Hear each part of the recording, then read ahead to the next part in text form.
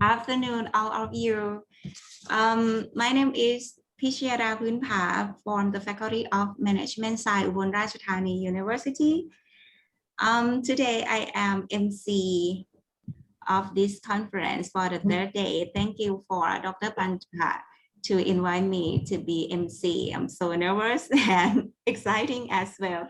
This is my first time to be MC today. Recording start. Yeah, thank you so much. Okay. I think we are all ready to listen resource persons and chairperson also. I would like to invite Dr. Volodymyr V. Hobeler, his education 2020 to present candidates thesis defense on the topic Greening in the Economic Security Framework, PhD in Economic Sciences. For his experience, 2020 to present, he is Associate Professor, Management Department, Lviv University of International Affairs, Ukraine. And his research area and scope is about ecological, economic, greening, and economic security of the state. So, Dr. Volodymyr V. Hobeler, please present yourself and introduce Professor P.K. Srivastava, resource person later then. Thank you so much. Thank you, Dr. Pichayda. My name is Volodya Hobeler. I'm from Lviv State University of Internal Affairs from Lviv, Ukraine. And it's my first experience as a chairperson. So thanks for this honor and this opportunity. And I'd like to present our first today's speaker, very respectable scientist, Professor Prabhat Kumar Srivastava. Professor Prabhat Kumar Srivastava obtained his Bachelor of Science Agricultural Engineering degree in 1974, Master of Technical degree in Crop Process Engineering in 1976, and PhD in Mechanical Engineering degree in 1989. He has worked in various capacities, scientist and senior scientist in Indian Council of Agricultural Research in 1976 to 1997, professor and founder, chairman of the Department of Post-Harvest Engineering and Technology during 1997-2008, founder dean of the Faculty of Agricultural Sciences 2000-2002, Aligarh Muslim University, Aligarh, and as the founder dean of the College of Agricultural Engineering and Post-Harvest Technology, Gangtok, under Central Agricultural University in Fall during 2008 and 2016. After superannuation in October 2016, Professor Srivastava has also reserved Central Agricultural University in Fall as a professor, October 2016, June 2017, of College of Food Technology, founded the Dean Faculty of Engineering, KK University, Bihar Sharif, from March 2017 till June 2018. Executive Director, TIT Group of Institution, Bhopal, July 2018, December 2018, and once again as a founder Dean Faculty of Agriculture Sciences, Engineering and Technology, IEC University, Bhopal, March 2020, March 2021. He is the founder, president of FAI Academy of India. During his 44 years career, Dr. Srivastava has handled 13 externally and 17 internally funded R&D projects. He has been associated with design and development of over 8 equipment, 30 values-added products, and 20 process protocols. Dr. Srivastava has supervised 6 PhD, 55 Masters of Technique, 2 Masters of Science, and 2 Bachelor of Tech research dissertations. Dr. Srivastava is a Fellow of Indian Society of Agricultural Engineers, Honorary Fellow of BioVet Society of India, and recipient of several other awards for his professional contributions. He has published over 30 books and bulletins, over 220 papers for book chapters, 30 extension bulletins and leaflets, and 6 training manuals. Currently, Dr. Srivastava is associated with one NGO as a vice president engaged in development of modern agriculture and small food processing establishment. He's also providing expert advices for establishment of a new agricultural skills-based institution in Eastern India. And today he will present his speech um, on the topic assessment of societal impacts of improved agricultural engineering technologies developed in India. So please, Dr. Srivastava. Thank you, Dr. Habula and Dr. Sridhar, and everybody. Good morning, good afternoon, noon, and evening to all the participants from different parts of India. I will be talking on a different aspect where the data analytics has been utilized for the assessment of impact, rather, I will say, a societal impact of improved technologies which have emerged in agricultural engineering in India. So, this is the topic I have in mind. Uh, if we try to understand the meaning of impact, so social word, influence, effects, benefits, consequences, repercussions, impetus, and if you see in the negative side, burn shocks. So that word has impact in itself, both positive or negative. Now, why should we talk of the assessment? Well, from the research point of view, to justify the expenditure on research and development, that my intention here is to make effort for wider acceptance of the technology to benefit larger section of society across the world. Now, what are the uh, next page? What are the parameters which can be considered if we go through this table? Uh, I have divided into certain broad areas. Technical efficiency, indicators are capacity, efficiency, saving in time, improvement over current practices, and it can be directly assessed with the comparison of the conventional practices. Economic feasibility, Dr. Habula understands it very easily. Increase in output, yield, that is yield advantage recovery. Then maybe in the uh, social acceptability sense, that is labor friendly, woman friendly, reduction, that means reduction in woman drudgery, reduction in health hazard of the workers, then consumer preference, hygienic importance, and so on. Improvement in the quality of life. Again, a very important that may be reflected through dietary changes also. Then environmental friendly aspects, green technology, utilization of byproducts, lesser noise, pollution, saving of water, etc. It may be in the terms of reference of the sustainability, especially the livelihood asset. We can consider from the human capital, maybe from the financial capital, from the social capital, or from the physical capital aspects, and overall impact. So these are the things which we have to understand in this presentation, that what technology is going to, how it is going to impact in reference of these terms I have used here. Now, because this is a multidisciplinary group present here, I have taken liberty to explain many of you what do we mean by agricultural engineering. It's a new word comparatively to many of you. It's known as agricultural and bioprocess engineering also. By definition, we can say it's the application of the knowledge of engineering sciences and design principles for agricultural related activities and purposes.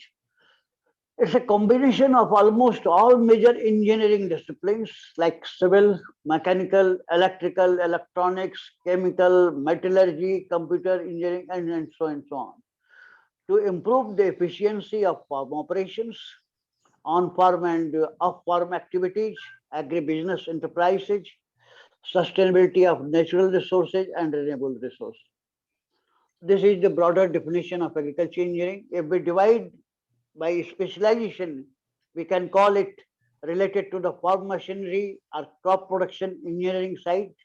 It may be towards soil and water management, including irrigation, drainage engineering, and post-harvest engineering and technology that includes process engineering, product development, value addition, utilization of byproducts and residues, etc. So one more thing, India is a country of revolutions, and in agriculture also, I have tried to list 12 revolutions in India which are related to agriculture, starting from the world famous green revolution, yellow revolution, blue revolution, white revolution, gray, red, golden, silver, pink, round, and rainbow. And engineering, agriculture engineering has contribution in almost all that. Now, this paper, which I am presenting you before you today, there are two things, as I mentioned earlier also, assessment and quantification of the impacts of some selected agricultural engineering technologies and in the knowledge sharing through this platform for the benefit of the others in many other countries also, especially entrepreneurs. The technology which I have selected is again, I am little biased based on the institutions where I have been working. That's Bhopal, Central Institute of Agriculture Engineering. On the farm machinery sides, on the Kono weeder, it's a simple equipment for removal of weeds from the fields and direct paddy drums seeder. The post-harvest side, I have considered Vivek multi-millet thresher compiler.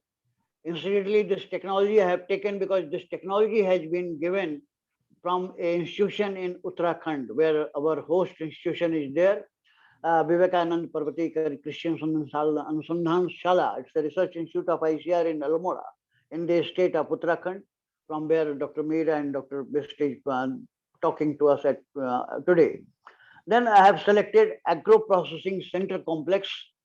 Let me tell you, Dr. Best, our honorable chairman, and myself, we have a very long association with this uh, ICR in All India Coordinated Research Project in 35 to 40 centers across the country.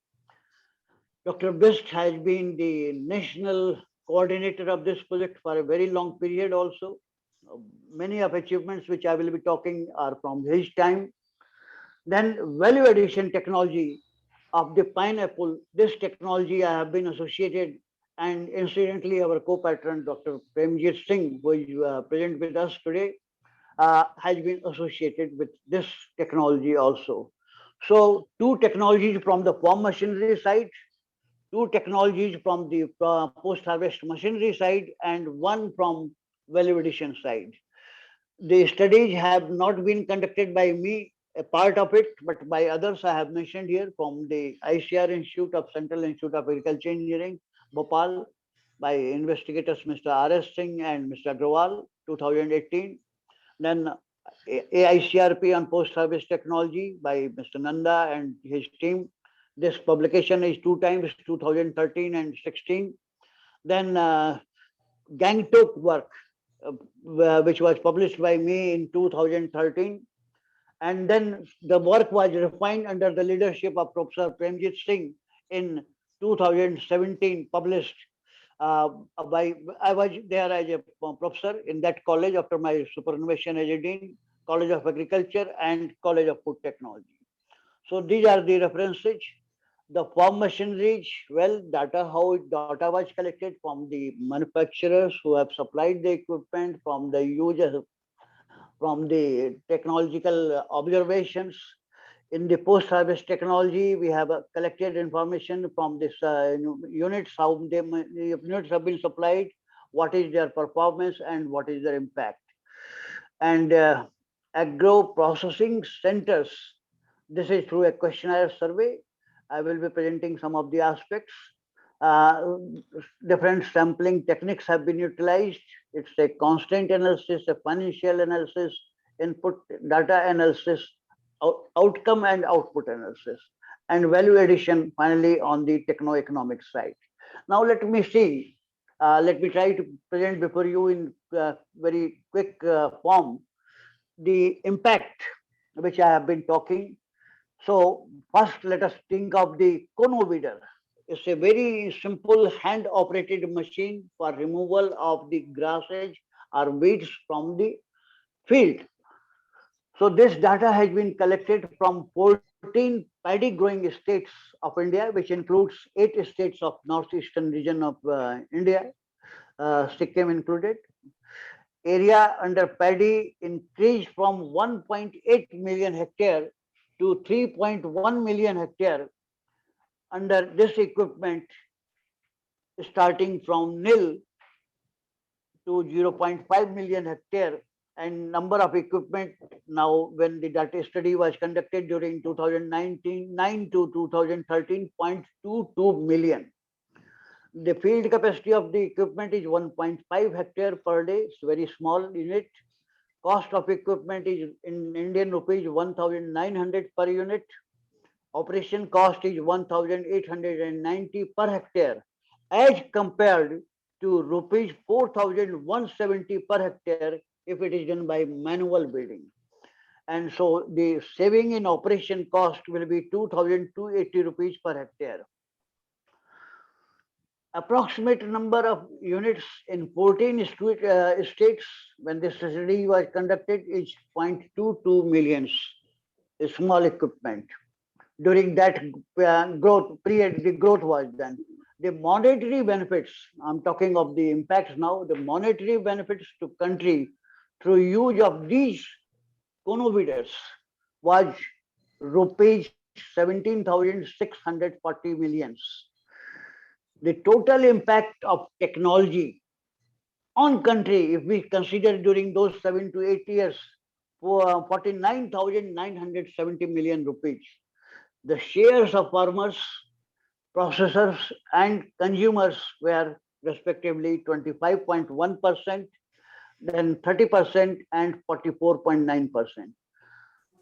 So you can see a very simple equipment impact on a very high national level. Let us talk of the second equipment, that is again a paddy growing paddy instrument equipment, that is known as direct paddy seeder. The technical side is that it is better than the conventional methods and such other methods because of the uniform seed distribution, uniform plant population, lower production cost, labor requirement, less water requirement, elimination of the problem of thinning of plants. Those who are concerned with agriculture may understand it. Then enhanced comfort of the farm workers because of the ergonomic consideration, woman friendliness, avoidance of nursery raising operation, which is a very expensive process. Now, with this technical background, the cost of these are available in two models, 4-row and 8-row. The cost are respectively 3,000 to 4,000 rupees per unit. And the field capacity, if we consider of a woman-friendly equipment, in India, a lot of women are involved in agriculture, production agriculture. So the capacity of this equipment, which is woman-friendly, is 1.4 hectare per day. Operating cost is only rupees 400 per hectare, as compared to rupees 6,250 per hectare by manual transplanting. So if we compare, the saving is roughly about 5,850 per hectare, in addition to saving of time and saving of irrigation, that means saving of water, and advantage in the yield by 5 to 10% as compared to that. Now, with this technical background, we can see what is the impact. So as I mentioned, in this case, the units which were marketed during this period of study were only 58,400 during this period. The total, that I'm say again, I repeated, 58,400 estimated monetary benefits accrued to the country during 8 years of the study from 2009 to 16 was rupees 40,185 million, a very big amount. Share of the farmers in terms of the monetary benefit, rupees 10,078 million. Share of the processors, 12,055 million, and share of consumers, 18,050 millions. So this is the societal impact. Every stakeholder is getting share in the profit, and the profit at a national level is very high, in millions. Let us come to the third technology developed by Uttarakhand Institution at Almora, that's known as Vivek Thresher Cum Perler. It's a multi-purpose unit for 4 operations: threshing, purling, dehusking or dehulling we call it, and polishing. It's a post-harvest equipment. And this was developed somewhere in 2002. It was licensed for manufacturing to Punjab, one firm in UP. And because of its utility, government of Uttarakhand has given a subsidy of 50% on the cost of equipment. That also helped in its popularization. During the study, 730 units were under use of this particular equipment in 5 different states of India. On an average, annual profit accrued to the entrepreneurs, or we can call entrepreneur cum processor, was rupees 21,392 per unit in case of a power unit, or if it is a diesel operated where there is no shortage of electricity, 18,585 per engine operated per unit. Now, if we multiply and see the say total impact, so monetary benefit to the farmers come entrepreneurs was rupees 14.591 million per annum. Earning to manufacturer was 1.387 million. Saving to society, the end users, was to the tune of 1.33 million per annum because of the reduction in post-harvest losses. The fourth technology, which has been for a very long period guided by our president, Dr. Bist, it's a agro-processing center complex. I have been associated for a very long period with this project also in my earlier capacity as a scientist and then as a principal investigator and as a dean also of the 2 institutions as mentioned by Dr. Habula. This concept of agro-processing is that house provide the facility of different types of post-harvest processing machinery under technical supervision to entrepreneurs, to the farmers for their own use. They are trained and then they use, and then we provide the technical support and advisory support.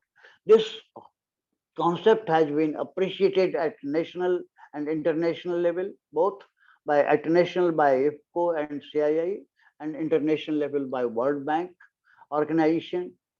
The concept had one very unique advantage: checking of the capital and human drain from rural to urban areas, while making primary processed materials available in production catchment itself, where the crop is being produced, and that has the advantage of reducing the post-harvest losses also.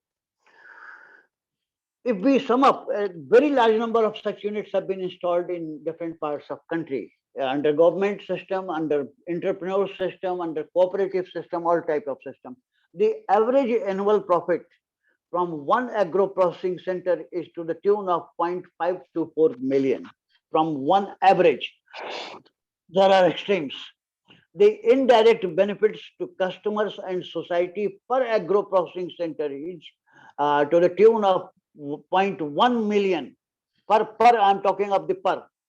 Then direct employment per agro processing center, 4 persons for 240 days. And indirect employment in different activities are for 6 persons for 240 days. Now, if we consider the total impact on the national level, this study was confined to 82 centers in different parts of country out of many hundreds. The net return to the entrepreneurs from the 82 agro processing center was rupees 43 million per year. Benefits to the consumers or society was to the tune of rupees 82 million per year. Total benefits 125 million rupees per year.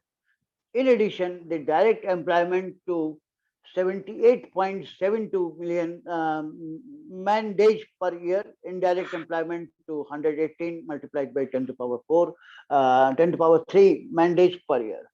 So you can see on a national level how much impact this has given. The social impact was better quality of processed product to the consumers, promotion of cooperative and self-help group approach, women empowerment, proper distribution of work and utilization of family labor in case of individual operated agro processing center, of course, improvement in the quality of life, standard of living because of the additional income, improvement in the health of dairy animals because of the local utilization of the byproducts and residue, husk and so on. From the labor productivity point of view, see agro processing center as indicated by the gross value addition per unit of labor ranged between medium to high upon this is depending upon the communication facility and market linkage. You can see yesterday talk was there on the market aspects, and we Dr. Premjit Singh mentioned the communication has to be improved. Now the last technology which I will be talking is on the pineapple value addition technology. This technology was developed in India for the first time by a team in which I was also involved during my tenure as a dean of College of Agricultural Engineering at Sikkim, Gangtok. It's a capital intensive. The technology became so popular that our Honorable Vice Chancellor, the then Honorable Vice Chancellor Dr. Premjit Singh, got it replicated at College of Agriculture and College of Food Technology in Imphal also. Luckily, I was there also after my retirement as a professor. This pineapple has two aspects. Of course, there are many, but I'm covering two only. The osmo dehydrated sliceage and the powder. Pineapple powder was a new concept developed by us. This sliceage was developed by two institutions, by Odisha University of Agriculture and Technology, Bhubaneswar, and our College of Sikkim, also under CAO. Bhubaneswar called it zero waste technology. The total investment was per this unit in 2012 when the study was conducted 0.192 million for a value addition of 100 pineapples per day, small capacity plant, and the profit per small unit was rupees 64,750 per year, especially for women group. The employment generation was 450 mandates per unit per mandates per unit. Reduction in post-harvest losses was the advantage, quality of product and utilization of byproduct. The benefit cost ratio was 1.29, and the payback, if we consider in the terms of economics, was 2.93. This is the work economic analysis of the zero waste technology done by Odisha University of Agriculture and Technology. Now, when this technology was developed by us under Central Agricultural University at Sikkim and then College of Food Technology at Imphal, we were more towards pineapple powder concept. It was a little more machinery intensive. Cost of the initial investment was a little high, 2 millions for the production of juice, sliceage, small sliceage, what we used to call tidbits. And if we consider for the all products, including powder, because there is a concept of aroma recovery, I will explain to you, the cost of the plant was high. You see, in pineapple juice, pineapple powder is prepared from the pineapple juice by drying. Now, if we go for drying like milk powder, say we can consider, at high temperature, the natural aroma of pineapple is lost. So what is the trick? That we retain the original aroma of the pineapple. A product of pineapple without pineapple's aroma will be useless. So we applied a technology, we extracted the aroma and then brought it back after drying in the original powder. So it was the actual original aroma reinstalled, you can say, again incorporated in the pineapple powder developed by us. So because of the aroma recovery unit, the cost was high. Now, when we went for its analysis based on our data analysis and the results and the popularity of the product in the market, we tried market studies also for this one. So we consider the product recovery juice, we can recover approximately 1,000 liters per day. Slices maybe about 200 kilograms per day, and powder again 200 kilograms per day. This is the initial technology conversion. The cost of products was based on the study 49 rupees per liter if we sell it as a juice in forms of slices, osmo dehydrated slices, 243 rupees per kg. I'm talking of 2013. Then powder, the cost of product was 243 rupees per kg. Now, when we tried to assess the market rate, the juice had a potential of 100 rupees per liter, the slices 250 and above. Here we have considered only 250 rupees per kg, and the powder 1000 rupees per kg. The market, when it was samples were sent in the market and certain institutions conducted the marketing studies, they told us that it can be sold very easily at a rate more than 1000 rupees per kg as a pineapple powder. So we have considered here only 1000 rupees. The estimated profit in the case of juice was 51 rupees per liter in form of slices, very small unit because the product was being introduced, 7 rupees per kg, and the in form of powder, innovative products, 757 rupees per kg at the rate of 1000 rupees per kg market rate. The payback period was 6 months only, and the return of investment, Dr. Habula may very easily understand, 194%. Dr. Best himself is an expert of this issues. In fact, let me tell you, in 1986, Dr. Best and myself, we were colleagues here at Bhopal, of course, together working in same position, in same institute, in the same department. And in India, for the first time in 1986, a book was brought entitled 100 Bankable Post-Harvest Equipment Developed in India by a team consisting of myself, Dr. Best, and two other very senior eminent scientists. This book was sold in a very short period, including in many foreign countries. The detailed economic aspects were for the first time introduced. So from there, the return of investment, payback period, and many other things in income and employment generation issues were there. Now, if we consider the impact, the returns on producing different powders, different products. You see, in India, northeastern region, where Dr. Premjit Singh is there, 8 states, including Sikkim, Manipur, and so on, almost 40% of the production of pineapple in India is from the northeastern region. There are two varieties, Q variety and Queen variety. The average yield for the Q variety is 60 ton per hectare, and in Queen variety it's almost half, 30 ton per hectare. So if we analyze both the varieties separately in the form of the fresh fruits, only at the rate of 5 rupees per kg, the profit is 0.23 million per hectare if it is sold directly as a fresh product, and Queen variety is only 80,000 rupees per hectare. Net returns, if it is value added in the form of juice, at the rate of 23.6 per liter, rupees 0.142 and 0.49 million per hectare. There will be from the Q variety. If we process it as squash with 35% concentration, the profit will be, say, 0.779 and to 1.628 million per hectare. Keep in mind, I'm talking of per hectare. And if it is processed as powder developed by our Central Agriculture University, this will be 5.7 millions per hectare. You can understand, say, estimate what is the volume of benefit to the society by value addition.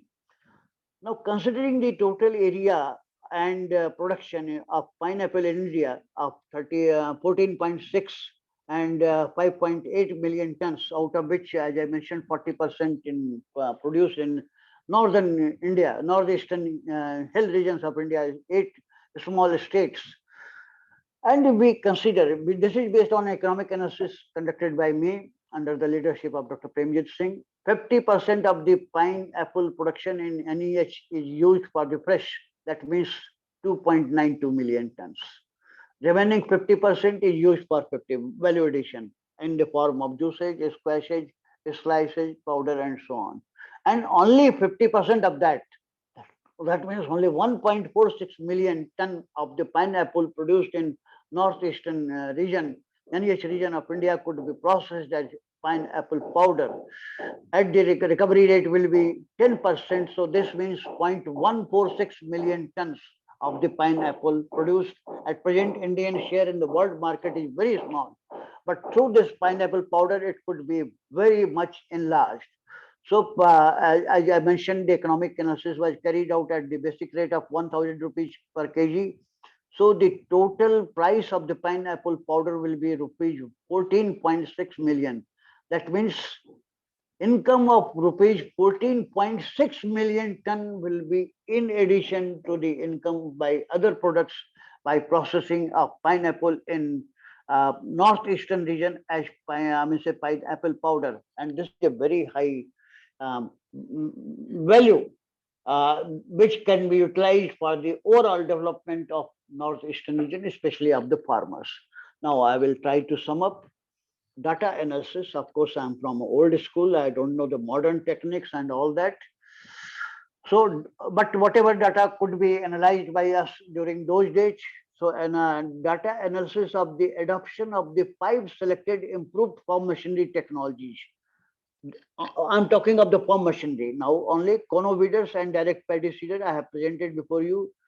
This study, as per the study conducted by ICR Institute of Bhopal, Central Institute of Agriculture Engineering, the per year profit to the society was 42,126 million rupees.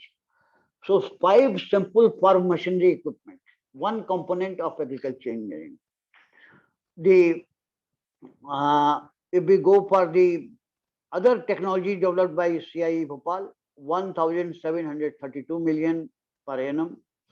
In respect of the post-harvest technology, the outcomes have been in the terms of financial returns, as I explained, entrepreneurs, to the society, directly to the consumers, and so and so.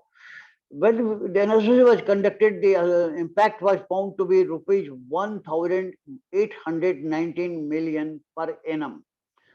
Interestingly, this impact study of the post-harvest technology showed benefit to the society was more than the double of the budgetary provision or budget outlay for All India Coordinated Research Project during 5 years by Government of India. That budget was only 792, and out of that you have seen the last slide said that this was more than 1,819 million tons, more than double. The scheme, more than the double of the budget allocation from the up to the scheme, the benefit was good. So we can say the benefits to the society, both at micro and macro levels, inspire the researchers, extension officers, and policy planners to enhance their effort for more advanced technology. I have presented very simple technologies except the pineapple. This could be for the utilization of other stakeholders also. The study presented here in very short gives a very clear message that the benefit to the society, consumers, and users are much stronger than the direct benefit to the farmers or entrepreneurs in several cases. Intangible benefits to the entrepreneurs and society are more predominant, though not realized many times. This is the point which forced me or which made me to present this presentation before you today, that many of things are not realized.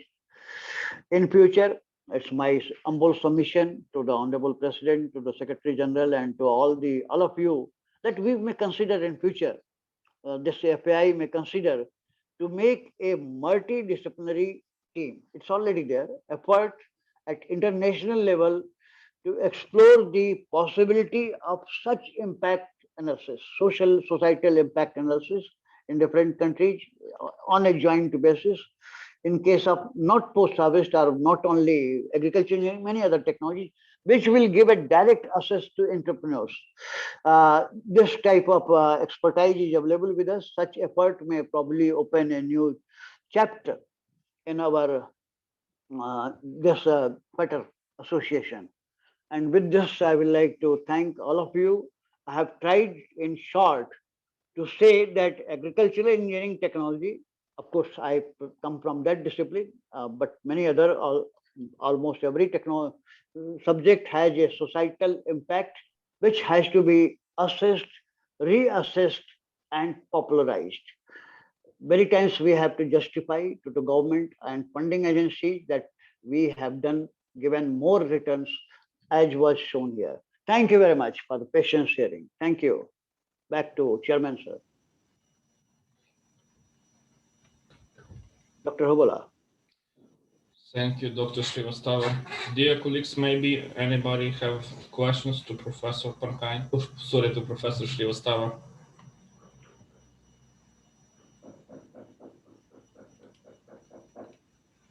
Any questions or maybe comments on his speech?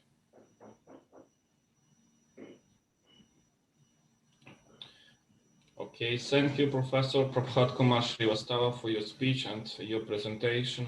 It was really interesting and impressive report regarding the assessment of societal impacts of improved agricultural engineering technologies developed in India. Improved agricultural engineering technologies have a profound effect on socioeconomic development by increasing the efficiency of agriculture. In general, increasing yields is one of the most maybe important components of sustainable development and contributes to the food provision of future generations. We get an opportunity to acknowledge why assessment of impact is important. And due to this speech, we get acquainted with impact indicators. For me, it was very interesting to hear about sustainable development. In Professor's speech, we had also about major branches of agricultural engineering and about contributions of engineering to agricultural revolution in India.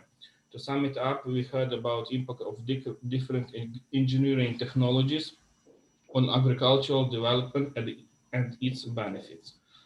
Therefore, a thorough study of these problems is a significant author's contribution to international science development and will contribute to further research in this field.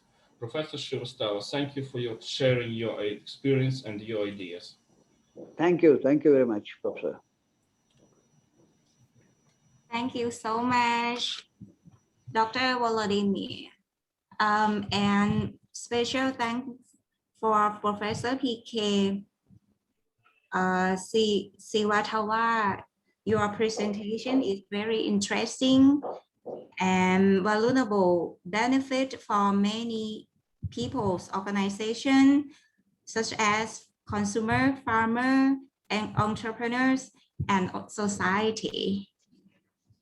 I think, do you have something to talk or not, Professor Pankaj? You want me to follow the next? Yeah. Please continue for the next speaker. Okay, the next chairman. Now I would like to invite Dr. Sentirajan A. He is a Department of Computational Linguistics, Karaikudi, Tamil Nadu, India. His experience 2013 to present. He is a professor, Department of Computational Logistics, Alagappa University, and his qualification, PhD Alagappa University, PhD in 2011. For his publications, he has a lot of publications. For example, a heuristic fuzzy algorithm for hardware engineers and assignment in university sectors. Next, an approach for detecting man in the middle attack using DPI and DPI, very deep convolutional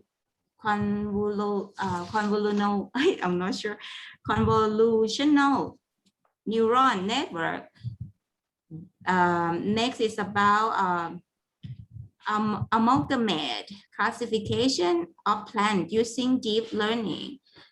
And Oh, a lot. A unified framework of sentimental analysis for online product reviews using genetic fuzzy clustering with classification. Okay, I would like to invite Dr. Sentirajan A. Please present yourself and introduce Professor C.C. Tan to be resource person later then. Thank you so much. Yeah. Yeah, Dr. Senthil is joining within a minute. Okay. Please, he is joining. Some network issue is there.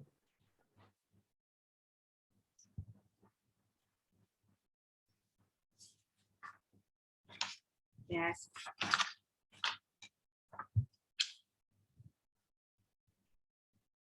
But Dr. Tan here, right? Yeah, Tan is here. Okay. Thank you, Dr. Tan. Welcome.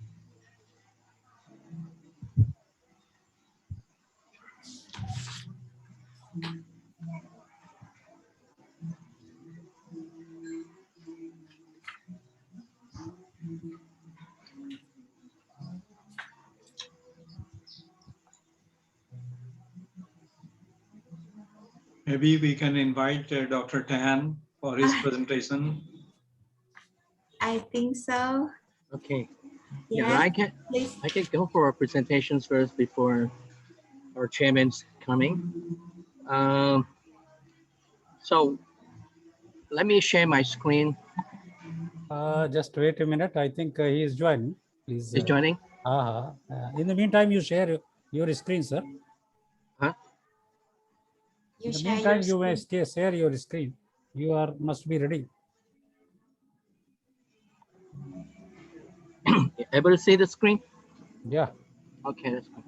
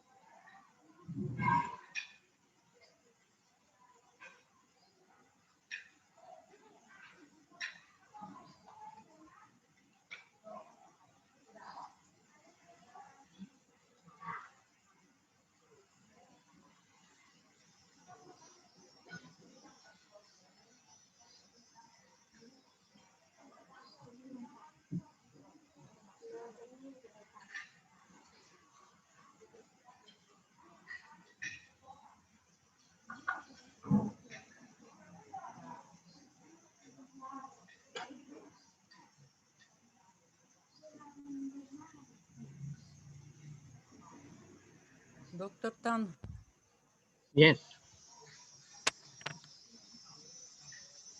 screen no.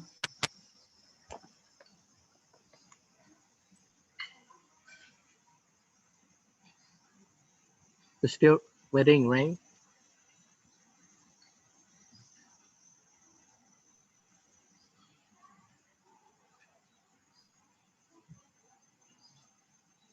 Yeah, Dr. Tan, We you can start. see online. I can start? Yeah, I start because I think he has some delays. Once he will join that moment. Okay. Please.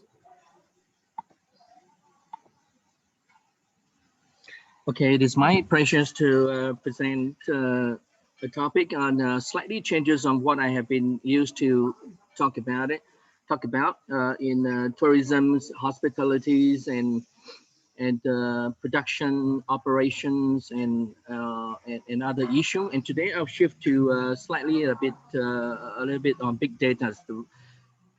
Give you a little bit background on these projects. This was actually a new PhD students that I recruit. It was a few weeks ago, 2-3 weeks ago, and she is interested. She's from China, and she's interested in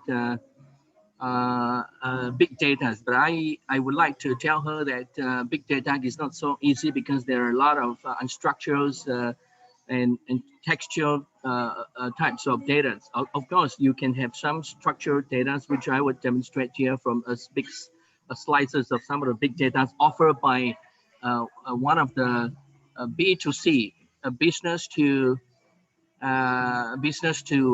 customers, which is retails to customers ecosystems in China's Tmall.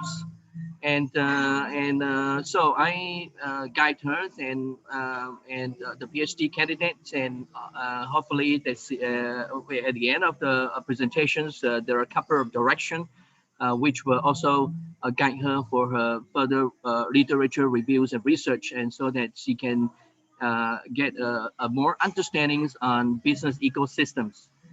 Again, in the futures, I will share more on also other aspects on the China's perspective on rural revitalization. Which is another PhD students which I recently recruited. Okay, so my presentation today is an extension of gratitude to Professors PK Srivastava, which is on this data analytics, how to use the data analytics for the agricultures, and myself is on the market. Data analytics, which I have learned from Professors PK, is a very interesting perspective, which is very pragmatic, and I would like to reiterate, which is also partly guiding the directions of this discussion, which is the implications of what can we do from the retailers and from the company ecosystem host perspective. Professors PK's really discussed something that has not been reiterated. Mostly I see from many presentations and articles, which is the data analytics to assess or involve the assessments of the scopes and scales of impact with clear ROIs and payback perspective, payback issue, and also going beyond the economics to social level as well as collective level, macro level. So this is a very important impact, and I think from the business oriented management perspective, with clear incentives and investments returns, the inferences, the expansion, the expanding rate of incorporating new players into the business ecosystems will be fastest. And this is what I would like to demonstrate, that how TMOs can utilize these big data, slices of big data, which I demonstrated here, to convince more retailers to participate in TMOs. And so just give you a glimpse of what happens in the digitized era, where customers interacting digitally and from various perspectives of digital interaction, on the mobiles and with gadgets like all these issues. Even they can sense what kind of when we walk into the places, the retailers, they can use use the cameras and catch what kind of fashions that we do. So a lot of digital interactions will generate a lot of these big data. But and with this simple logic as well, the robots can also guide us to moving around to find the place, to find the things, and even in supply chain and development. So a lot of digitals and smart data involving for either internal use or consumers or product development and so on and so forth. But my concern is not on these digital experiences. The illustrations that I've just demonstrated is just to demonstrate to you the so-called the cyber physical system.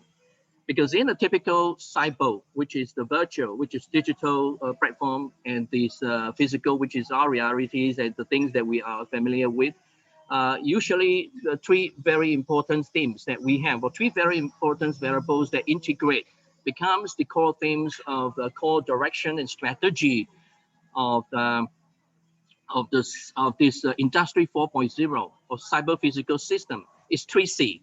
So one of them, of course, is the analytics. Computation is very important. And Professor Chen yesterday talked about communication, marketing communications. We all this today, Professor Speaker talked about analytics assessments to communicate, and so that we can control So basically, it's computations, communications, and control. And so with this, more innovative large-scale impacts can be there, and socially engaged business models were starting to emerge because of the flexibilities of computations and sensors and analytics. And teamwork is one of the examples. So as with this digital connectivities, because we are not just analytics in this analytical computational sense.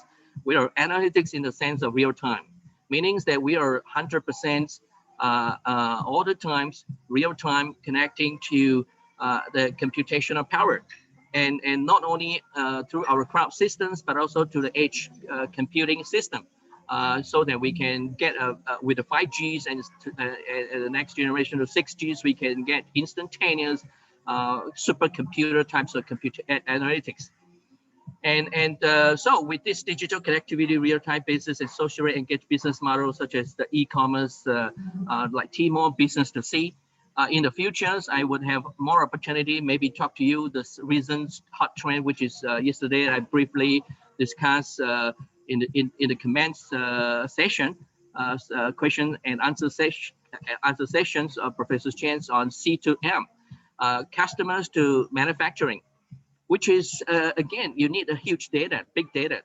Customers to manufacturing is very interesting because it is not like a traditional customers to manufacturing, but it is something of making use of analytics that can sort out all the information, presented it in the dashboard so that we can easily, the customer can easily see and deal with it. And so manufacturers can prepare themselves operationally to improve their efficiency. So we are seeing the utility of the what Professor Speaker has talking about, the communication that diffuse the innovations quickly. So the more people have the big data analytics transcending into converting into messages that people can understand, not the big data like our first day the speaker talked about it, a reputable invited speaker. It is not about the data, it is about the meaningful models and meaningful messages that we can get from the data. And that were from the management perspective, the consumer behavioral perspective, or the employee behavioral perspective, or the designer perspective, the diffusion rate will be very fast. So more e-commerce participation, platform participations will be drawn into the e-business ecosystem, and that is how business ecosystems get accelerated and influence the society. So surely everyone's know big data analytics or e-commerce platform from these 2 days, and deliver many benefits to the actors of the platforms, and many benefit has been discussed. We can predict the trend. We can do so many things that today's PK, Professor Speaker Srivastavan has already talked about it in terms of social and user impact. In this regard, the most straightforward analytics tools, of course, everyone knows, including these 2 days, we talk about the artificial intelligence, which drills down to machine learning, supervised learning, unsupervised learnings, or even better like the reinforcement learning, more of a game things like that. So, but today, I would also demonstrate neural networks, simple neural networks, supervised neural networks learnings. But my discussions will be structural equations modeling. Rather, this paper eliminates the route of structural equations modeling, statistics, because from our business management social perspective, structural equations modeling or statistical treatment of data, it's more theoretical connected. But I have been presenting a couple of papers in the Scopus recently to talk about that it is not necessary that structural equations modeling that give us the power of theoretical understanding and connections, but artificial intelligence neural networks can in fact be the front runners to guide the direction for structural equations modeling. In the futures, we also can discuss about it in other location, in other opportunity. So to limit my discussion today, we limit databases on few important customers-driven variables that can present some level of competitiveness to e-tailers. So my concerns,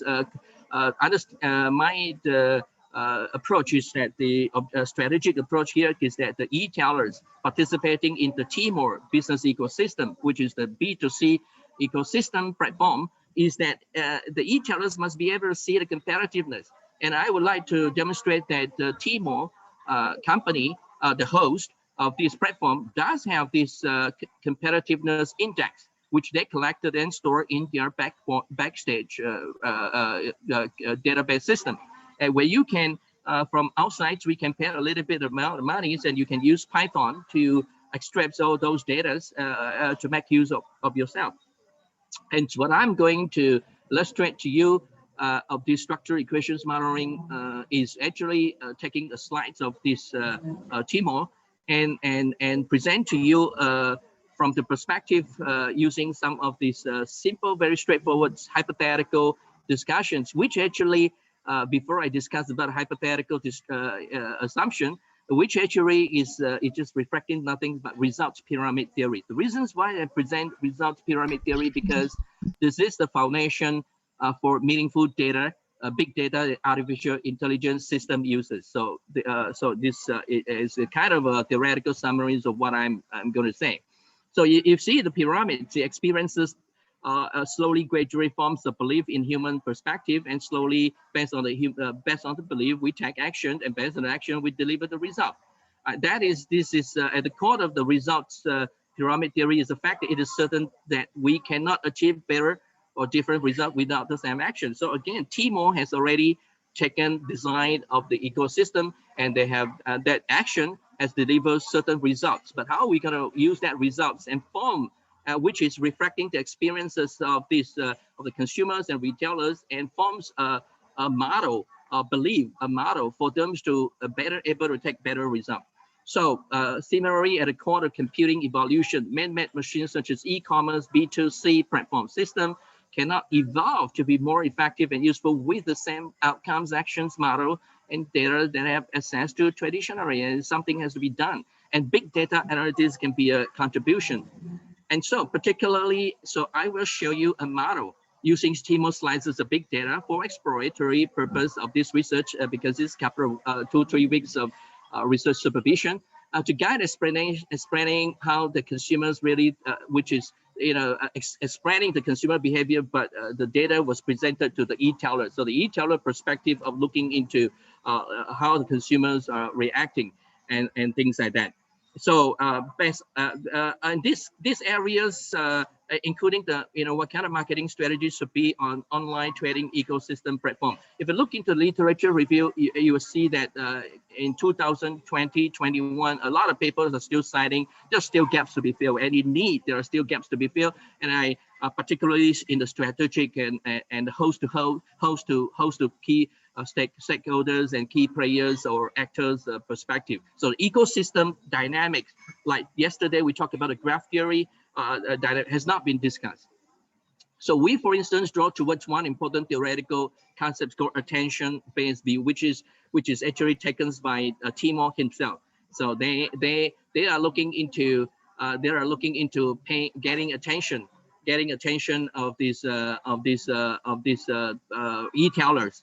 But how are you going to get attention? How are you going to get impression? How are you going to get attention so that these customers can click and can get engaged with that? And that, I think, is a challenge as well. So all this issue leading to the hypothesis one, which is click-through rate is positively related to conversions rate. Very, very important, because without your ability of clicking through the customers, being attended to your attractions of your marketing campaign, or your advertisings, and mostly it's done by analytics algorithms that there's no humans involved. It is analytics generated algorithm designed the advertisings and so on and so forth. So and also the promotion incentive rate. So the click-through rate is positively related to conversions, how they convert the click-through into buying. And both click-through rate, again, both click-through rate and conversions rate are two very important, as we know, to response predictions task, because with that, the computers will then gain the significant weight in neural networks analysis to be able to give significant weight in the activation in your neurons computational analytics system. And so as to guide the advertising design and the design of analytics-based recommendation system in what they can do. And so with this big data analytics, the business ecosystems will get a better, powerful ability to help the e-tailers be successful. And that is very important. And because of that, we have this simple hypothesis, H2, H4, H5, which is more clicks, more converted, which is both rate and the volume of purchasing, more competitive of the e-tailers. And the competitiveness index is provided by the again, the slices of the big data provided by the Tmall. And so we have to use the Python to extract all this information. So the hypothesis history is the higher the conversions rate, the larger the conversion volume, which is, we all know, volume equal to area times the rate. So forget about the area. We have no understanding of what area is about in this Tmall business ecosystem, but we do know that the rate and the volume, assuming that we are taking the snapshot, probably it is or something has not been changed, or a certain area of strategy has not been changed, probably volume would be a right proportional discussion. So the method is therefore taking the slides of all these big data coming from the Tmall systems of each retailer. So this is one retailer, and every single moment we take the big data, and we can use this, we can use the big data and generate the structural equations modeling. The reasons why we generate the structural equations modeling rather than just demonstrating with the artificial intelligence is because the structural equations modeling provides a very coherent, holistic, theoretical structural explanations of what's happening and in what variables influencing and explaining the other variable, and including the mediations, the things that intervene or accelerating the impact of one variable impact to another variable. So you can see that the competitiveness index 49% of the various statistical variations, which is these, those variance summations of all these variables minus whatever the mean divided by whatever this standard deviation. So this competitiveness index provided that reflected how competitive each retailer is contributed directly, very significantly from these conversions volume and the conversions rate, and directly from the click-through rate.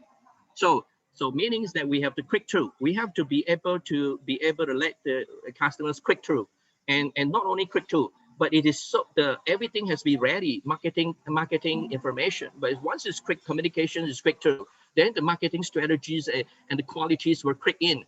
And so a lot of other research issues we can discuss, and for conversion rate to happen, and for conversions volume to happen, and so on and so forth. Again, there are also such popularity, the click volumes and so on and so forth, which are slightly just the additional factors.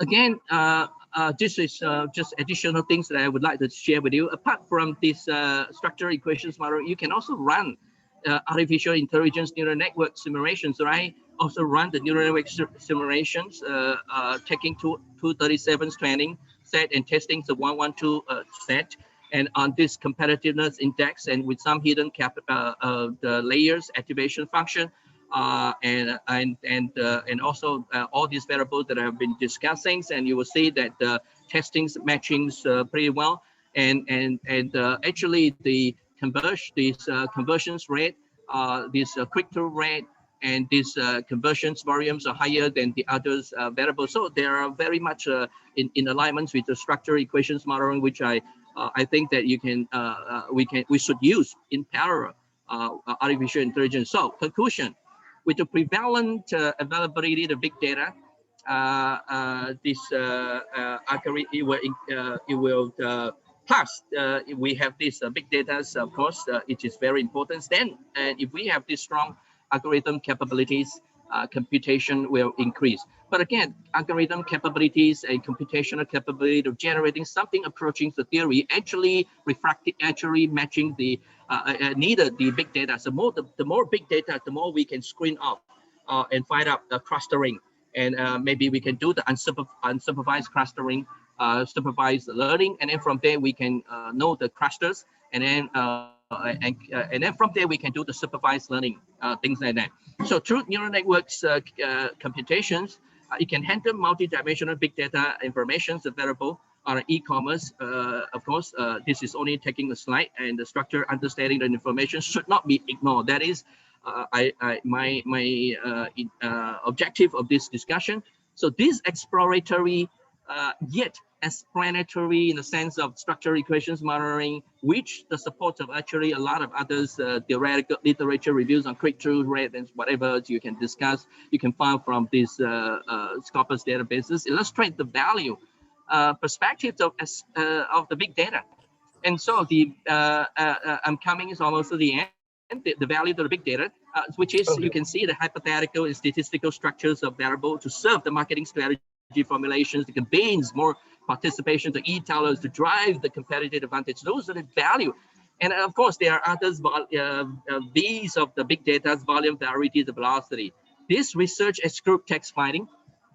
There's some limitation because I have no understand. I'm not so sure the researchers as expertise on the text mining data, big data analytics. This research excludes text mining.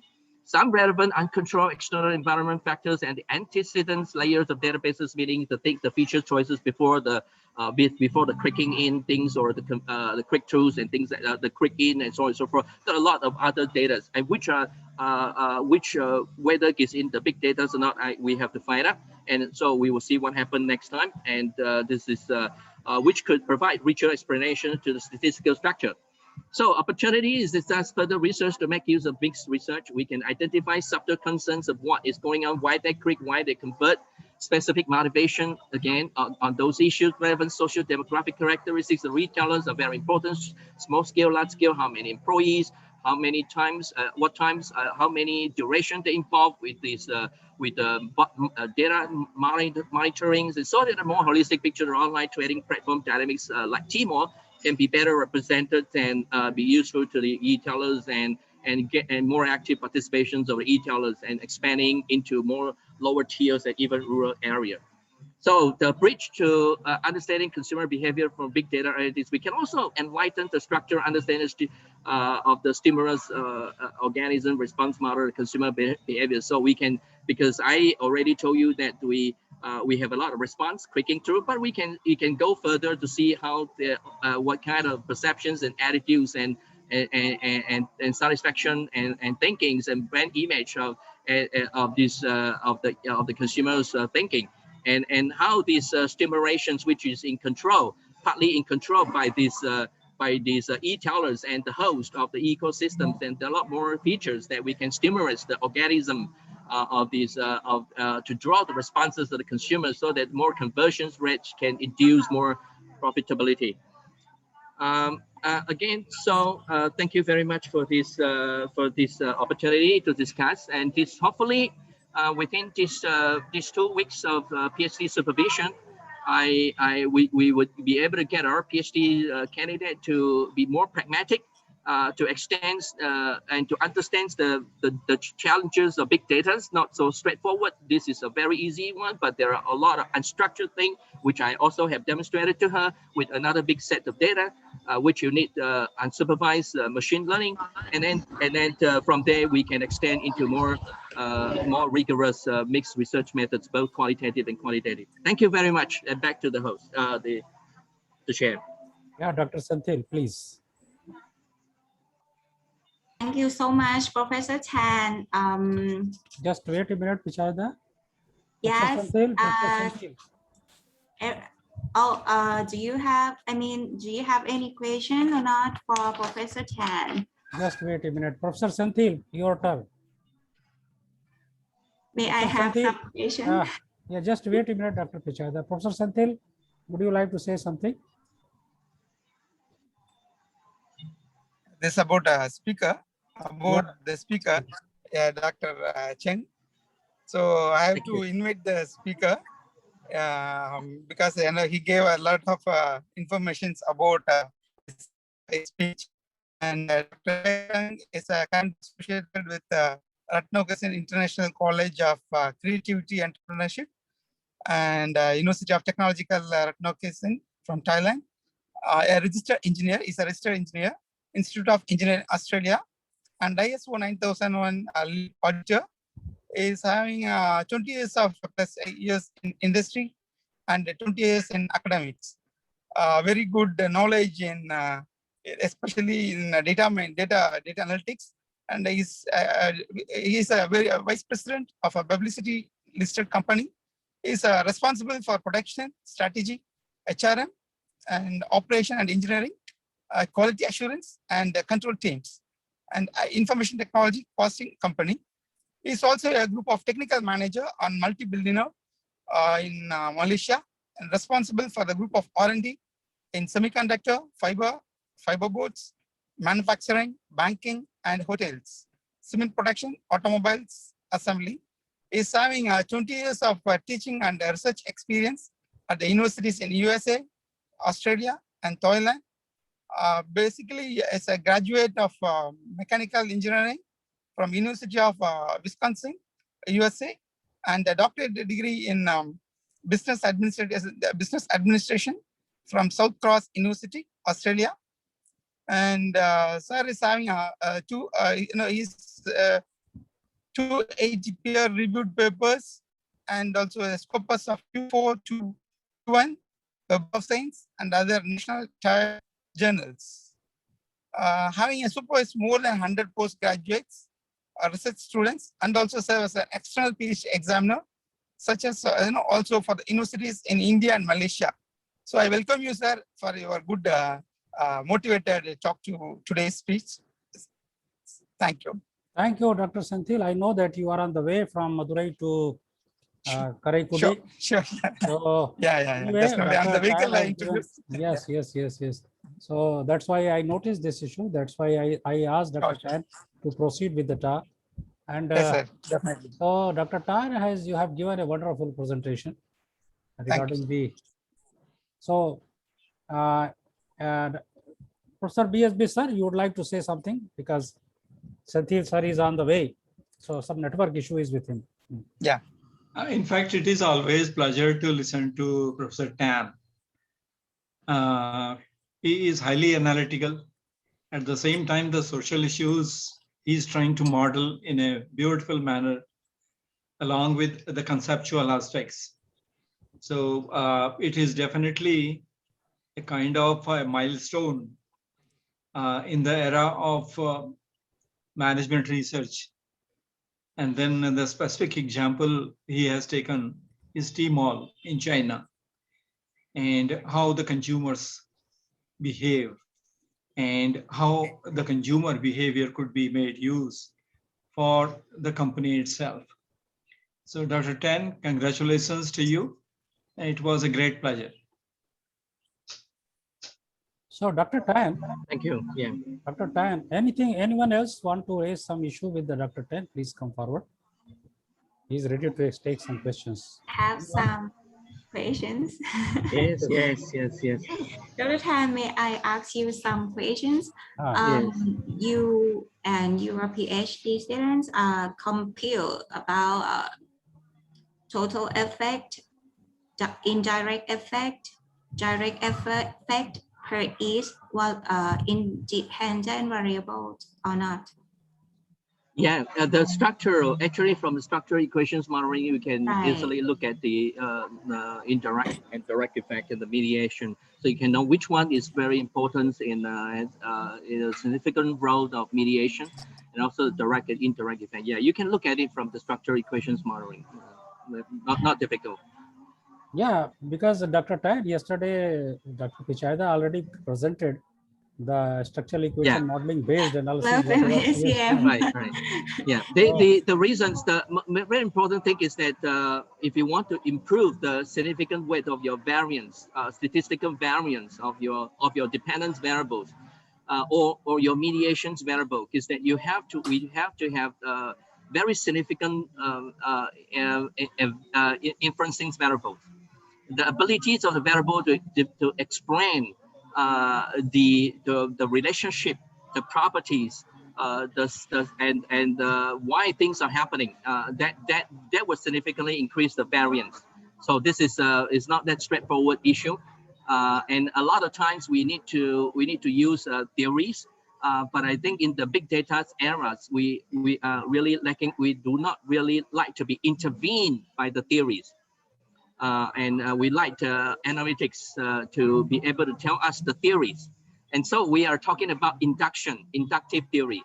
So in the future, I illustrated structural equations modeling with the analytics, artificial intelligence, which I just explained, supervised simple version.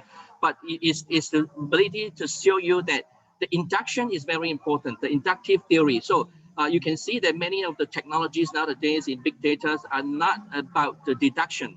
It's about induction. So we are talking about reinforcement learnings, that we can ability to extract the information from the environments that needed in such a way that you can immediately supervise what we should do, or unsupervised learning what we can do. The certain clusters are very important, certain clusters are not important. That immediately zoom in to activate very fast analytics learning. So I think that would be a challenge, and I'm on this new field because I is actually working with Professor Pankaj on the big data on hotel, but in the meantime, I take this opportunity as a sideline beside Professor Pankaj, and suddenly one of the PhD students engaged me. And so yeah, okay, just show me what to do. So yeah. And so that we do provide more insight, strategic insight, because I'm from the strategic field, and so it probably will be better ability to more strategically able to use the big data in that sense. Okay, thank you so much. Dr. Tan, yeah, one thing that the database that you will collect from China or from Thailand? Yeah, from China. All these are from China. Yeah. Because the consumer behavior from both the places will be entirely different or same? Yeah, very different. Yeah, you cannot. There's no behavior, much behavior here.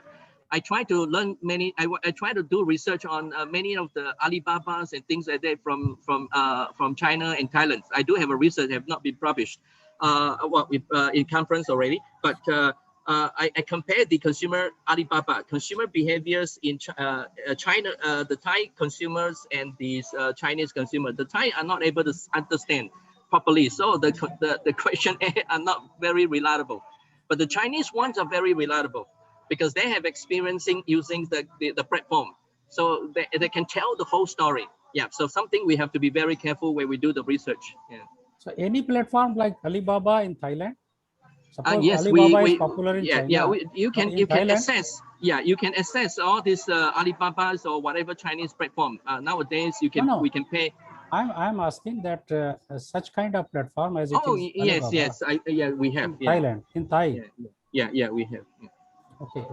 Okay, Pichada, please continue. Thanks, Dr. Tan. Okay, thank you, Professor Tan. Next, I think I would like to invite Professor Yulia Sonko, Department of Public Administration, Deputy Dean of the Faculty of Economics, Management and Psychology, Kyiv National University of Trade and Economics, Kyiv, Ukraine. So, Professor Yulia Sonko, are you here? Please present yourself and introduce and invite Professor Nina Honda Nosky. I'm not sure it's correct or not. Resource person later then. Thank you so much. Thank you very much. My name is Yulia Sonko. I work in Kyiv National University of Trade and Economics.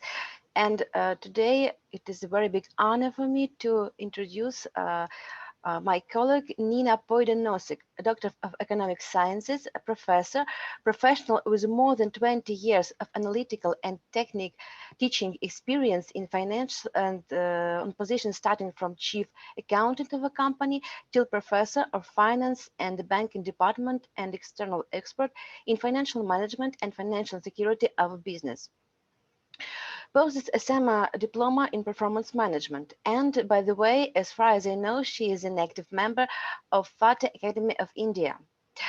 Professor Nina has published over 160 publications, and 132 of which are scientific and 22 of teaching and methodological character, including 5 publications in periodicals which are included in the Web of Science and Scopus databases.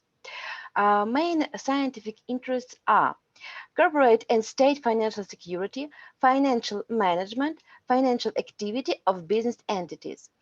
And the topic of her speech today is methodical approach of substantiation of the indicators and assessment procedure, the financial security of joint stock companies. So, Professor Nina, welcome. Thank you, dear Yulia, for presentation. Thank you very much. Let me share my screen. First of all, I would like to say that I'm sorry, just a moment, please.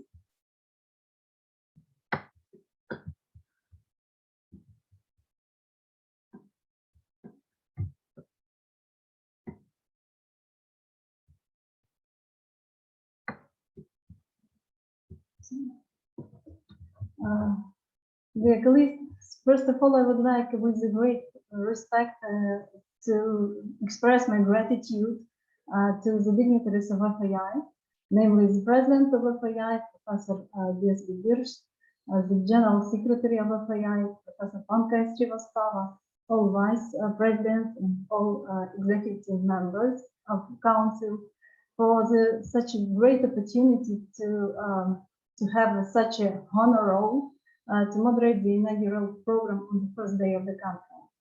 Back to the first day of the conference, we had a great opportunity to listen to the brilliant report of Dr. Elizabeth Pereira regarding crises, their causes and responses of governments. It was really great research at micro, even global level. And I used to think about corporate crises. That means considering things at micro level. And in this case, we used to talk about financial security. That's why my today's presentation is a methodical approach to the substantiation of the indicators and assessment procedure of the financial security of joint stock companies. First of all, I would like to clarify the main.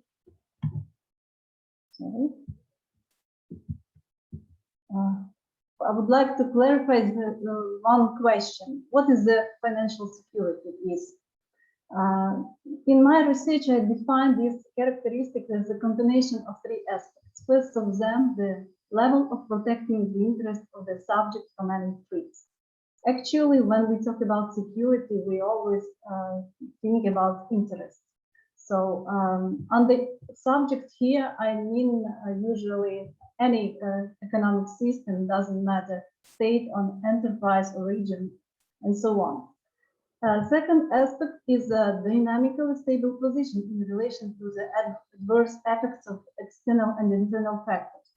Here we are talking about threats and risks that a company may face in their surroundings. And the third aspect is the ability to create conditions for stable development in the current and future period. Actually, we cannot imagine development without security, and we cannot talk about security without seeing really great future perspectives.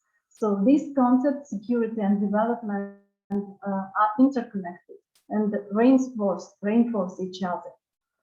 Consequently, the main criteria of corporate financial security was defined as first, harmonization of participants' financial interest, second, financial equilibrium, stable financial condition. We are talking about finance, and that's why we need to take into consideration this aspect, of course. And the third one, growth of market value of the enterprise.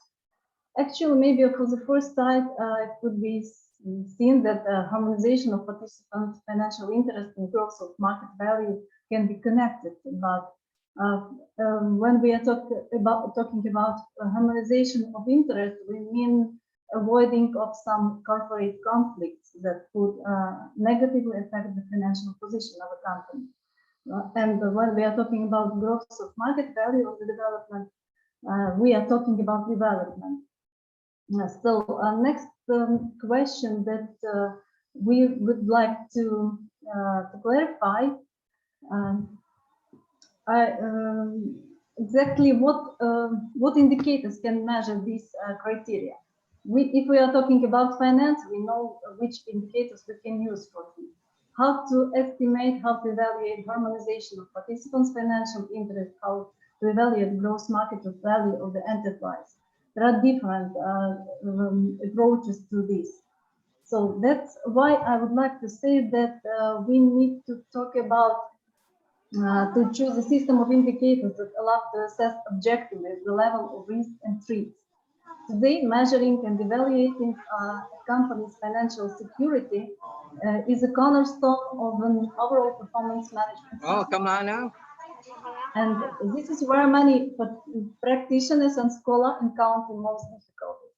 At first glance, there is nothing complicated on which we can, nothing complicated because there are financial and management reporting system based on which we can set tests and monitor the implementation. However, in practice, it is often not possible to obtain the necessary information from accounting and managerial management data. Even if the information is available, it is often doesn't answer the question of the true causes of a problem and the ways to correct the situation. The information vacuum deprives managers of the opportunity to actively manage the activities of their subordinate units without the ability to unambiguously define tasks and the degree of their priority. They cannot clearly track their performance. The selection and the justification of the corporate financial security indicators is usually a complex procedure due to their heterogeneity. And here, as a rule, the subjectivity of assessments can significantly distort the end result. Therefore, the tools of financial security management of a company we should take into account the relationship of heterogeneous indicators. Eliminate the subjectivity of assessments, identify the most significant factors of influence, and at the same time, comparing indicators with different nature and purpose complicate the evaluation process, especially when some of them we use to strategic analysis and some of them for short-term, for example, planning or forecasting. To my mind, the indicators of financial security should meet next criteria. First of all, they can be used by all interested parties in financial relations. It means that the indicators should be able to be applied to a wide range of market participants. This is necessary in order to first conduct inter-corporate comparison. Second, not all insider shareholders and even more outsiders have complete information about the company's dividend policy. In conditions of inequality and increased asymmetry in the information support to assess the balance of interest, it is necessary to be able to use open financial reporting. The second requirement, the second criteria, these indicators have to be compatible with the current system of statistical accounting, even taking into account into consideration the allowable distortion of financial statements and limited information available for decision making. These indicators have to consider qualitative and quantitative factors of influence, as well as external and internal threats. When we are talking about external and internal threats, I would like to say that under internal threats, we mean independent factors that usually connected with, for example, qualification for personnel, their loyalty to the company, and so on. But when we are talking about external factors, we can take into consideration such factors as region and industry or sector where a company operates. Maybe some global factors and macro factors could influence the financial position and generate risks and threats to the company. Also, we have to choose such indicators which can be easily used in the current monitoring of financial security. Actually, final purposes of or what exactly we are evaluating using these indicators are financial equilibrium of the business entity, resilience to the negative effects of the financial environment, the ability to maintain and increase financial capacity for sustainable development in the future. So here we have three main whales, as I used to say: finance, financial risks, and we have to be stable at that moment and have a possibility to develop. So thus, taking into consideration this aspect, the system of key indicators for assessing the financial security of companies should cover next focuses. Financial position through growth of relative and cost indicators. These indicators allow to estimate financial stability and equilibrium, liquidity, profitability, as well as resilience to the negative effects of the financial environment. Second, the balance of business growth and growth of companies' market value. We can estimate it through the dynamic of cost, financial indicators, and market indicators. And the third one, the effectiveness of corporate governance through qualitative indicators. Why we need to take into account these qualitative indicators? Because they express really the effectiveness of corporate governance really connected with our interest, financial interest of different groups. We know that shareholders, large shareholders, small shareholders, staff and top managers have their own financial interest. And when we are talking about external stakeholders, they have their own financial interest regarding this company. And actually, the effective corporate governance tries usually to make harmonization of this interest, this group of interest. So, in fact, the task is to build a numerical system of indicators that will reflect all the necessary input parameters to assess the level of financial security of a company and make decisions for the future based on the use of artificial neural networks. So the relationships of a selected group of indicators and criteria of financial security of the company is shown here in this figure, in figure 1. Here you may see criteria of financial security, stable financial position, harmonization of the participants' financial interest, the growth of a company's market value.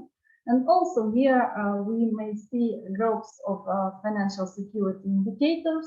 And actually we have 4 big groups. It's relative indicators of financial stability, value indicators of financial stability means cost indicators, market indicators, and quality indicators. Each of these group and these partial indicators will help to estimate the financial goals achievement, which reflects these criteria of financial security.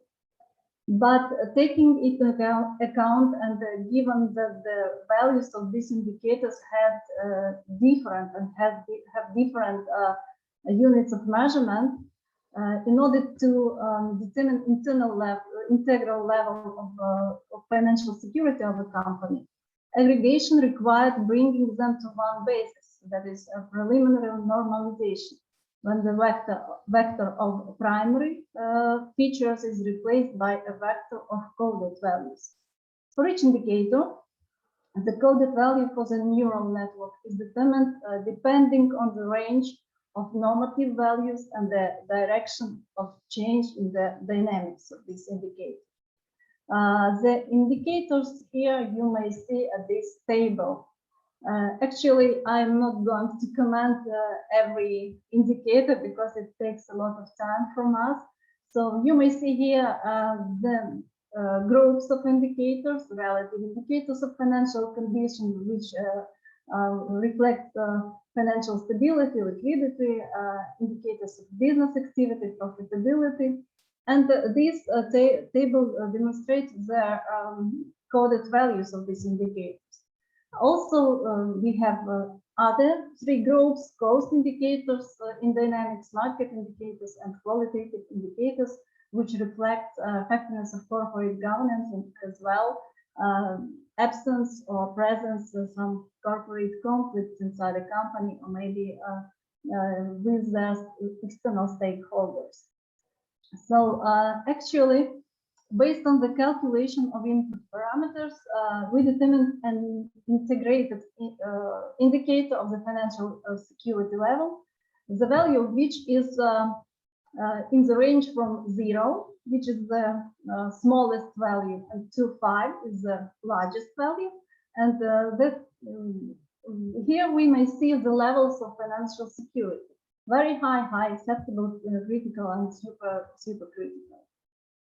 Also, Harrington's scale, Harrington's desirability criteria was used to assess the level of achievement of financial goals. The Harrington scale actually has a universal application and is built from 0 to 1, on the basis of exponential transformation of partial indicators. Compliance, here you may see compliance of the different levels of achievement of financial goals, and the level of financial security of a company, and the level of efficiency of the system of financial security of the company. You may see here the compliance. Actually, I must say that this methodical approach has been tested and proved on the basis of European and Ukrainian companies. Thus, the influence of sectoral factors is proved on the basis of a sample count of 6,702 joint stock companies of different industries from different European countries, including financial institutions. Actually, there were 94 groups of different industrial sectors. As you may see on this figure too, 60% are the companies from UK, Sweden, Poland, Germany, and France. Based on the rationing of indicators here in this table 4, and calculation of the integrated indicator of financial security, it is established that the highest level of financial security had the companies that operate in the sector in private house construction, broadcasting here, reinsurance, and chemical industry diversified. And banking money centers and food wholesale companies occupy the riskiest segment, as the weighted average values of integrated indices at the lowest level. Here you may see this at this figure. Actually, I must say that according to this table, I tried to consider different indicators which can stimulate or destimulate the level of financial security, that is influence positive or negative the level of this security. So actually, to assess the level of the financial security of Ukrainian companies, I have chosen public companies of the real sector of various industries, the shares of which for a long time formed the basis of the PFTS index and had the highest demand in the stock market of Ukraine in terms of executed exchange contracts. Fluctuations in the value of the integrated level here, the last row, confirms the fact that Ukraine, during the period under review, faced the biggest challenges in the 21st century, including the economic crisis, military conflict, falling loss of trade ties, and so on. Falling domestic demands, loss of assets in Crimea and the war zone have caused not only a decline in the financial security of the surveyed companies, many domestic businesses, but caused a fall in real GDP, deteriorating financial security of the state as a whole. Actually, and here this figure we may see really the dynamic and the level of different companies, level of financial security of different companies in Ukraine during the given period. Actually, taking into account different level of variability of financial security levels data of the given companies over 10 years, it prompts me to determine the rating depending on the frequency and weight of different levels of financial security. This rating allows to compare different companies in terms of risk resilience, which can provide a basis for assessing their investment attractiveness. And here in this table, we can see that the Motor Sich occupies first position, Krukis plant second, and so on. So according to this, I would like to conclude that this methodical approach actually was proved on the practical numbers. And I proposed to I would like to develop this methodical approach, taking into account, for example, those research that CC10 is closely work with neutral network, artificial neutral networks, and maybe I would like to develop this idea in the future. Thank you very much for your attention.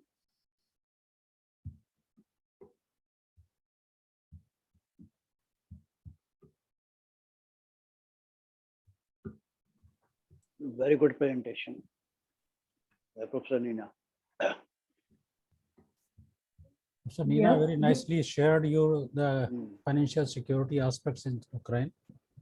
So data concerned up to 2009 to 2018. So it means that during the next 3 years means 19, 20, and 21. So situation Yes. will be rather drastically changed.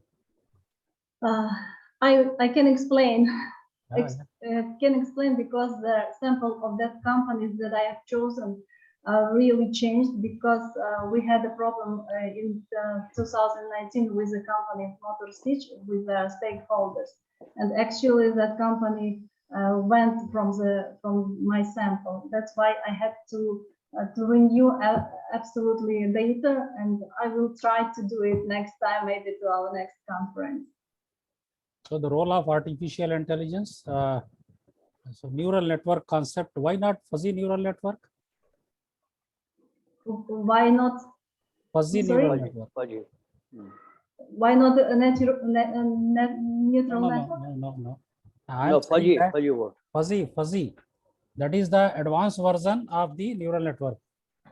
Oh, yeah. That is the advanced version. I didn't quite well get acquainted with because neural network, okay, it is a ordinary tool, but fuzzy neural network is much more advanced than the existing one. So I think that will be much more sharper result analyzed. Yeah. Thank you for your recommendation. I will take it for the future. Yes. So, okay, chairperson, please. Yula. Yes, thank you. How we can see, the author scientifically subordinated the methodical approach of and the system of indicators that gave an opportunity to estimate the level of financial security of giant stock companies of Ukraine.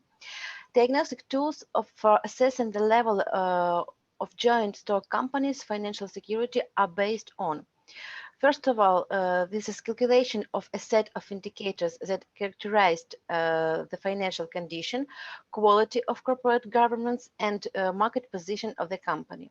And the second one is determination of the integrated index of joint stock companies' financial security using official neural networks. So thank you very much for your attention.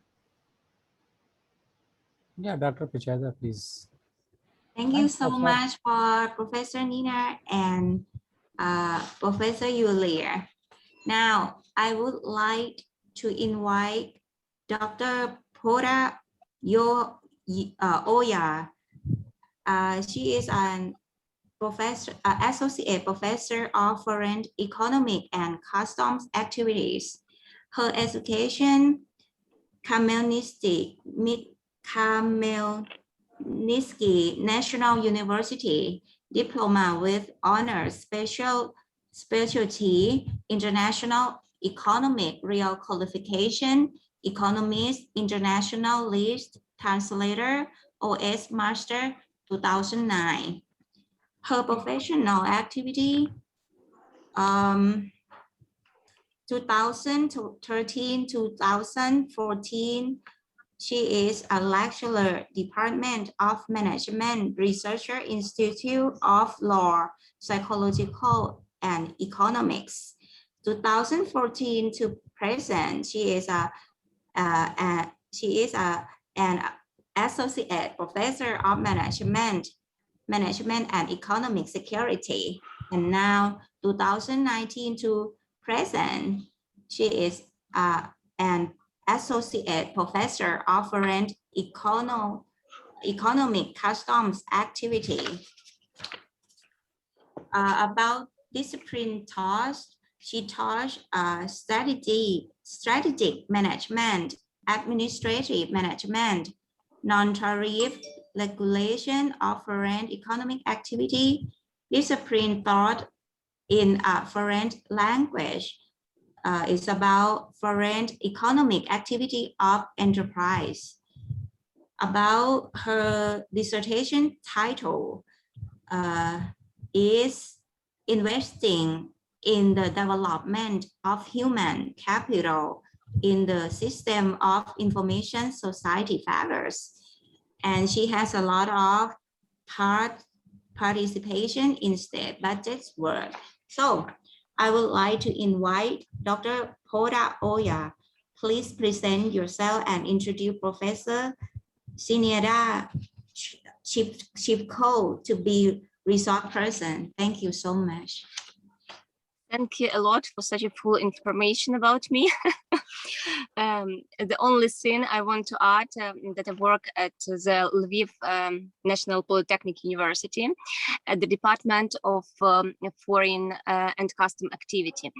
And also, I want to, with great pleasure, I want to introduce the Ukrainian scientists and speakers.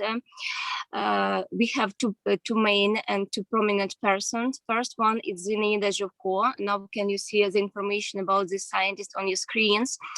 So Zinaida, Professor Zinaida is a doctor of sciences in economics, professor of the management department of Lviv State University of Internal Affairs.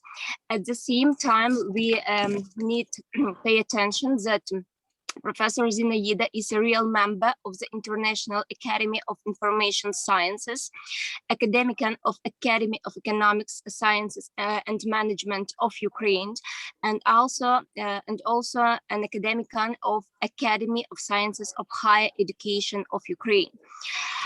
Here you can see on the slide, you can see also the personal information, the email, and source IDs.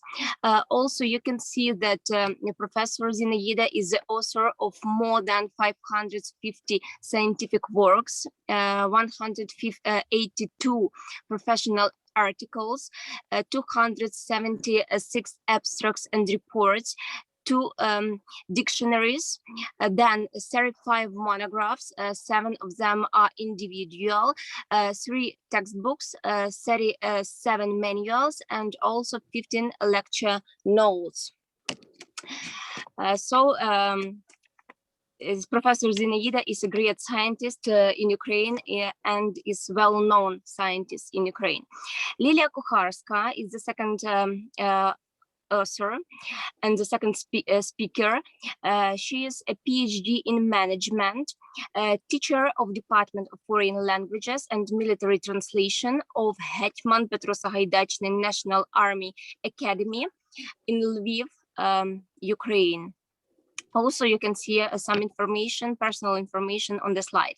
The third speaker is Miroslava Stadnik, PhD in economics, associate professor, head of the chair of marketing and analytical economics at Lviv Institute of Management, also in Ukraine. Here you can see the telephone, the email, and the last speaker or author of the scientific article is Olga Martin, PhD in economics, associate professor of Lviv State University of Vital Activity Safety, Ukraine.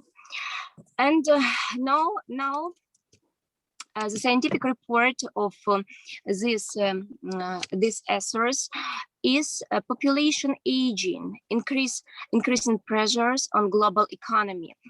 So Professor Zinaida and Professor Lilia, you are welcome to present your scientific report. Thanks a lot. Zinaida Budanina.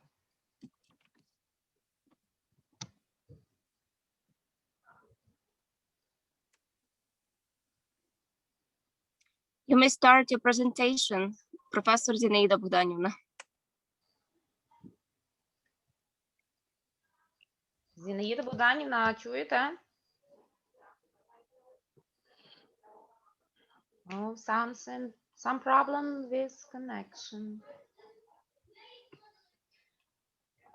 Lilia, maybe you can, Professor Yeah. Zinaida started screen sharing. So Lilia, you're welcome. Thanks a lot. As Olga told, our today's topic is population aging, increasing pressures on the global economy. Population aging is one of the important demographic processes which is especially relevant for European countries. Birth rates and mortality rates are decreased and life expectancy is increasing. According to the forecast of the European Union Statistical Service, the population will continue to grow. At the same time, the number of elderly people 65 years and older will increase. So by 250, their share in the total population of European Union will reach 29.5%. As a result, the demographic load of elderly people per 100 people of working age will increase by 15.2% compared to 218 and will reach 45.7%. Population aging is a phenomena that is not constant and changeable, so it requires constant monitoring and regulations.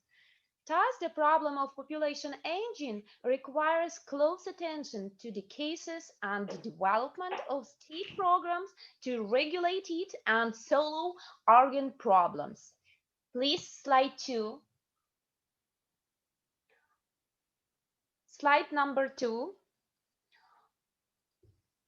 Population aging is a shift in the age distribution of the population towards older people, or an increase in the proportion of older people in the population structure. Here too, the question of the age limit arises.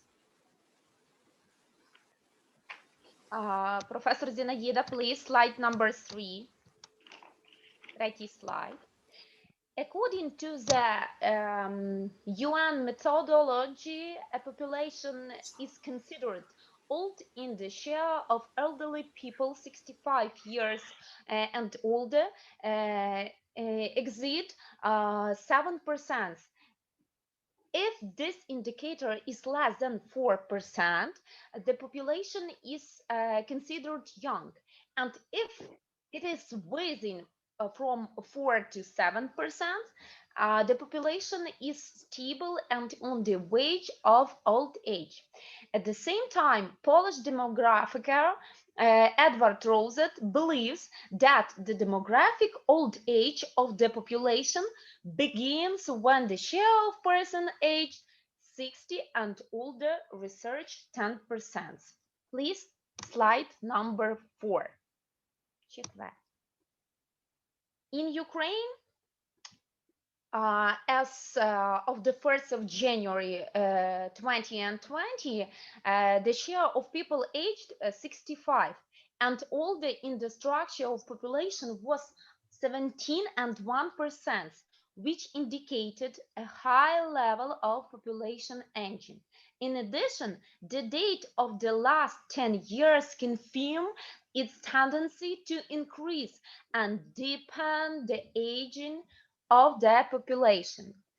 According to the scale of Rosette, also confirm a very high level of demographic aging of the population of Ukraine.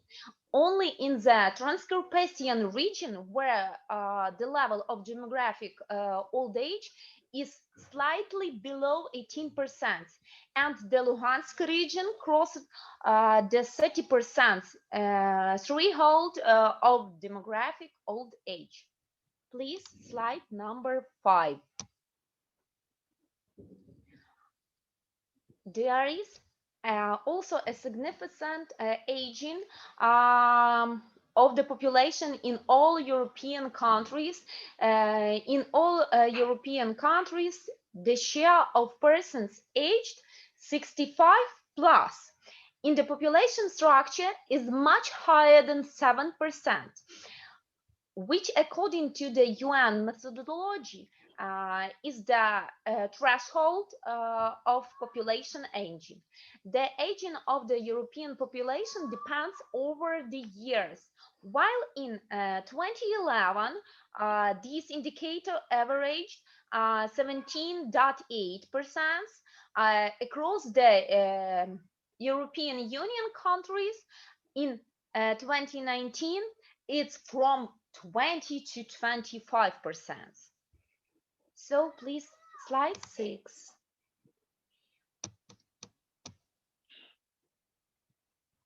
Yeah.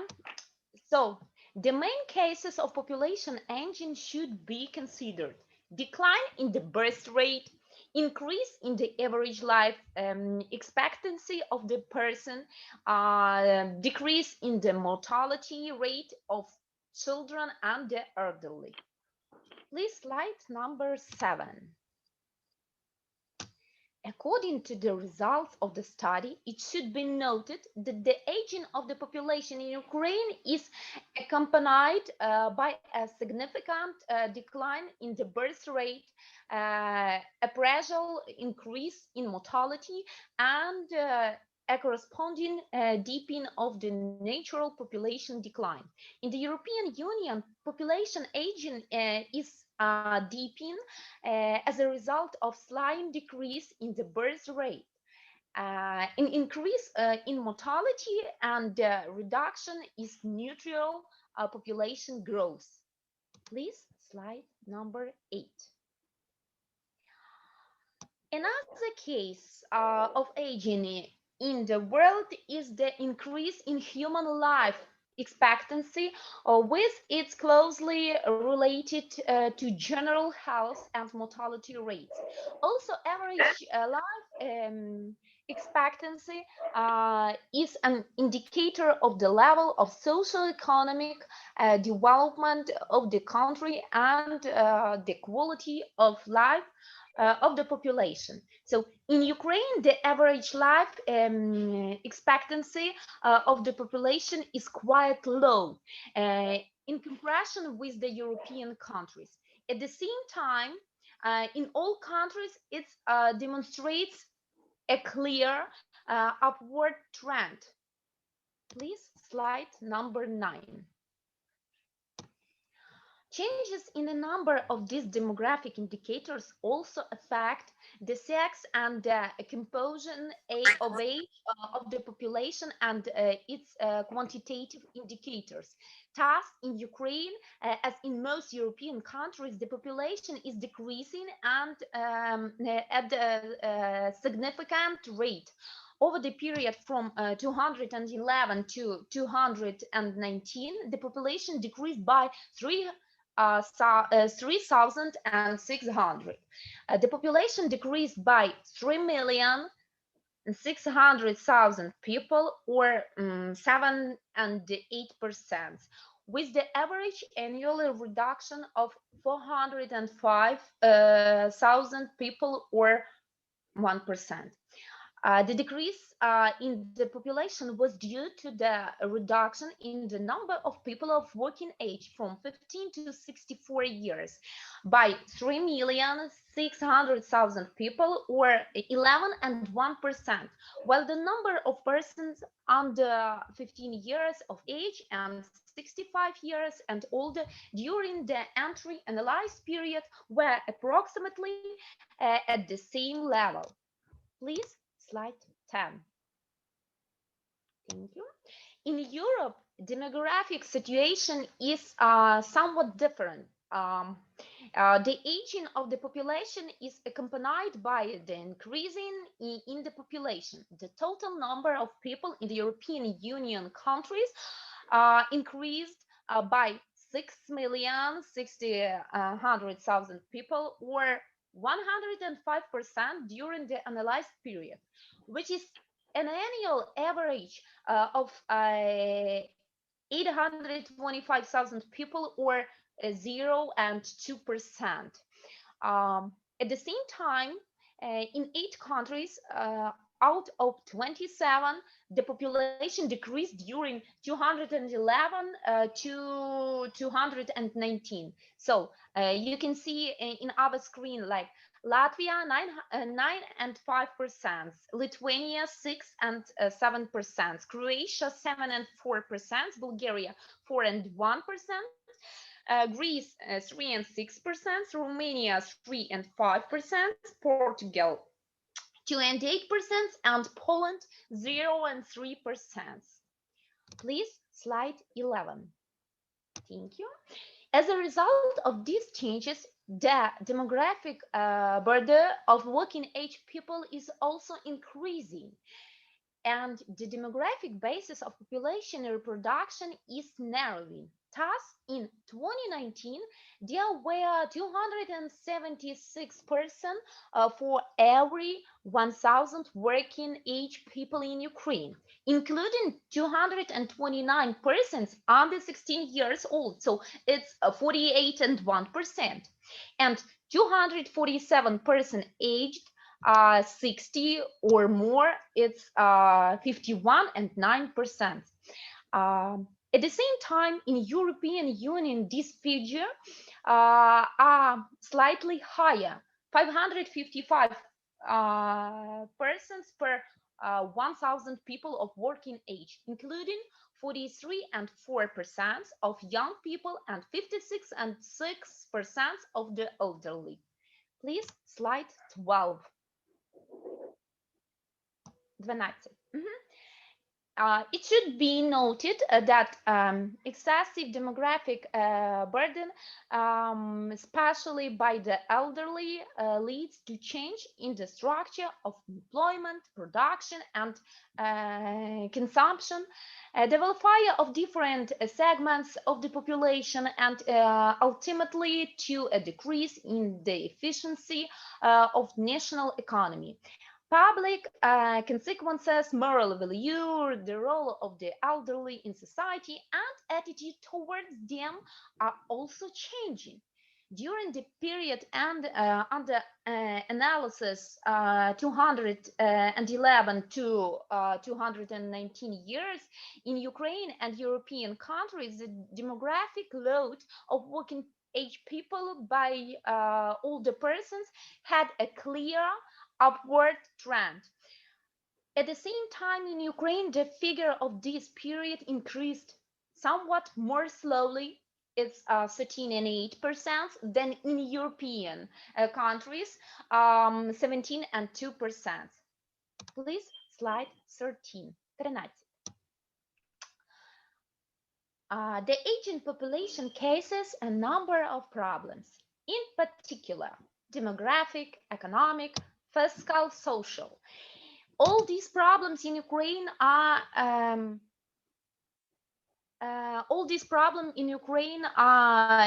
against a background of low economic activity of the population, significant information employment, and external labor migration of the able-bodied population, low income levels of the population, and participation in social structure.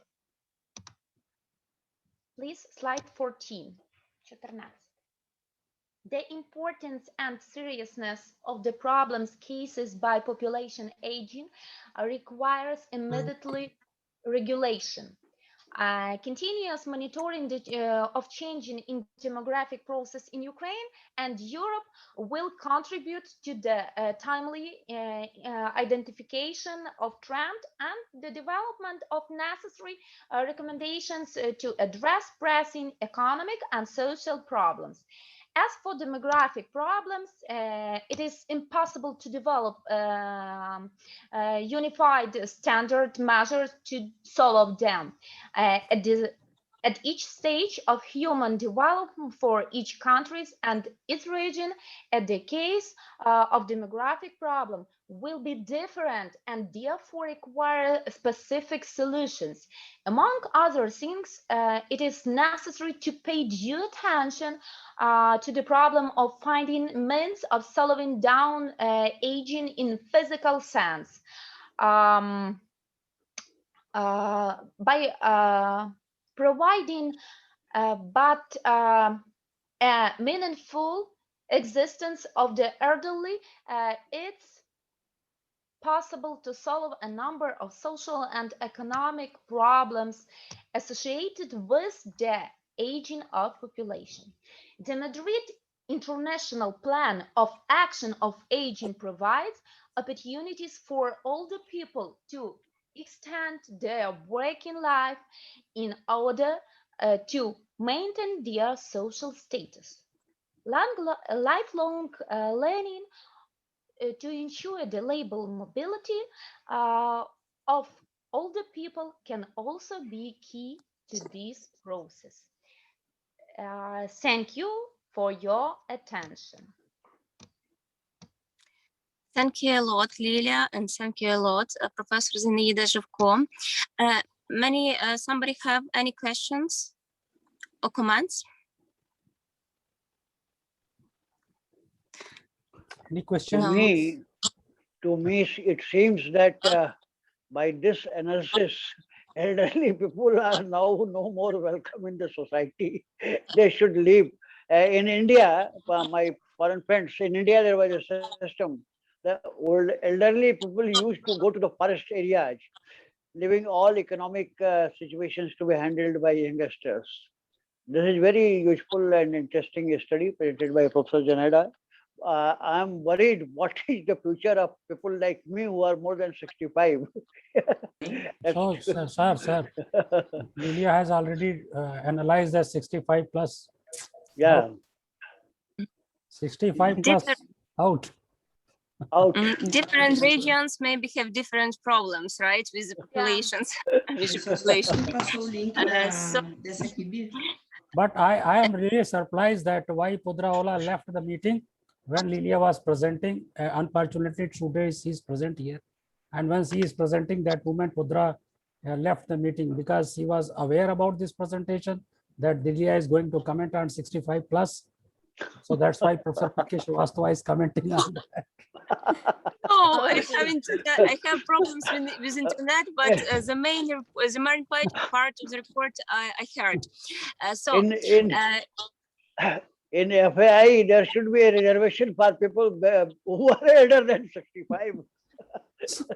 So Lilia will be made in charge for classification because her research work is based on that. Very true. Very true. Lilia, very please. Interesting. Very useful study. Yes, very interesting study has been made. Yeah, and really, it is in Europe. It is a major issue that this issue Lilia has analyzed with the support of Professor Zinaida. One comment I want to make, Pankaj, I read somewhere that Japanese have the maximum aged people. Yeah, but they are strong in all aspects. And India maximum maximum younger generation in India. Maximum in India. But it has a positive impact. So that's why the triangle is finished, sir. No problem. Triangle is prepared. Right. Okay. Prepared. May I summarize the report? And let's just Professor BSB, sir, would you like to say some few words, sir? Yes, I want to tell some short information. Professor BSB is also 65 plus. Thank you for giving this opportunity. What I personally feel is that there could be many activities for elderly people which can be designed at the societal level. Right. Thereby, their experiences, their skills could be utilized for the benefit of younger generation. And then at the same time, they would not feel isolated or older. Well, as far as my study is concerned, I could not find many examples like that as to how to best utilize the talent, the experiences of elderly people for the benefit of the society. Can this study be taken up by Lilia or somebody else so that they could be better integrated? Yeah. People should not be a burden to the society. Rather than old age homes or senior citizens homes, they could be better integrated by utilizing their experiences for the benefit of the society. So very right, very right. Yes, sir. Nice comment, sir. Lilia, you want to say something regarding the comments of Professor BSB? I don't have any comments. I'm impressed, and everything writing. I have a paper, everything. Yeah, I write all the comments because it's really needful. But to tell the truth, I didn't make any of part by myself of this job. It's team job. It's firstly it's Professor Zinaida, Professor Miroslava. They did it. They find it different skills of that combined everything. I just worked as interpreter, so I would be honest with you, it's interesting also for me. And as for young people, as for young person, I can say it's really pity that our average age is 65. It's really pity. And my dad is 59, and I wish him the best and more than 100 years, because it's a pity to hear such a huge problem which is in your country. That's really pity. But because of economy is the first reason, the first problem which gave the bad influence for us and for our society. And maybe when our elderly people are gonna understand which Professor Sisitan told database, when they understood that they live in a digital world, maybe when they try to dive into huge this ocean of knowledge of gadgets, maybe they're gonna change their meaning, and maybe after that they're gonna start to live in another case and to look in the world from another view. Maybe this is also a problem, because as Cici Tan told, we to be good in different ways, we ought to follow 3 C's, like computation, communication, and control. It ought to be our code of conduct for all people, for all industries, and for all enterprises. And after that, we're gonna solve the economic problems. Because firstly, we ought to start from ourselves, to clear our minds and to work, to be hardworking and to be honest with ourselves firstly. That's Lilia, why I think that Lilia, everything is combined. All our topics are combined, and that's it. Lilia, this CCC is completely under the banner of this data analytics, data science. Everything comes under this banner: the digital, the data, the computations, the visualization. Everything comes under this banner, and that's why we all are sitting here to listen. Right. Yeah, that's interesting. Yeah. So I wanted to notice that for CC10, but another person gave the command. That's why I sitting down and didn't tell anything. But I told you right now. It was really impressive as usual. CC10, it was great. Professor, do you hear me? No, he's absent, I think. Yeah, Dr. CC Tan, your comments required. He finished 30 minutes ago, but we move on and move on. Continue to give the compliments for him. Yeah, Dr. Tan, please. I think that the topics of aging and the strategy that they propose are very, very useful. I was going to give this to my PhDs and master degree students. So that's why we must wait. I think Dr. Yanakurna is here. If Dr. Yanakurna is here, otherwise he would have given certain comments about it. Anyway, Dr. Podra, please go ahead. Is our Major General MP Singh here? General MP Singh, sir.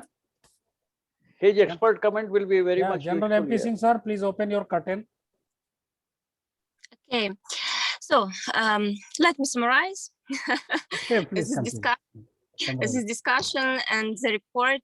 First of all, I want to point out that the presented research is very relevant and it is up to date, especially for Ukraine and for the European Union, for our NATO region, right?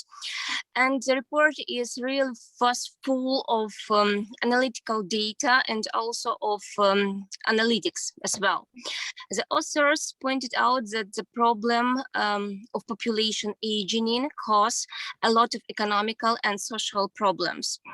And the general reasons of population aging were investigated. And at the same time, it's necessary also to point out that the authors identified some special reasons of population aging in Ukraine as well. And the author also succeeded in identifying the problems which caused by population aging. There were the four main problems. First one was demographic, second was economic, then social and fiscal. When we're talking about the decrease of taxes and increase of pension expenses. Especially valuable were authors' proposals, which were connected with the indicated problem solving that caused by the population aging. So thank you a lot, dear speakers, for your research and for your scientific report. For me, it was very relevant, especially because I'm Ukrainian and I also researched these problems of Ukraine and in European Union, and I also can state that we face this problem. It's a pity, but we face it. So thank you a lot. Much. Thanks, Professor Podraola and Professor Zenaida. Under your able guidance, this work was conducted. So thanks for this. So please, Dr. Pichayda, your duties continue or someone else will take the charge. Unmute, mute. Okay, so I think now I have to turn the moderator to Professor Regina or not? Regina, yes. Yes, please go. Regina? Doctor, yes, are you here? Dr. Regina, are you here? Yes, I'm here. Okay. Oh, Thank you. Now, take the charge. turn to you. Yes. Charge, please. Thank you. Let's start the second session. Now, I would like to present Professor S. Raji Reddy. I'm sorry for my pronunciation. Yeah, it's okay. Mahatma Gandhi of Technology, Gandhipat, I think, Hyderabad, 500075, India. Please present our speaker.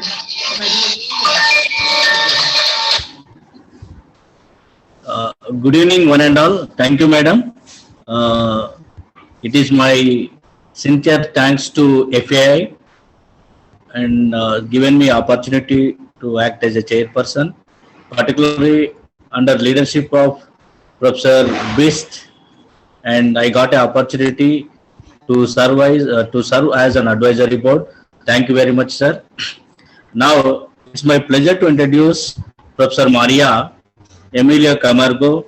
She graduated in statistics from Federal University of Santa Maria in the year 1997, and degree obtained in administration and control from the University of Santa Maria in the year 1977, and she obtained in economics degree and market from the Federal University of Santa Maria in 1977, and she got a degree in administrative sciences from the Federal University of Santa Maria in 1975, and she obtained a degree in economic sciences from the Federal University of Santa Maria in 1979, and she obtained master degree in production engineering from the Federal University of Santa Maria in the year 1979, and a doctorate in production engineering from the Federal University of Santa Catarina in 1992. She has a postdoctorate in process statistics control from Kazan State Technical University, postdoctorate in quantitative methods applied to management by the University of Algarve, Portugal. She undertook senior internship at Institute Superior Técnico de Lisboa, Portugal in georeferencing applied to knowledge flow. She was a coordinator of the Masters and Doctorate in Administration at the University of Caxio do Sul from June 2012 to July 2017, and she was a professor of coordinated UCS and the doctorate in administration in broad association between the University of Caxio do Sul and PUCRS from June 2011 to July 2017, and she is a permanent professor the graduate program in business administration at the University of Caxio do Sul and graduate program in production engineering at the University of Caxio do Sul, and she is a currently coordinator of the graduate program in production engineering, UCS leader of the multidisciplinary research group in administration, and she was registered with CNPQ researcher at CNPQ level 1C from 1993 to 2002, and productivity design fellow CNPQ's innovative technology and extension level 2 from 2013 to 2016,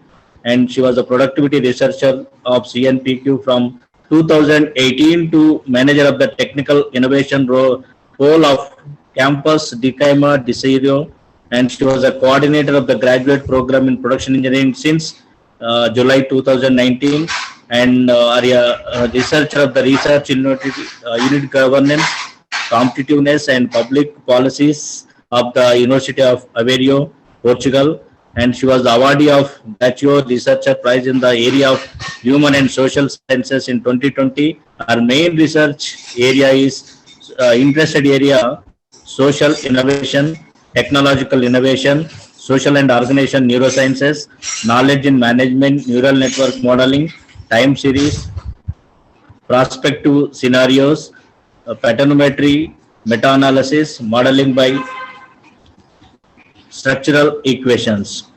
Thank you, madam. Now I welcome you to deliver your talk.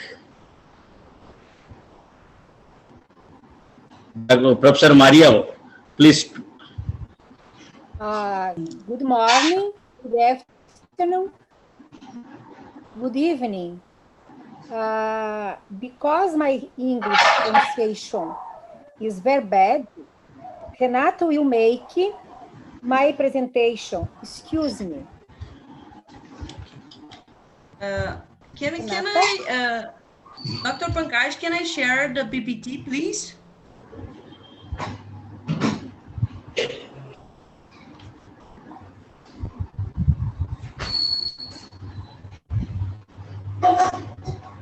I would like to know if is it visible? It is visible. Please go ahead. Yes. Okay, thank you very much. Good afternoon, everybody. I am Renata, and I'm going to present Dr. Maria Emilia's presentation from today. And I would like to say that is a great pleasure for me being presenting her lecture here. And I would like to thank Father Academy of India, the Institute of Technology Gopeshwar, and Unifacvest University Center from Brazil, and Dr. Pankaj for the invitation. Thank you very much.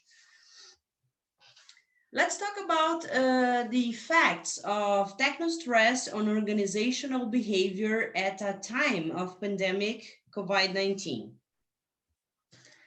It is a pleasure to be participating in this important event promoted by Father Academy India. I am Dr. Maria Emilia. I am a visiting professor at the Graduate Business Administration program of the Federal University of Santa Maria, Rio Grande do Sul in Brazil. I am a researcher of the National Council for Specific and Technological Development, CNPq. Let's talk about the topics. The constructs: techno-complexity, techno-insecurity, techno-uncertainty, techno-overload, techno-invasion, and organizational behavior. Number 2 is the moderation model. And the number 3 will be the analysis. And in the 4th, we will have the conclusion. The constructs that will be used to analyze the effects of technostress on organizational behavior at a time of pandemic COVID-19 are those ones that I told before: techno-complexity, techno-insecurity, techno-uncertainty, and techno-overload, techno-invasion, and organizational behavior. The model with moderation is shown in the figure where IV, independent variable, DV, dependent variable, MV, moderator variable.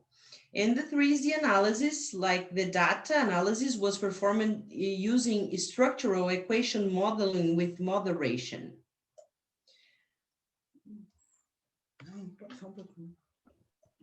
Yes, here we have the 3 pictures that are showing what I'm talking about. And the formula, that is OB equal beta 1TS plus minus beta 2PA.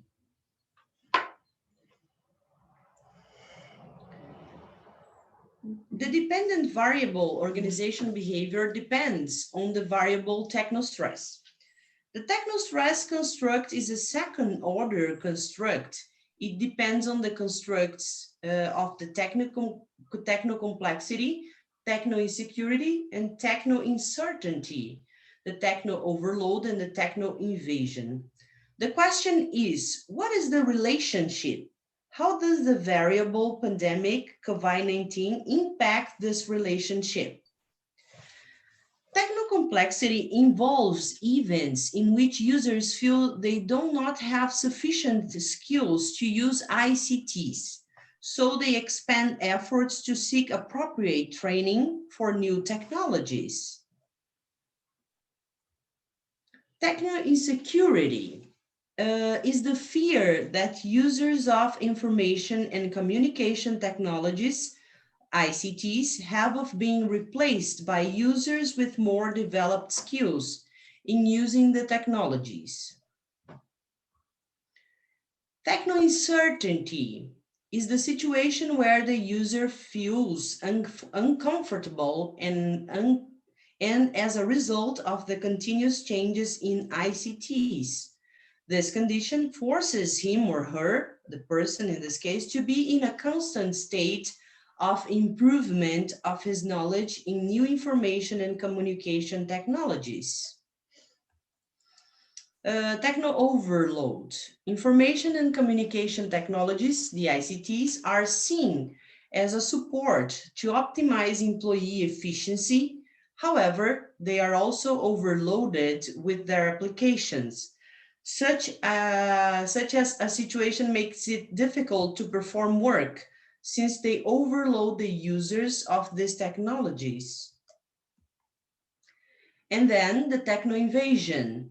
The techno-invasions refers to the pervasive effect of information and communication technologies, the ICTs, as mechanisms are developed for employees to stay connected to work at all times, thus creating a difficulty to separate work and personal life.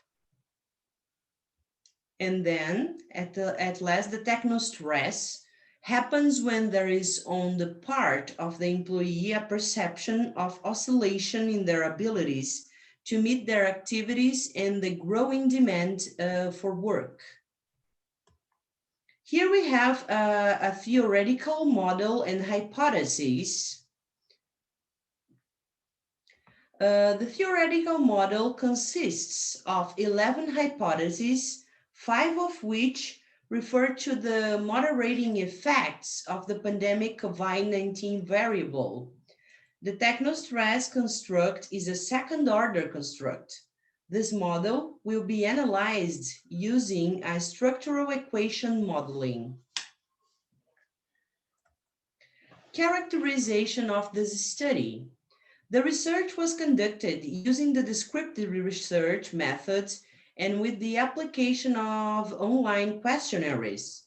The observable variables were presented in the text in the form of statements with a degree of agreement and disagreement on a 5-point Likert scale. 1, totally disagree. 2, partially disagree. 3, no agree or disagree. 4, partially agree. And 5, completely agree. Data collection occurred between the months of September 2020 to January 2001. Participants were employees of companies in the southern Brazil. The respondents in the final sample were 450. A survey carried out using the descriptive research method and the application of these online questionnaires.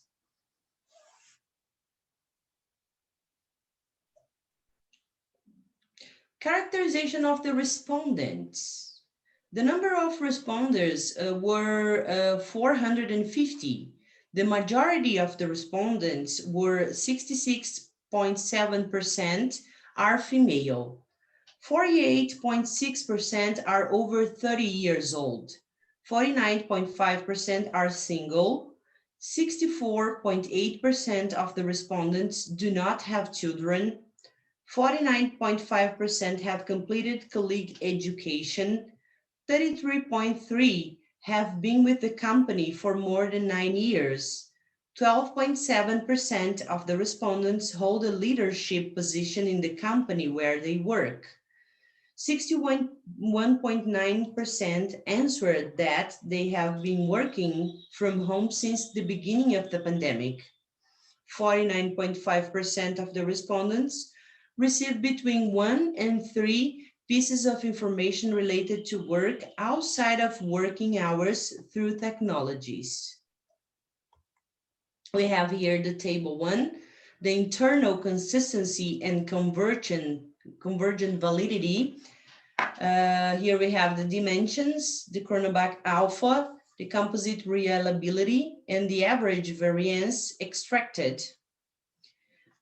All coefficients above, this is important to point here, all the coefficients above 0.70 and all the coefficients were above 0.50. This one can supply structural modeling analysis.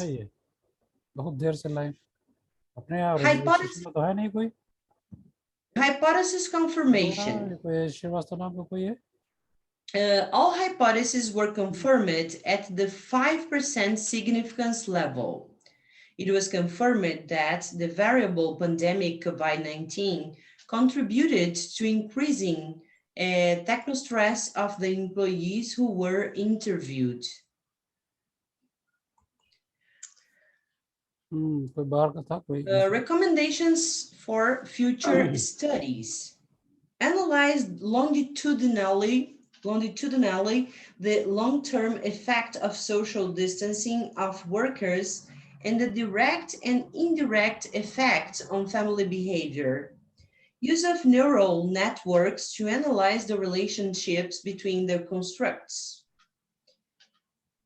thank you very much. It was a big pleasure to be part of this precious conference of FAI. Thank you very much.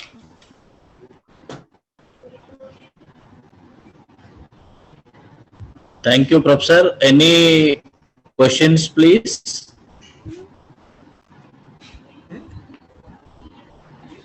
Professor Maria is saying something. May I? Yeah, Pichayda, you want to ask something because it is your area. Yes, may I see about the model, please? Yeah, please. Sir. Yeah, please ask. I would like to see the model of structural modeling and see about the regression effect per each variable. Could you show us again? Please show the slides once again. Please show the slide once again. Just a minute, Dr. Pankaj. Yes, yes. Thank you so much.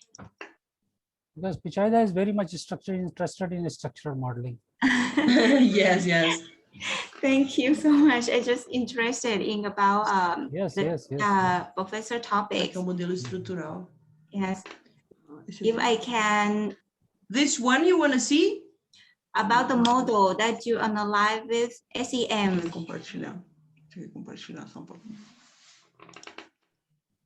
a minute, it's already here.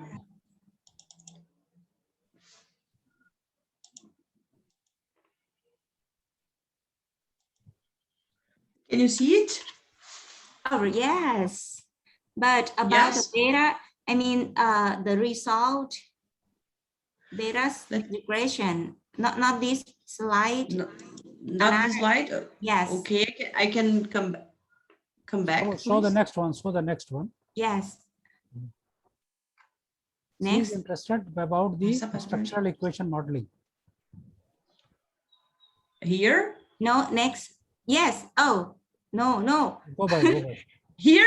Yes. Very good. Okay. Yes. Okay. Yes. I would like to see beta slope per each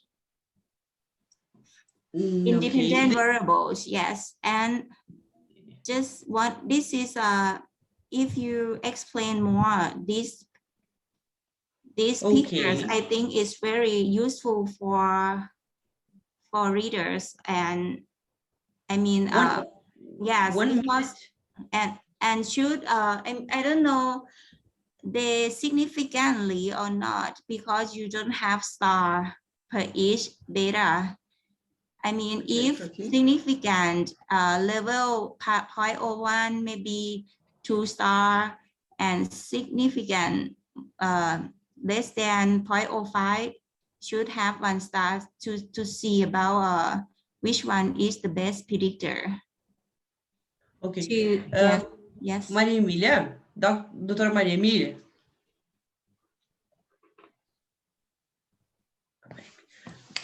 Maria Emilia.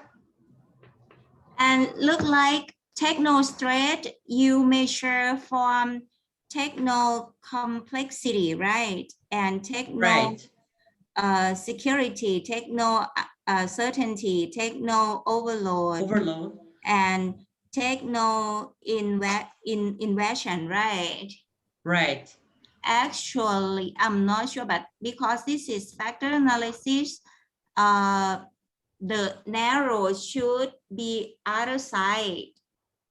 Okay, but I'm trying to, I'm just. Yes, because if you, the narrow from techno complexity, start from complexity to techno stress, it means techno complexity, complexity is the dependent variable and techno stress is dependent variable. If narrow like this, but your mention is not I mean it's not like that.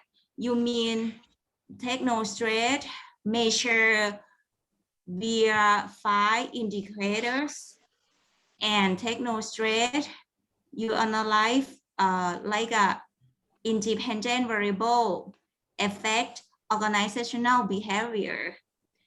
That's why I think the narrow should be another side, another way.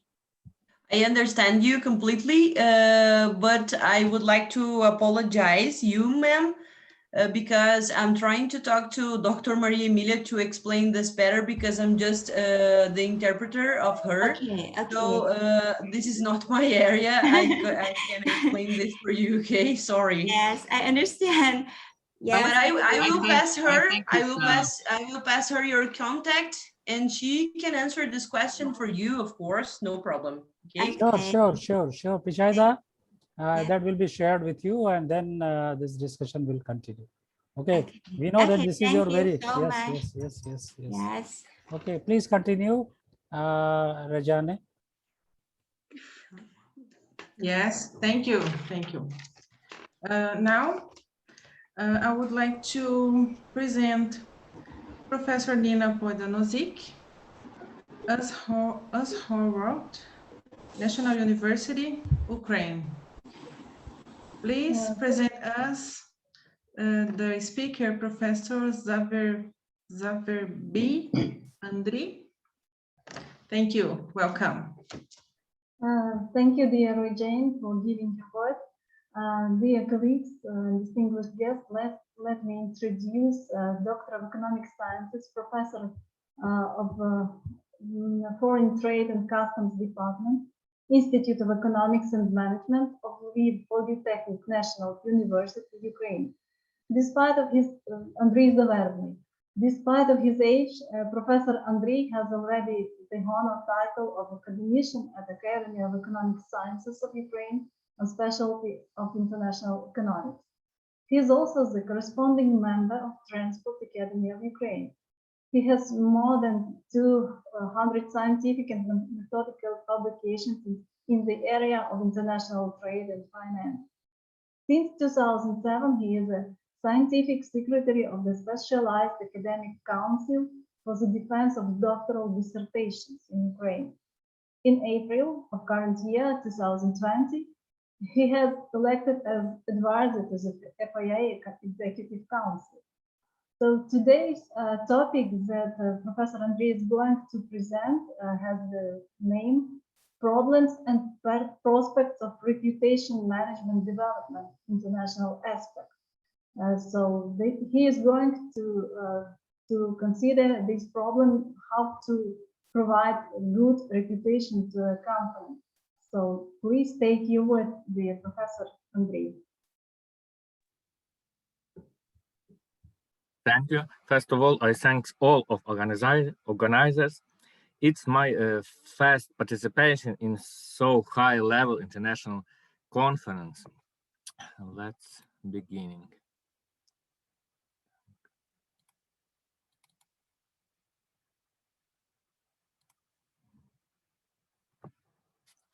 I will see. Yes. Oh, thank you.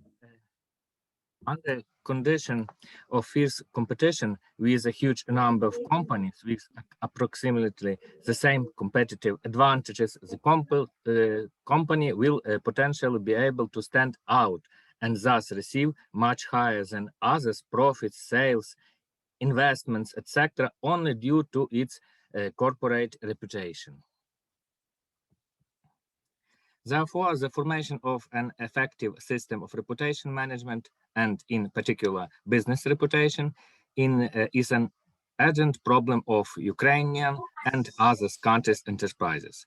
Having a good reputation is to warn the company against negative cases and disapproving cases in the media. In general, the concept of reputation at different times had different interpretations in the literature. The definition of reputation first appeared in 1996 thanks to C. Fombrand. The translation of the word reputation from Latin reputatio means reflection. Defining the essence of the concept of reputation is present in this slide. In summary, reputation is an illiquid, intangible asset of long-term, permanent, and multi-purpose nature of exploration, which has a complementary value nature for stakeholders, acts as a lever multiplier of coordination of interests of the organization enterprise in ensuring competitiveness, etc. We propose to classify reputation by subject, level of influence, evaluation system, attitude, stakeholders, as well as by environment of influence. The business reputation of the organization can be positive, negative, and significantly affect its activities. Positive would help to establish effective, stable, reliable, profitable relationships with partners, consumers, investors, authorities, and negative threaten the viability of the organization.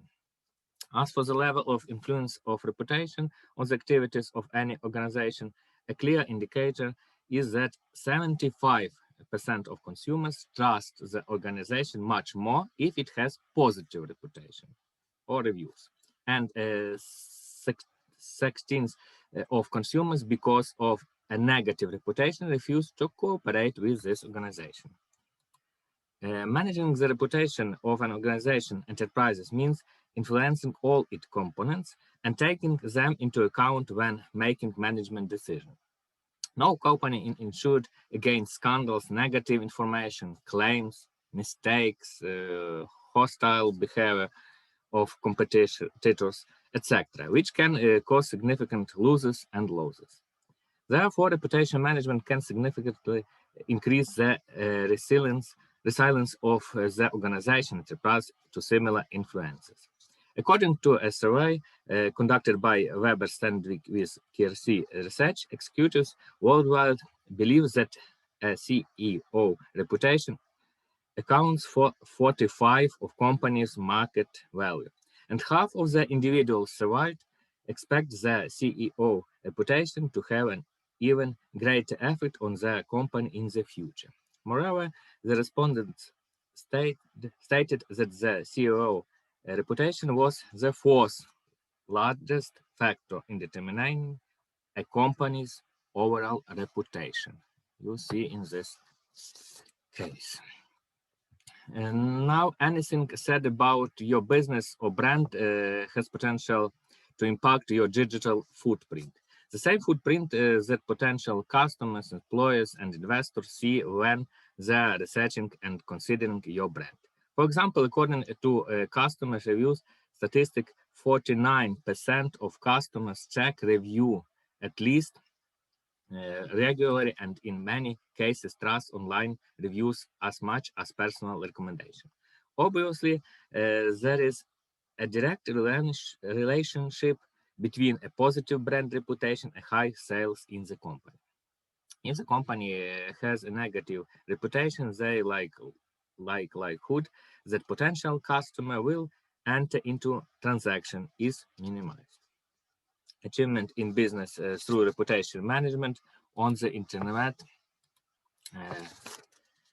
you see on this slide. Also, maintaining a positive brand reputation seems like an ongoing, timeless process. It can lead to tangible and successful results. 25% of marketers believe that the main results of allocating resources to ORM is sales growth. Revenue is probably the top priority of business. The fact that sales growth is the most noticeable impact of ORM is an even more telling thing that having an online presence is essential for the success of a business.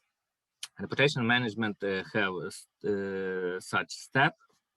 You can see the most important benefits of positive reputation for business is presented.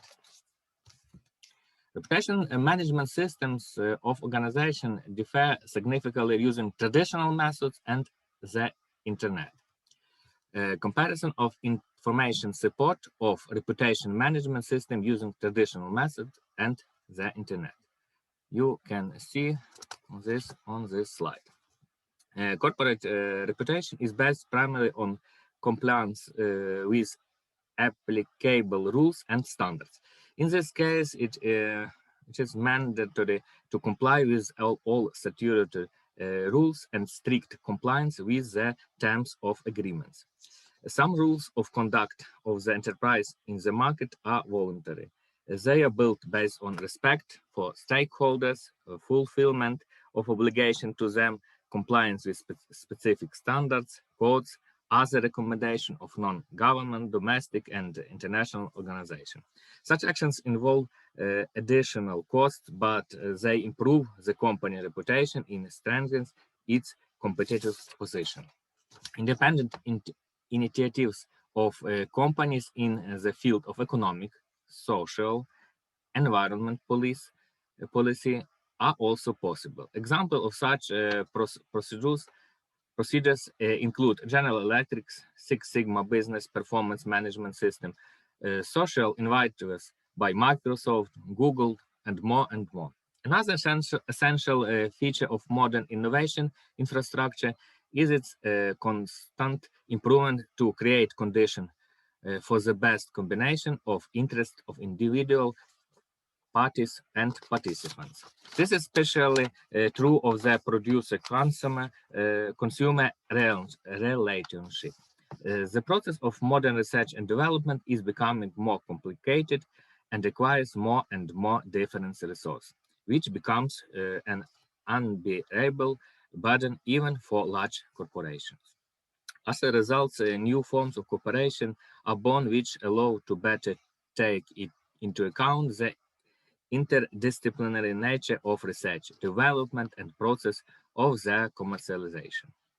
The form corporate reputation of Ukraine and foreign enterprises organization will be transformed into their reputation capital, which will reflect the monetary value of this reputation as an intangible asset.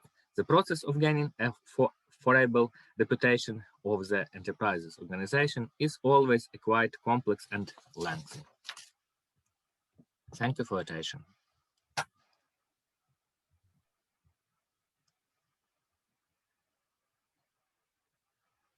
Dear colleagues, have you got any questions or comments to the speaker?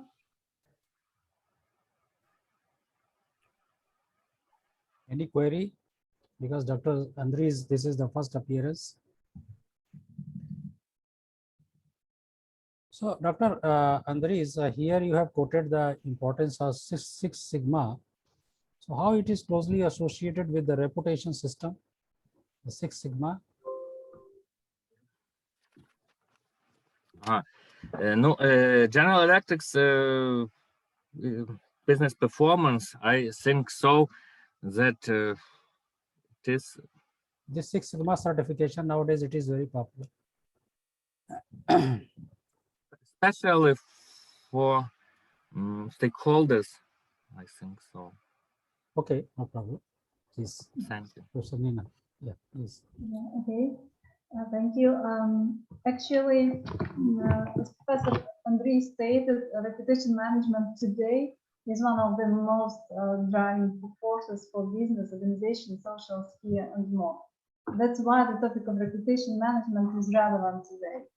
Reputation management will promote the development of institutions, and in his report, Professor Andrei paid attention to definition of the essence of reputation, gives classification of types of reputation, especially outlined negative and positive reputation. He outlined the most important benefits of positive reputation. Also paid attention to the main elements of reputation management. And I must say that this reputation management is really important to our companies because from the position as I used to consider from the position of security, and companies usually suffers from different reputation risks.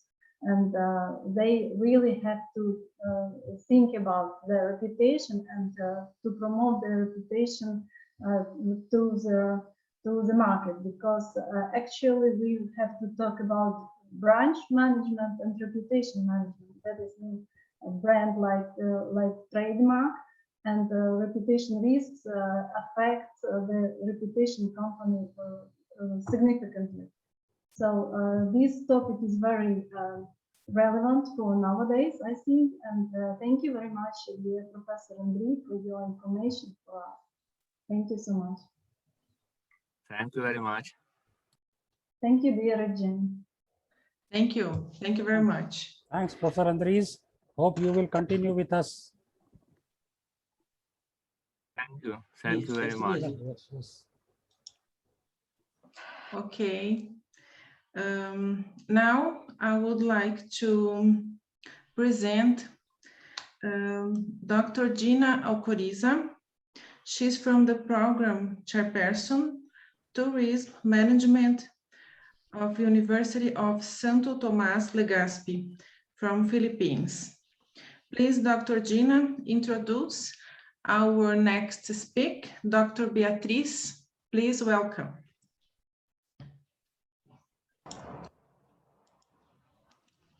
Thank you so much, Ma'am Regine. Good morning, good afternoon, and good evening to everyone here at our conference room. So this is Gina Alcoriza from the University of Santo Tomas Legazpi, Philippines. Thank you to our dear advisors and the fellow members of the Father Academy of India Council for this opportunity to introduce my friend. It is indeed a great honor and privilege to introduce to you the next resource speaker.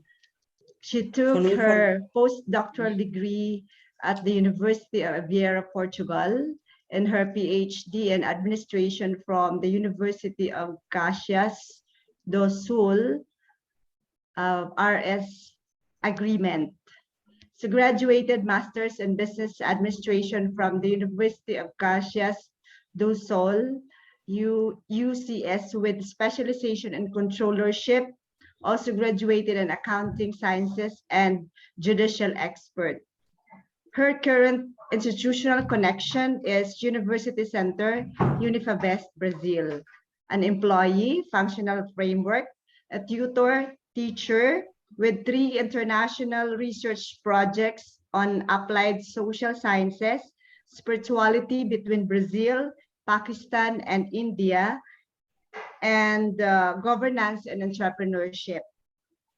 National and international journal reviewer, editor of Tropiero magazine, international book co-author and national book author and book chapters, international conference speaker and online conference organizer, coordinator of global edu leaders in Brazil, and one of the advisors of the Father Academy India Executive Council. My dear colleagues, please help me welcome Dr. Beatriz Lucia Salvador Bisoto. Thanks so much. Thanks, Gina. Thanks, Gina, for your kind words. Thank you very much. I would like to thank all the organizers and the FAI to invite me for speaking in this conference. It's a real pleasure and a huge experience. And I would like to thank all my fellow colleagues here, speaking so many beautiful and intelligent things. Thank you very much. Can I share my PPT? Yes, sure, sure. Is it visible, Dr. Pankaj? Visible. All right. So today I'm going to talk of entrepreneurial mind and the challenges. Here we have today's facts. We are going to follow this in my presentation. We have the challenges faced by the entrepreneurs, the entrepreneurial process, the main types of entrepreneurship, the 10 behaviors shared by unstoppable entrepreneurs, how to undertake successfully. A hint, it's not money. 10 skills you need to have as an entrepreneur, 10 habits of successful people in the world, reflections, and a vote of thanks in the end of the presentation. Let's talk about an entrepreneurial mindset. What are the 5 challenges faced by entrepreneurs? An entrepreneurial mindset is a set of skills that enable people to identify and make the most of opportunities, overcome and learn from setbacks, and succeed in a variety of settings. What are the 5 challenges faced by the entrepreneurs? Cash flow management, time management, hiring of employees, choosing the product, delegation of tasks. Entrepreneurial behavior is a preference for innovation and the change in existing institutions and the status quo. It can be as simple as the willingness to buy a new electronic gadget or as involved as rebelling against the existing political regime and starting a new nation. Here we have exclusive, identification and evaluation of the opportunity. The first on the market, development of the business plan. Tested, determination and evaluation of resource requirements. Authentic, resource requirements. The entrepreneurial process has these 4 distinct phases that I told before. Use it to describe someone who makes money by starting their own business, especially when this involves seeing a new opportunity and taking risks. Students use their entrepreneurial skills to present a business plan. Key takeaways: a great entrepreneur must be able to effectively communicate, sell, focus, learn, and strategize. An ability to continuously learn is not just a key entrepreneurial skill, but also a very valuable life skill. Growing a business requires a sound strategy based on inherent business sense and skills.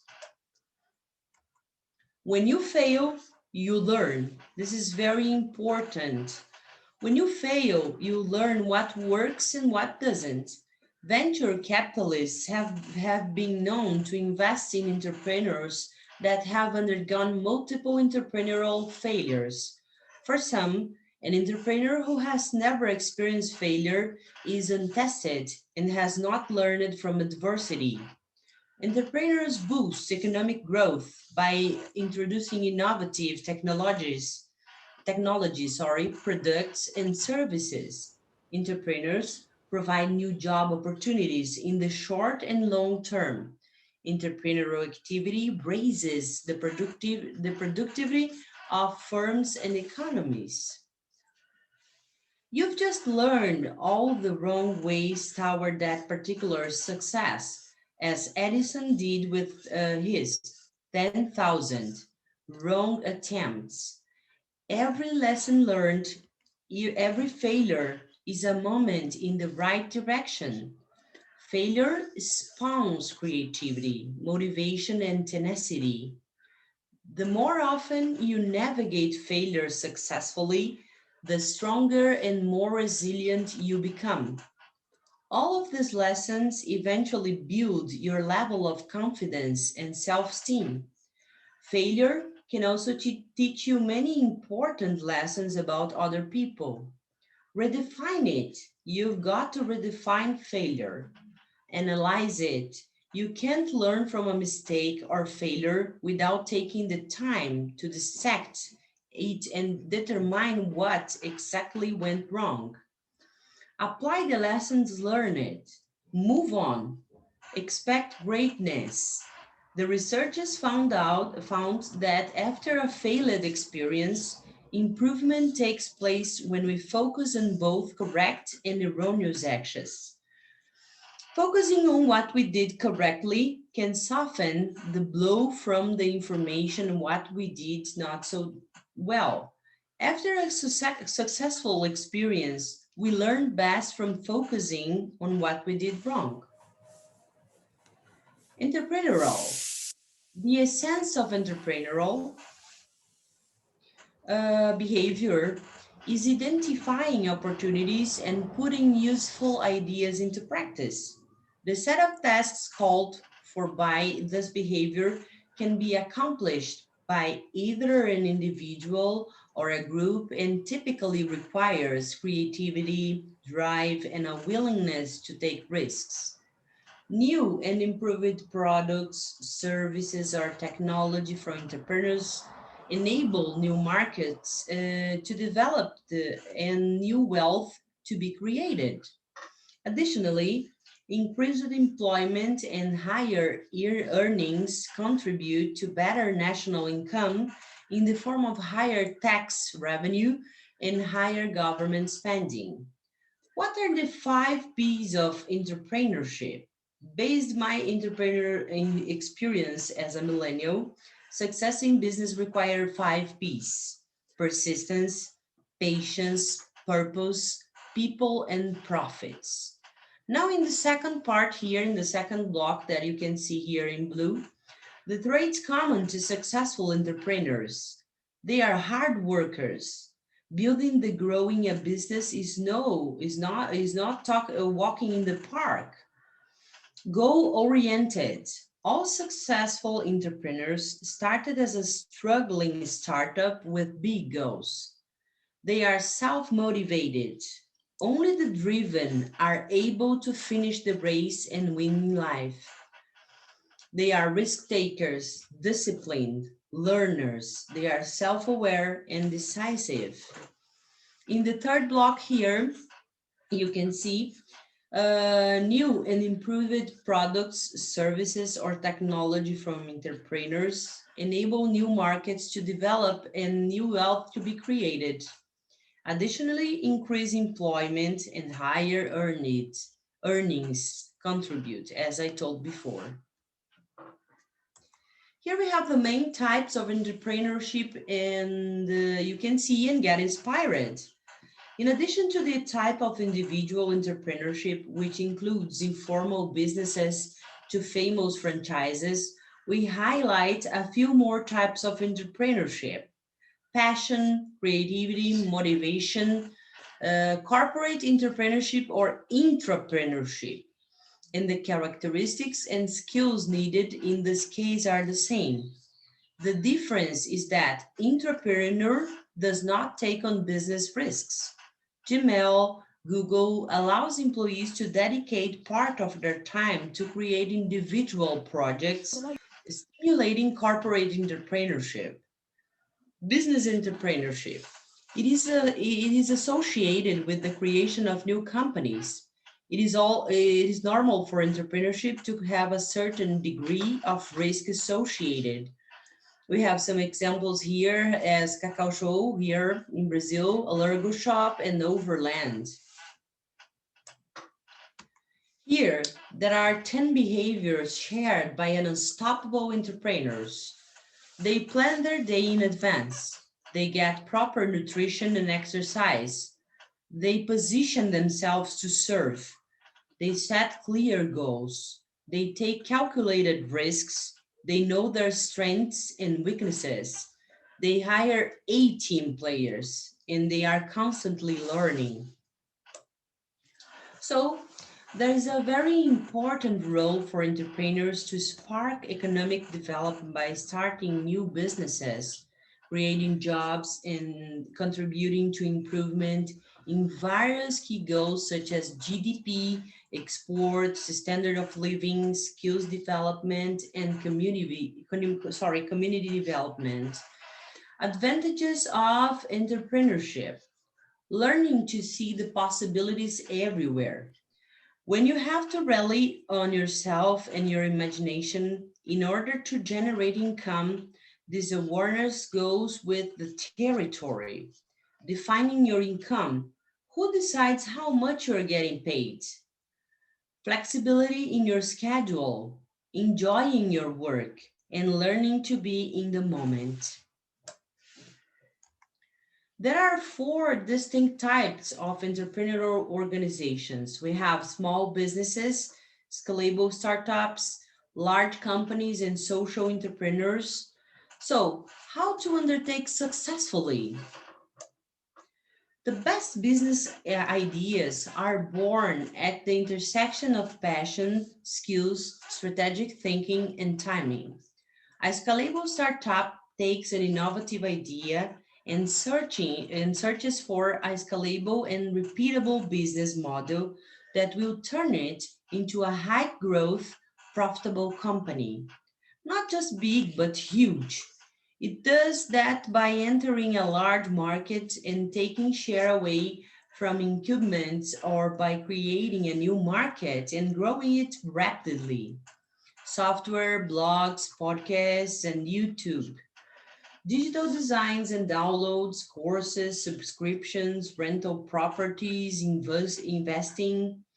With a market capitalization of $1.6 trillion as of April of 2020, Saudi Aramco was the world's largest company in 2020. Rounding out the top 5 were some of the world's most recognizable tech brands, like Microsoft, Apple, Amazon, and Google's parent company. While there is no formal definition of social enterprise, it is usually defined as a commercially viable organization focused on benefiting the public, rather than shareholders or owners. This can mean anything from helping alleviate conditions for people living in poverty to protecting the environment. Hint: is it about money? What motivates an entrepreneur? Problem solving. So we have the product. The most common impetus for an invented product or service is that it solves a problem an entrepreneur is having.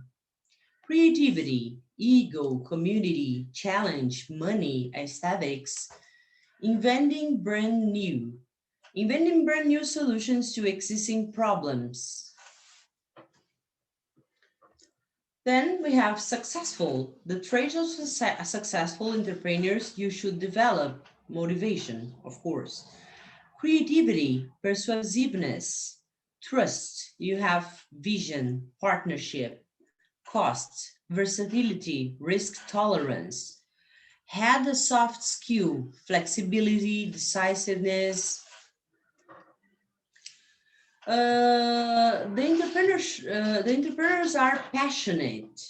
The successful entrepreneurs have a passion for what they do. They are business savvy. As an entrepreneur, you need to do everything in your business, at least at the beginning. They are confident, they are planners, they are always on, they are money managers, and they never give up. Now, here are 10 skills you need to have as an entrepreneur: time management, strategic thinking, efficiency, resilience, communication, networking, finance, curiosity.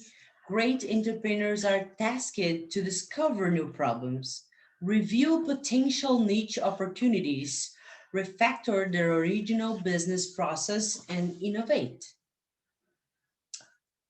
Learning. Entrepreneurship-focused programs teach students crucial life skills that will help them navigate this uncertain future. These skills include problem solving, teamwork, empathy, as well as learning to accept failure as a part of the growth process. Characteristics to look for in entrepreneurs. Their personality traits, attitudes toward risk, and their goals and aspirations. Characteristics of entrepreneurs: drive and energy, self-confidence, high initiative and personal responsibility, internal locus of control, tolerance of ambiguity, low fear of failure, moderate risk-taking, and long-term involvement. The two main functions of entrepreneurs are, first, taking the risk of developing new products or services, and second, successfully bringing new products and services in the marketplace. Now, let's go. More characteristics. Always wake up early. Establish a fixed schedule. Your body needs this information, not messing with the cell phone. Never leave to wake up too close to the time you might be late. Start the day by acting and not reacting. There is a saying that if you want to change the world, start by making your bed. Show yourself that you are alive. The second one, reading. Successful people are obsessed with knowledge. Read about finance, life stories of successful people, marketing, innovation. This way, you will be seeing what other people have already done. If you are not developing, it's going down. The greatest soft skills in the world read an average of 15 books a year, while the rest of the population reads 1.5 books a year. So the more you learn, the more you earn. Sacrifice the present for the future. You need to say no, no for parties between friends, the beach, holidays, families, parties, or games. While everyone has been doing it, we will all have the same results because you have a young business virgin. You need to go to the other places like congresses, fairs, entrepreneurs, business events. First, your journey started 10 years ago. Second, the best time was yesterday. And the third is now. The more you work, the luckier you are. Believing that you are the responsible for your own destiny. From the moment we are fully responsible for our lives, we claim the power to change. Take responsibility for yourself. Don't wait for the government and the others. Set a financial and personal goal. If we don't know where we are going, we end up in a place that we never planned before. Make money and work for them. Investigating in assets and not in luxury items generate a steady income stream. Create value for other people. If you are not making someone else's life better, you are wasting your time. This was said by Will Smith.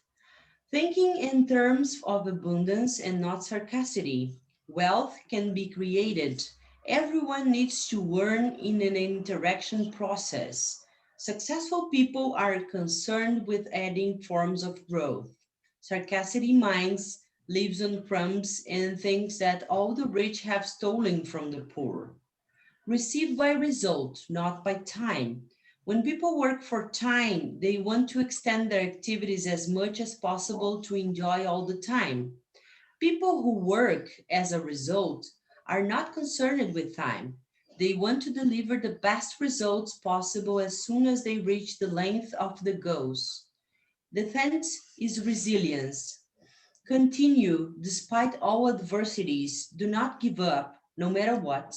Never give up. And if everything goes wrong, your story will be written at every moment in the smallest details. And a +1, 11th, leave it as an observation. I am the one who makes my story. It is necessary to observe. Why doesn't anyone say that? To succeed in the new informal based and highly technology society, people need to develop their capabilities in STEM to levels much beyond what was considered acceptable in the past. STEM stands for science, technology, engineering and mathematics. STEM is important because it pervades every part of our lives. Science is everywhere in the world around us. Technology is continuously expanding into every aspect of our lives. Engineering is the basic design of roads, bridges, but also tackles the challenges of changing global weather and environmentally friendly changes to our home. Mathematics is in every occupation, every activity we do in our lives. Summary, reflections. Identify opportunities. The bigger the problem, the bigger your profitability will be. Do you want to be an entrepreneur? Find the problems. Profit is not only financial. Experience is the differential in everything. Develop your intelligence and creative power even if you are employed. We have more reflections here. 21.7 million people lost their jobs in the world in 2020. Universities need to induce the student to be an entrepreneur. Young people need to create jobs and innovate. When they do this, they are not doing their own business, but they are helping many families. Young people need to create jobs and don't look for a job. They need to produce sustainable business, food production in your localities like family. Young people need to be trained to produce sustainable energy, water, sun, and wind energy. Dr. Beatriz, Dr. Beatriz, please, can you summarize a little bit for us? Yes, I'm always, I'm finishing now, okay? Okay, thank you. Sorry, thank you. I'm sorry. Life is a play that does not allow rehearsals. So sing, pride, dance, laugh, and live intensely before the curtain closes and the play ends without applause. Thank you very much, and sorry if I was a little bit late, okay? It was a pleasure for me speaking to deliver this lecture for FAI. Thank you very much. Thank you so much, Dr. Beatriz. So indeed, it's really a very interesting topic presented in this conference. You articulately presented the entrepreneurial mind and the challenges, presented today's path of entrepreneurs and challenges faced by entrepreneurs with 4 distinct phases. So what the takeaways I get from your presentation actually, continuous learning is a life skill. Okay. And as entrepreneur, put into our minds that when we fail, we learn. While we learn, we earn. Remember, failure makes you more resilient and stronger.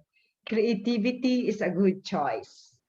So my dear colleagues, always be persistent, guided by our purpose, serve people, and for us to have more profit and more profit generation for the community development. Being an entrepreneur is not easy, but satisfying. It's not only money that we are talking about in entrepreneurship. Creativity is a big thing. Unique products and services are actually the good thing in entrepreneurship that really contribute to the global community. Thank you so much, Dr. Beatriz.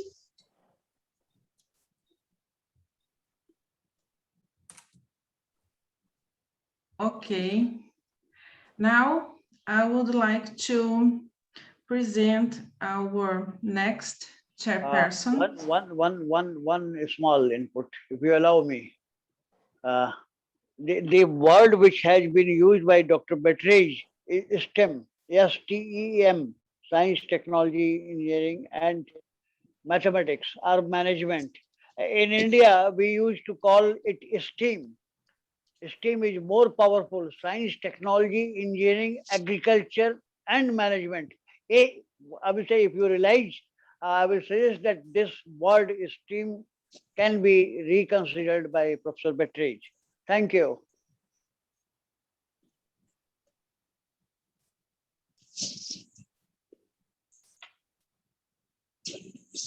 Thank you.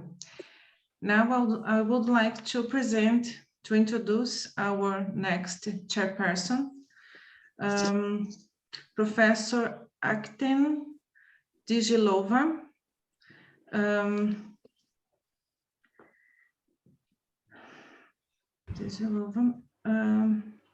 No, I'm sorry. He's the next speaker. He's the next speaker. Okay. Then our next chairperson is Dr. Mahadevan, Dr. G. Mahadevan, Associate Professor, Gandhi Graham Central University, Dindigul, Tamil Nadu, India. Please welcome and introduce our next speaker, Professor Akten Digilova. Welcome. Thank you, madam. First of all, I would like to thank the Almighty and Professor Pankaj Srivastava sir, the General Secretary of FAI, for giving the opportunity to introduce the eminent speaker of this session, Professor Dr. Akten Digilova. At the outset, I extend my heartful welcome to all the delegates to this August gathering. Professor Akten Digilovo's biodata is very lengthy. Due to short span of time, I can cut short many things, and he's a well-known eminent speaker. Currently he's a professor, academician, honorary director of sciences of the Regional Academy of Management in Pakistan. He's the head of the Department of International Relations Department, ANO, PEO, and FCE, and University of Economics and Management, Simple Republic of Crimea. Sir, we are very eager to listen your words. I think we came to know that from your previous talks, and your talk is very nice. And we are all over India. Many academicians are there. This FAI will give you a fruitful platform to share all your thoughts. My heartful welcome on behalf of the FAI organization. Sir, please, sir. Thank you very much, my dear colleagues. I'm very happy to make the presentation and to share the common ground again, and my warm greetings and congratulations to all participants. And yeah, I'm also very happy and thankful to Professor Pankaj Srivastava for giving me a chance to participate today again, and to be also India became a second home for me. So the new ground, the new dimension. And I hope we did a lot of conferences, and we hope to enlarge the number of them and bring more scholars. So the last time I did representations related to the management and spirituality, and you also made some notes related to this spiritual intelligence, something like that, and we discussed it. So today I'm going to talk about the national peculiarities of law concepts in English legal discourse. So working in the field of international relations and teaching English for the students of law studies. And of course, I'm teaching also at the Department of Foreign Languages, and teaching the course of the history of the English language. And we have a lot of interactions. And the main object and the act of observation is the language and law. So the interactions between them and how to develop some kind of tools in order to analyze the key concepts and the deep understanding of terms and concepts. And that's why we are together today. We're doing this topic. So language always embodies the originality of the entire nation. Different languages are by no means different designations of the same thing, but different visions of it. So we'll get them from Humboldt, language and philosophy. So if we go through the spiritual life of society, we come across several steps. So law, morality, art, science, religion, and philosophy. All of them has culture, language, and their specific categories. So norms, ethical norms, imaginary facts, and dogma. And then finally, one philosophy. Philosophy has a very abstract or specific categories. So category as a philosophical concept is guided not so much as properties as by the laws of development of being, as forms and organizing principles of thinking process. Categories reproduce a relationship of being and cognition in a universal and most concentrated form. Categories represent the highest degree of distraction from the concrete, the individual, which allows you to more effectively penetrate into the essence of nature of being to reveal the objective laws of the world. This is the ontological meaning of categories. Starting with patterns with help of categories, we get the opportunity to know the true reality of the world, and this is their epistemological meaning. Categories underlie their analysis of generalization of information of sensory perceptions and representations. Categories set the interval and direction of vision of the world in any form, natural, social, or spiritual. Categories orient and provide the correlation of meaning about the world and knowledge about oneself, which allows to form an optional attitude of a person to the world. This is the manifestation of the worldview value of philosophical categories. Okay, so main categories of philosophy: certainty, okay, individual and general, content and form, elements and structure, essence and phenomenon; conditionality, cause and effect, necessity and chance, possibility and reality; integrity is whole and the part. The way of knowledge has its milestones: feeling, representation, perception, representation, concept, judgment, and conclusion. So language as a universal and most mysterious human gift that unites, at the same time separates people, develops, and at the same time constrains human consciousness. The idea of the unity of all languages of the world is based on the adoption of at least 3 axioms. So on the unity of reality and objective consciousness, reality in our understanding, which are reflected in the languages and the real part of which the language itself. The second, on the unity on the mental and philosophical laws of the knowledge of the world, which underlie linguistic universals and determine the most important linguistic laws and categories. About the unity of linguistic ability as a universal human gift, which has a genetic and biological nature. The highlighted 4 axioms of unity have no visible boundaries and seem to be mutually transcend incarnations of the unity of the highest order cosmic unity at the non-spherical meta level. Language and laws issues are dealt with by a branch of science called legal linguistics in scientific literature. Legal linguistics is a set of all methods and research results that relate to the issues of connection between language and legal norms and meet the requirement of modern linguistics. The development of a culture studies direction is determined by the desire to comprehend the phenomenon of culture as a specific form of existence of man and society in the world. A number of works written by domestic and foreign linguists are dealing with problems of interaction between language and law. As a result, a number of applied sciences were formed: forensic linguistics, legal linguistics, legal forensic speech examination, and so on. Fragments of legal reality connections and the relationships are reflected in the language as a social phenomenon.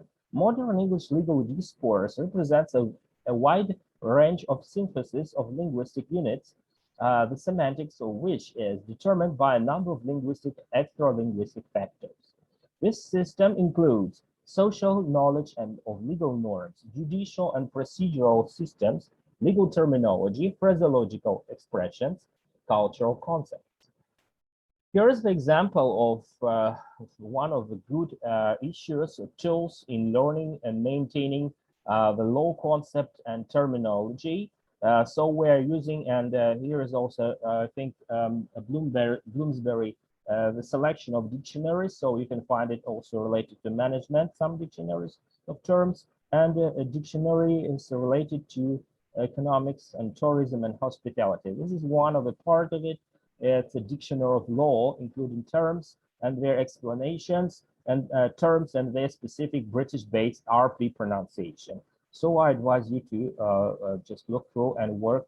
And if you have some, willing to have some copies of it in PDF, you are welcome. I'll share the files with you.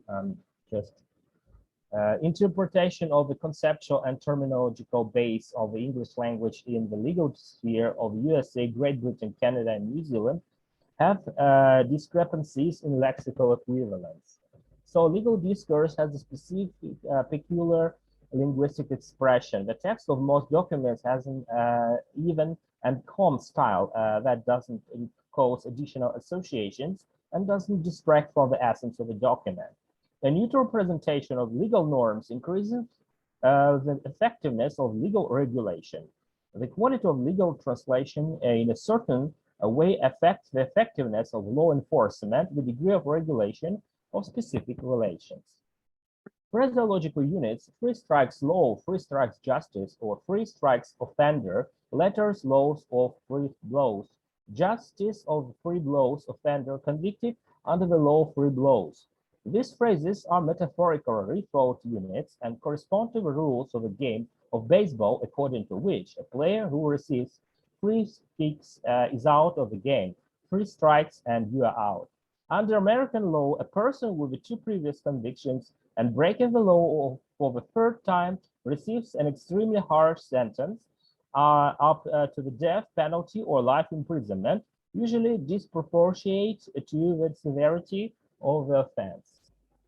Legal abbreviations: DUI or DWI, driving under the influence, or drive while intoxicated, or ROR, release on recognizance, or GBMI, guilty but mentally ill, guilty but requiring compulsory psychiatric treatment while serving a sentence.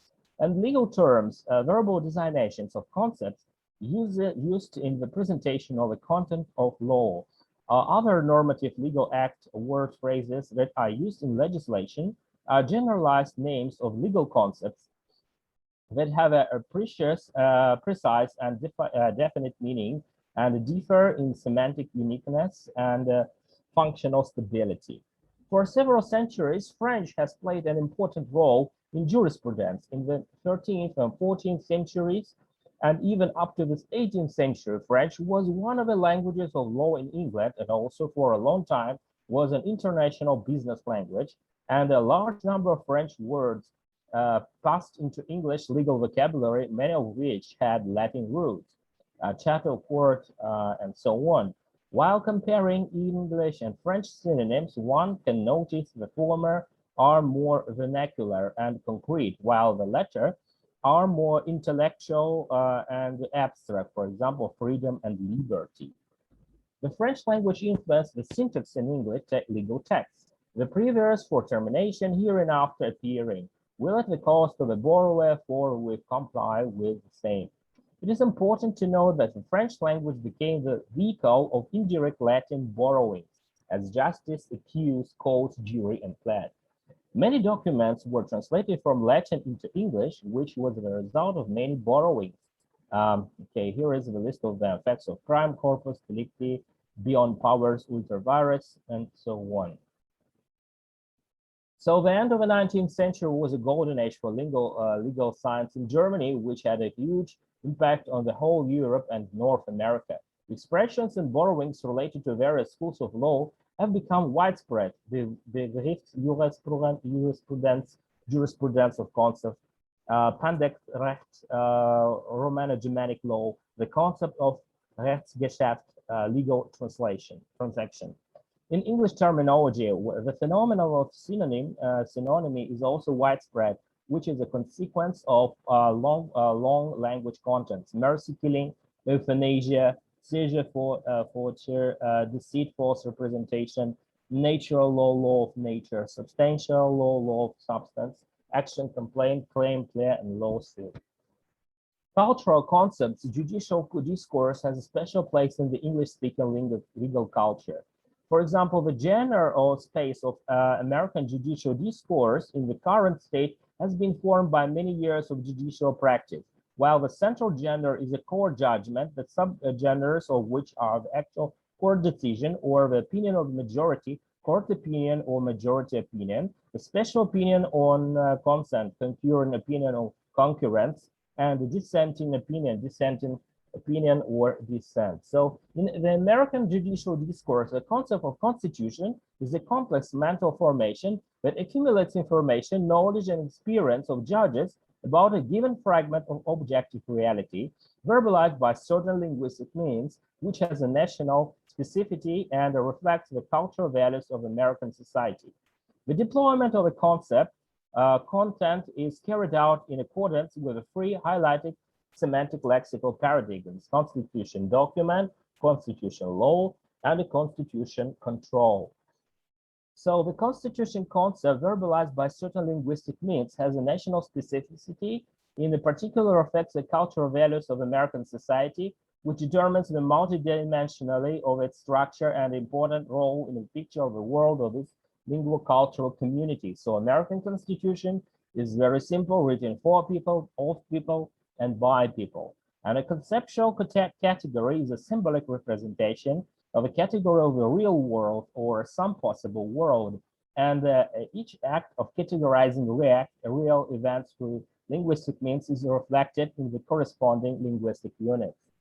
Linguistic categorization makes it possible to understand on the basis what criteria a person makes judgments and distributes what he saw, heard, or felt in certain groups. In this case, how judges systemize and order the phenomena of objects of reality as a result of their professional activities. Thus, the constitution concept has several frames: religious clauses, free speech, article, amendment, etc. So here is example. So how do Americans identify and see the constitution in nervous system of a scheme? So and sometimes they see the structure in this way: states, why, and goals, legislative branch, executive branch, judicial branch, relationship between states, amendment process, supremacy clause, ratification process, and amendments, changes to the constitution. There is also a concept of constitutional law, so legal status of individuals, constitutional principles, and the legal status of state organs. So here is another vision of it. Okay, amendment of the Constitution. So, for example, religious clauses frame being a multidimensional, hierarchically organized structure includes 5 main nodes: citizens, people, religious exercise, religious freedom, state government, registration, religious accommodation, procedural tools for exercise requirements allowing to access the actions of the subjects of the legal process along the law and legal, constitution, illegal, unconstitutional. Each of the selected frame nodes represents objects, phenomena, or processes of reality grouped according to some common basis or attribute. And the further the frame node can split into a number of thoughts. Concepts on judicial discourse are formed wider than just legal concepts. The integrative nature of judicial communication is open to the whole society. The concepts used by judges are determined not only by the legal norm, but also by a wide range of social, cultural, moral, ethical, and other prerequisites. According to the Commission of Genres of Legal Texts, UK, the number of types of texts used in the professional field is about 70. This gender diversity is due to the plurality of sources of law and in relation to English legal terminology and the development of Anglo-Saxon legal family, which includes, first of all, the legal systems of the United States and Great Britain. The presence of linguistic units of different levels that carry information about the legal culture, which have undergone a number of extra-linguistic changes, united a common discourse become the subject of research in such sciences as cultural linguistics and cognitive linguistics. Language is the basic segment of language, of culture. A legal discourse as a reflection of English language, legal culture requires the formation of a categorical, conceptual system and the creation of special dictionaries. So here is one more example of United Kingdom legal hierarchy system. Okay, basic structure of central government in United Kingdom. Okay. And the United States court system. So thank you for attention, and if you have some questions, you are welcome.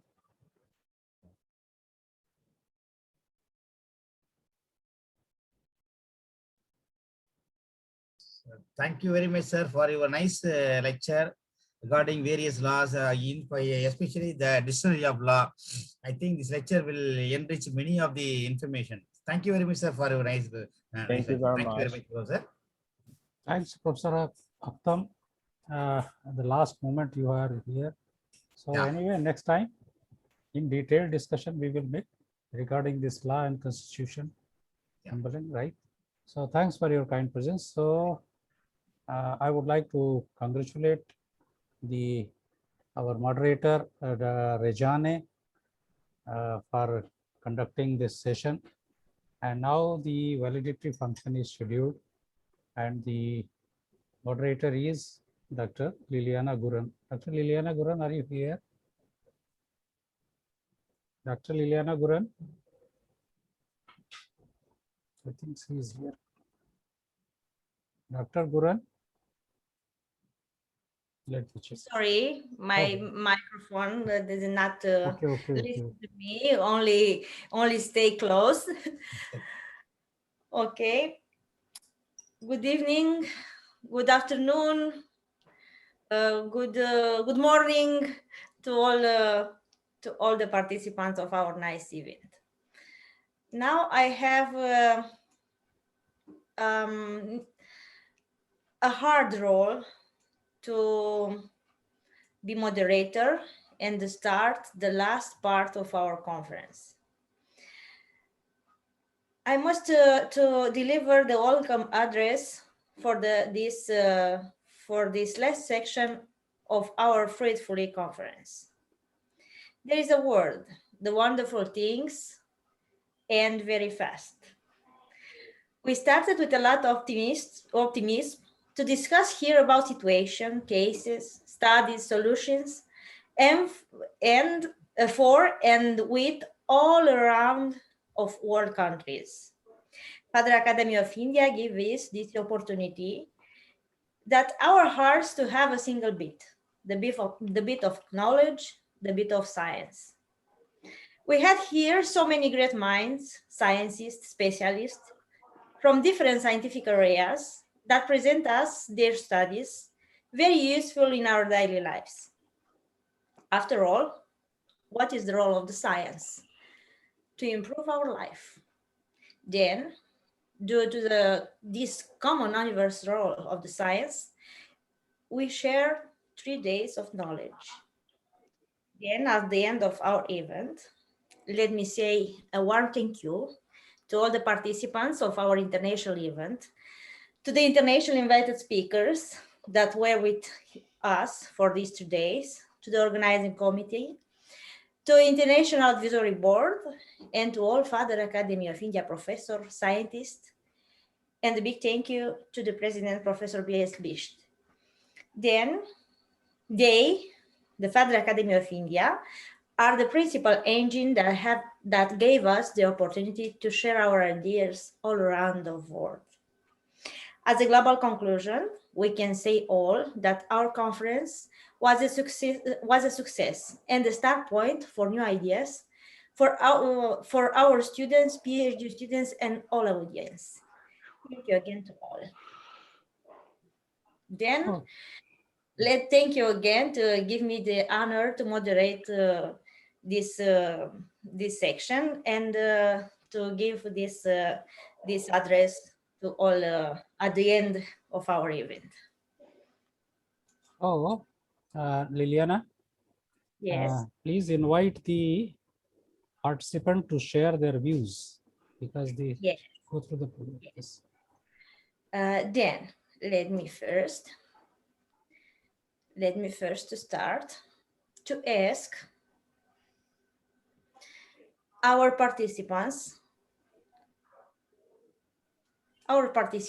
to give some impressions, some words about this event. Please, Professor. Yeah, anyone as a part of feedback? Anyone want to say something about the conference? Please say a few words. Yeah. Excuse me. I would like to say, to register, to declare the importance of events like that. This one especially, because it is sharing and congregating people from very different cultures and the very different places. In my special point of view, and as ambassador of FAVEST, as Professor Roberto told us at the first day, it is really important for our professors, for our students, all the team that are involved at the institutions. We just have 4 or 5 faces on screen, but it is much more, so many more people involved in an event like that. And we share knowledge, we share cultural positions, we establish connections, and these are so important for sure for us and for you, for everybody here, because we started to do with these connections established new points, new possibilities, and one thing that is part of the mission of our institution, or for sure, all universities, all academic world, quality of life. It's not just important to create knowledge, to disseminate knowledge, but it is so important that we apply that to better, to improve quality of life in general to people. That's my register. Thank you for the possibility to be here in the name, on behalf of our rector, all the staff, all professors, all students at Unifavest and Brazil and Latin America. Thank you to opportunity to live here these 3 days of so great and important event. Thank you to FAI, that command, that leader, this movement to be here at this moment. Thank you. Thank you to everybody. Thank you too, Professor, for your nice words. I would like to say a few words. Sure, please, Professor. Okay. See, I have been witnessing all the conferences and almost participating. This conference has gone to that level that reputation management will be a very big challenge for our better leader, FAI leadership. So much seriousness and wonderful presentation covering a very wide range of knowledge, disciplines. Wonderful, I congratulate. And the word again, I am repeating, reputation management will be a real big challenge to FAI leadership. Congratulations for successful organization. Thank you. Thank you, Professor, for your nice words. There is someone that want to say anything else? If not, let me go on our program and to ask the secretary, the organizing secretaries of our event to say a few words for us. Then, dear Dr. Ramat Bardash, please give us our ideas, your ideas. Professor Ramakant. Dr. Ramakant, are you here? I think I saw him early. Dr. Ramakant? You are with us? Not with us. Okay, go ahead. Next, please. If he's not, then Professor Dr. Amuta, please. Hello. Sir. Ramakant, yes, you are here. Yes, okay. Sir, good evening, sir. Good evening, sir. Okay. Open your curtain. Okay, Ramakant, please. Yes. Good evening, all of you, respected dignitaries of FAI, Chairman sir, President sir, General Secretary, Dr. P.K. Srivastava ji, the management of Host Institute, Professor P.K. Srivastava ji, Professor from Brazil, Professor Prasada, Professor Nina, and all the dignitaries of FAI. Being organizing secretary, I am thankful to all of you especially Professor Pankaj Srivastava, who gave me the opportunity to be the part of this prestigious conference. And in my opinion, all the programs were conducted very nicely, and this conference will be helpful to all the students and researchers. The scientific content of this conference focus on how to incorporate the math, science, management, and engineering in emerging research. This is an opportunity for professors, research scholars, and other industries professionals to have a good knowledge of current research in above mentioned field. This international conference would serve as a very important platform whereby multidisciplinary subject experts and practitioners come to meet and share their experience and their derived concepts, plans, systems, and strategies in order to help deliver the right educational contents to our students and researchers. I heartily express deep sense of gratitude of the management of host institutes, the member of the program committee, and the external referees who with their opinion and expertise ensured a very high quality program, and all those who have helped us to organize this international conference to make it success. Finally, I am thankful to all of you, all the dignitaries of FAI and the dignitaries of the host institute. Thank you very much.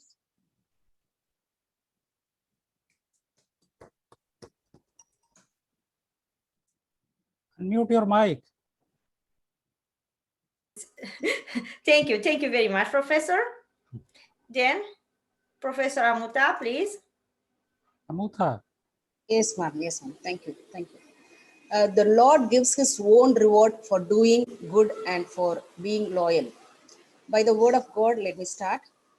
Respected chief patrons of this conference, Professor B.S. Bist, President of FATR Academy of India, Professor Giovanni Luaring, Rector, Unifoc West University Center, Brazil, patrons, Professor Dr. Lilis Divagar, Vice President of FAI, Dr. C.C. Tan, Vice President of FAI, Professor M. Premjit Singh, ex-Vice Chancellor, Central Agricultural University, Imphal, India, Dr. Soraya Irfan, Administrative and Finance Deans, Unifoc West University Center, Brazil, Dr. Roberto Lopez, Academic Dean, Unifoc West University Center, Brazil, Renata Rodriguez, Dean of Extensions and Research, Unifoc West University Center, Brazil, all the conveners, distinguished speakers, and all the dignitaries of this conference, and my dear colleague, my dear friends. A pleasant and blessed evening to all. This is a very good opportunity, include myself, to work this peer group. By this admissions of work, I learned many things and a huge experience I gained. Also, I have got many introductory phase all over the globe. So when we worked with the 22nd FAI, I discussed many things with Professor Pankaj Srivastava. That time one day I told him that I have received many doubtful calls regarding how the full length plagiarism free paper can be possible. People have many doubts about how to write the paper that could be published in Springer. Many people don't aware of writing a paper which should be published in Springer level. So I request him to arrange a session to clear this. Always, Professor Pankaj keep everything in his mind. So surprisingly, he arranged a talk in this regard on the second day of this 24th FAI International Conference. Dr. Shamim Ahmed, Senior Editor, Science Book, Springer Nature, he gave a talk and cleared all the queries. In such a way that Dr. Pankaj and all the team and all the dignitaries serving and nourishing the knowledge to the young researchers and the society. So that I would like to thank, first I would like to thank the Almighty for giving me this opportunity to work with an energetic and successful team. Then I would like to thank our principal and secretary, Dr. Davamani Christopher, who has introducing me the excellent research group, Federal Academy of India. Then I would like to thank the President of FAI, Professor Best, General Secretary, Professor Pankaj Srivastava, Vice President of FAI, Professor Lilis Divagar, and Professor C.C. Tan, and all the dignitaries and all the eminent speakers of this peer group. So I'm very happy to be a part of this conference, and I would like to pray all the efforts taken by the Federal Academy of India team would be successful. Thank you so much. Thank you. We thank you too. Dr. Vijay Kumar Vyas. Doctor, he is not well. Vijay Kumar Vyas, I think he is not well. On behalf of him, I think SD Purohit, are you here? SD Purohit. I think because Dr. Vijay Kumar Vyas is infected by COVID, so he is not well. So please continue. Yes. Sorry to hear that. Yeah. Next. Hope being well very soon. Dr. Biju Kumar Datta. Dr. Biju Datta, are you here? Yes, sir, I'm here. Okay. Please say a few words for us. Okay, namaskar, namaste. Myself Biju Kumar Datta from Assam, Kaziranga University, Jorhat, Assam.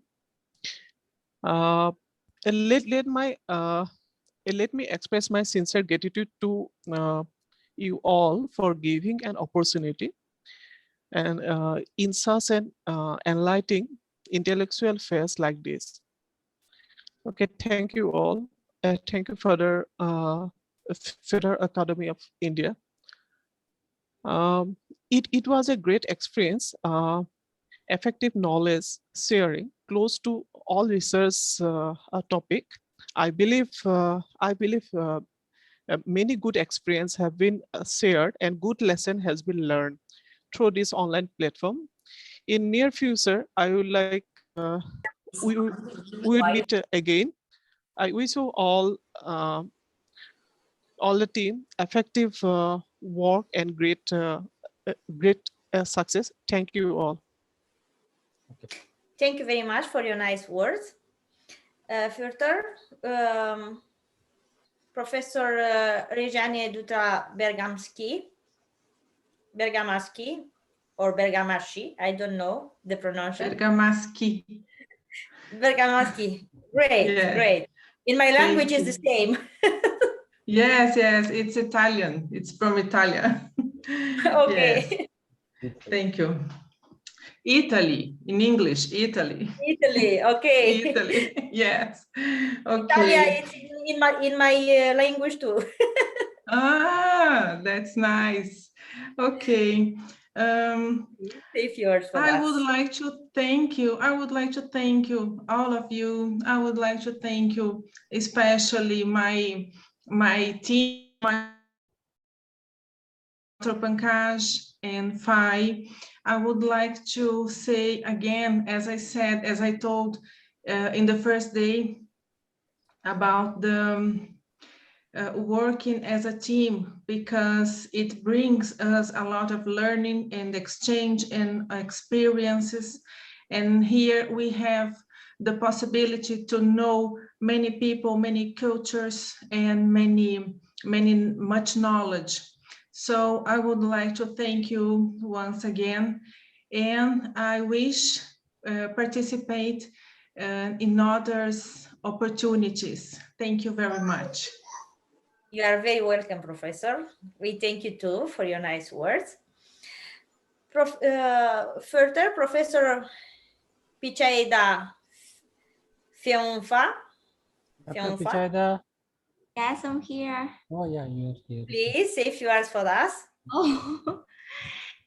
Yes, first of all, I would like to thank you, Professor Pankaj, to invite me to be to join this conference, and Dr. Sairum also, and director, committees, researchers, participants, all of you.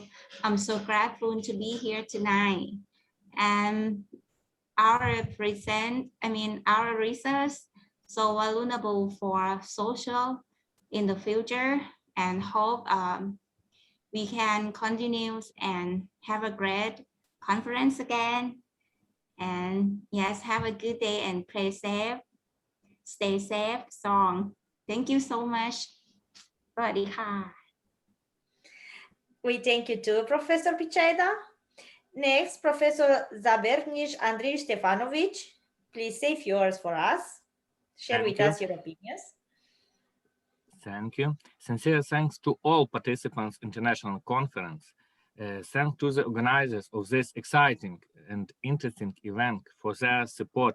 First of all, to President FAI Academy of India, Professor B.S. Bisht, and General Secretary FAI-E, Professor Pankaj Srivastava. This is the first participation in such grand international event for me.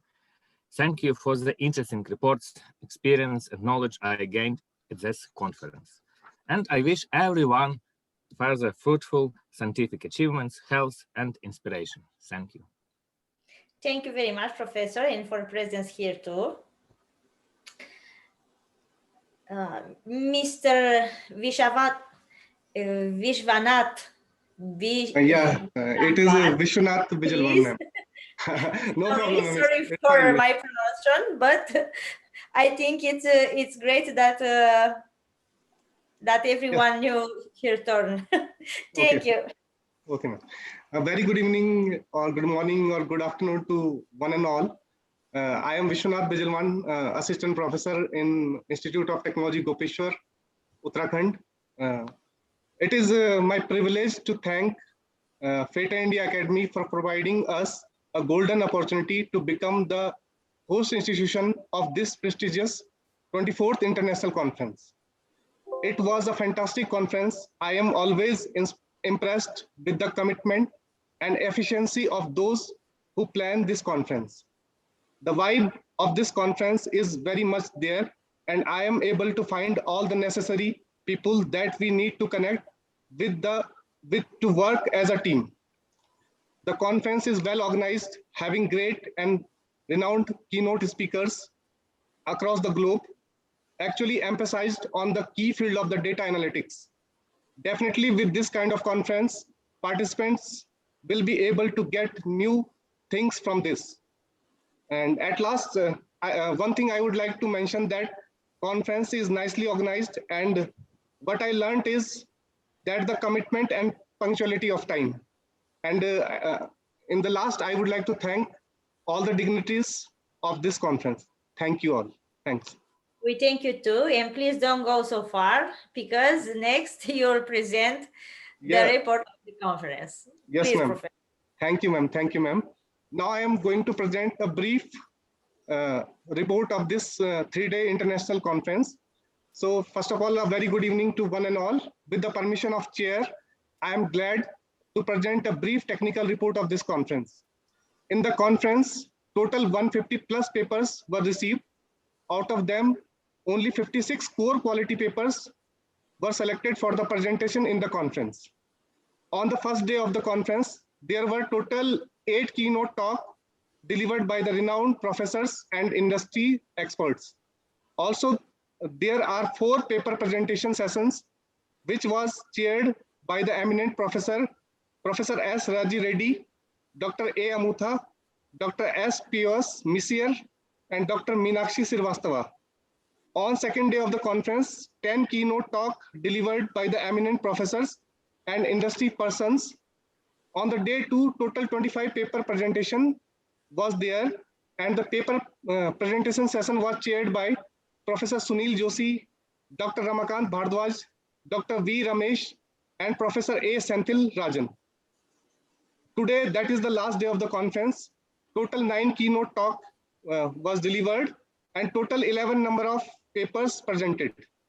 Paper presentation sessions were chaired by Dr. Neelam Srivastava, Professor Raghu Raman, and the last session was jointly chaired by the Dr. V. Ramesh and Dr. Ramakant Bhardwaj.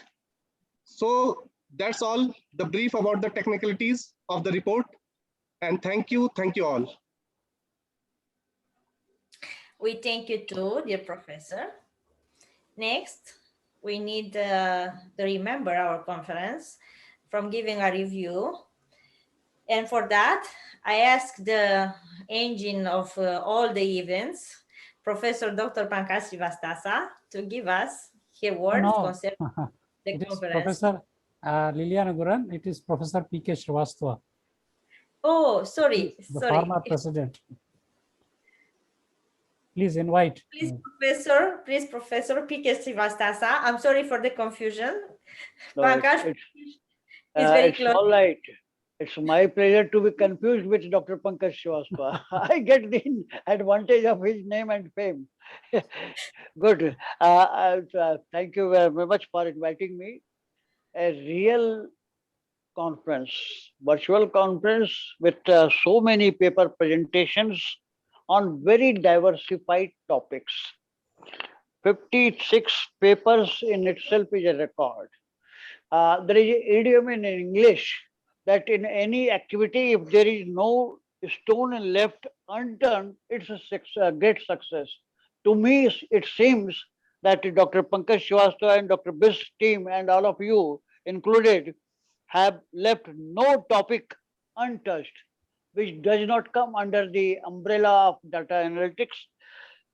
In fact, so much useful recommendations have come up and so many new terminologies have emerged. I may say especially that aging people's issues are Professor Larry's presentation that on the first day, then reputation management, the word which I used a little bit earlier, very useful topics. In fact, there will be in itself a very interesting aspect that if we analyze all the recommendations and suggestions, I thank all the organizers to the institute, our host institute, to Dr. Best, Dr. Pankaj Srivastava, Dr. Tan, and all the organizing secretaries. Very nicely managed the program and very useful deliberations. Thank you very much. Congratulations and thanks.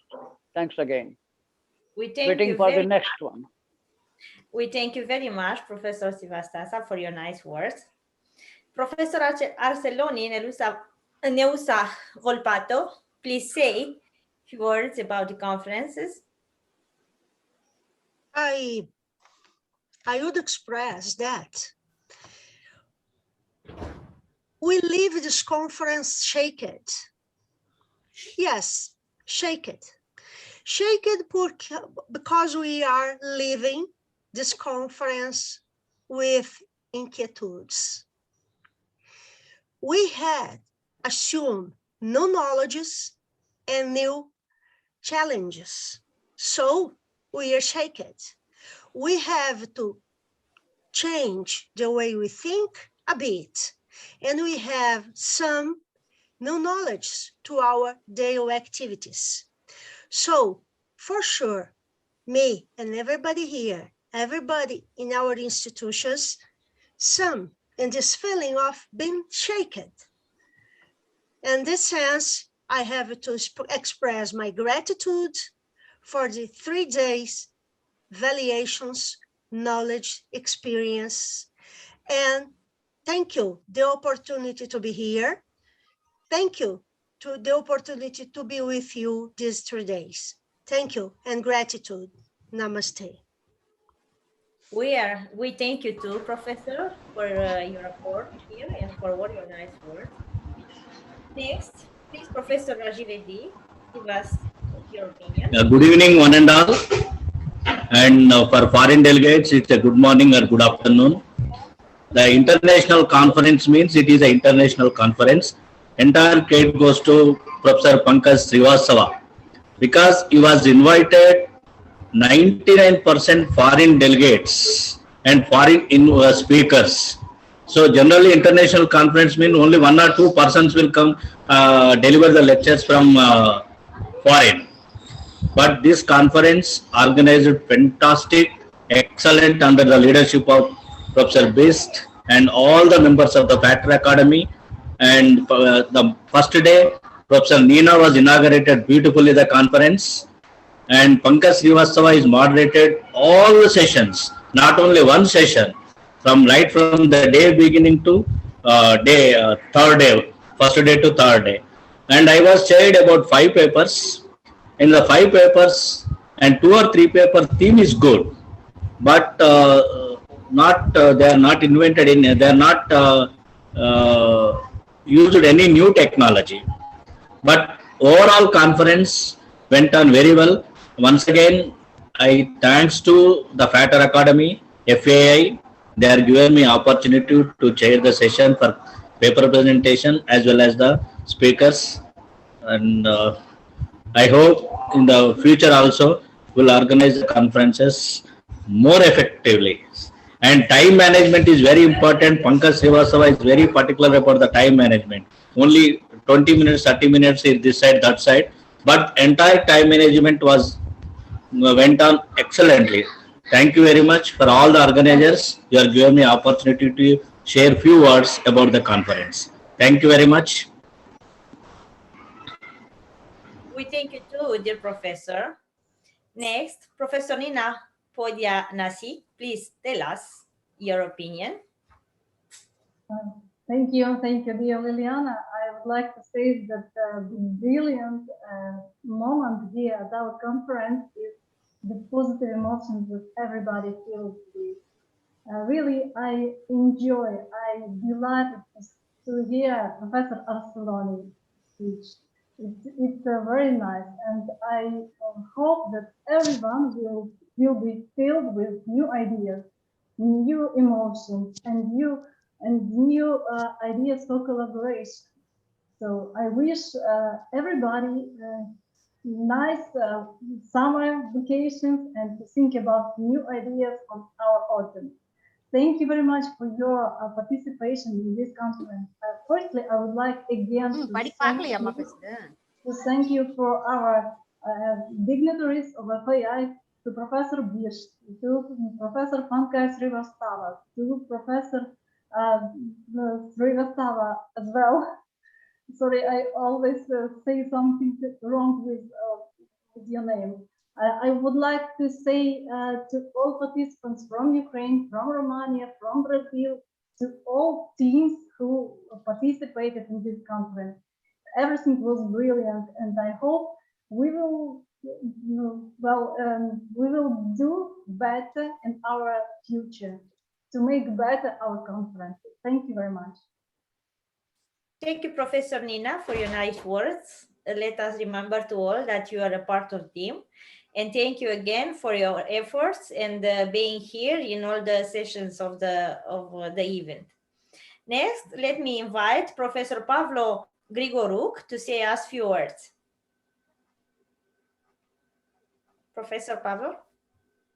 Dear participants, dear colleagues, on behalf of our author teams, I would like to thank the organizers for the opportunity to join such an event.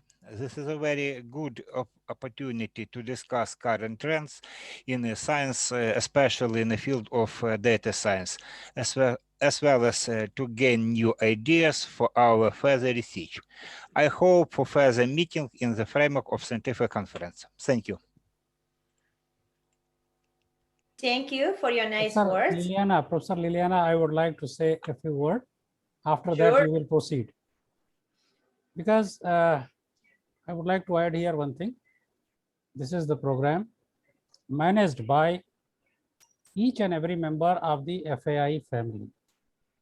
None is foreigner, none is local. It is a program organized by the FAI family. Each and everyone is a part of this family, and each and everyone contributed equally to make the event successful.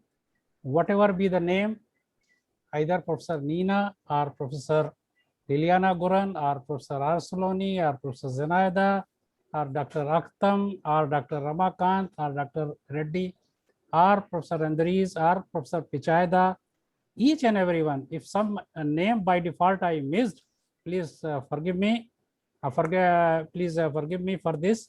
But I would like to say that this is the program organized by the FAI family, each and everywhere, whoever may be, which part is that, doesn't matter, because nowadays and during this digital age, as somebody quoted this thing, digital age, distance is limit tends to 0. No distance is there. Each and everyone is here and listening. So this is the FAI family program under the leadership of our very senior persons, Professor B.S. Bist, Professor P.K. Srivastava. These are the two guiding forces, those who have already guided us to conduct the program. So the entire credit goes to this FAI family. So this is a family. I treat it as a family. I am part of this family. So each and every family is playing their role, whether first day Professor Nina or last day Professor Dr. Pichaida or Liliana or Rejane or Meenakshi or Amutha, everyone is playing. And this is the combined effort. That's why the level, whatever it is the combined effort of each and everyone. Now, please, Liliana, continue. Thank you, Professor, for your nice words. Thank you that you remember us about our role, that all of us play one role in Father Academy of India family. Okay, let me switch to next section, then to invite the guest of honor to say a few words for us. Professor Lilis Tivagar, please say a few words, share with us a few words. Today's chief guest and one of the backbone of FAI, Dr. Ashok Kumar Singh, Principal Scientist, Department of Science and Technology, New Delhi, India. Dr. P.S. Bist, President, FAI. Dr. Pankaj Srivastava, General Secretary, FAI. Dr. Professor M. Premjit Singh, former Vice Chancellor. Dr. K.K.S. Mer, Director, Institute of Technology, Coopsware. Dynamic executive members of FAI. Delegates from different countries across the globe. Good evening to all. At the outset, I congratulate the organizers of the International Conference on 24th FAI International Conference for their meticulous planning, acidic presentation, and wide reach out to young and active intellectuals. I am immensely happy and proud to travel with the FAI team. With pleasure, I acknowledge the openness, generous mind, and intellectual pursuit of the FAI leadership who have established its international presence as a unique organization of interacting all disciplines and diverse researchers by bringing committed thinkers together for sharing and developing knowledge. Hardship is not the end of invention, but the beginning. Pandemic is not a full stop, but question marks.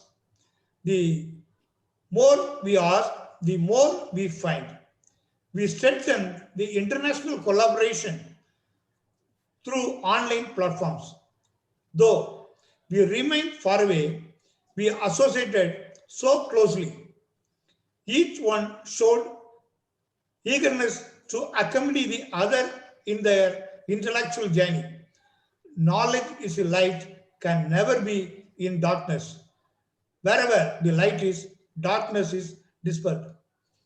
Whoever possesses it is enlightened.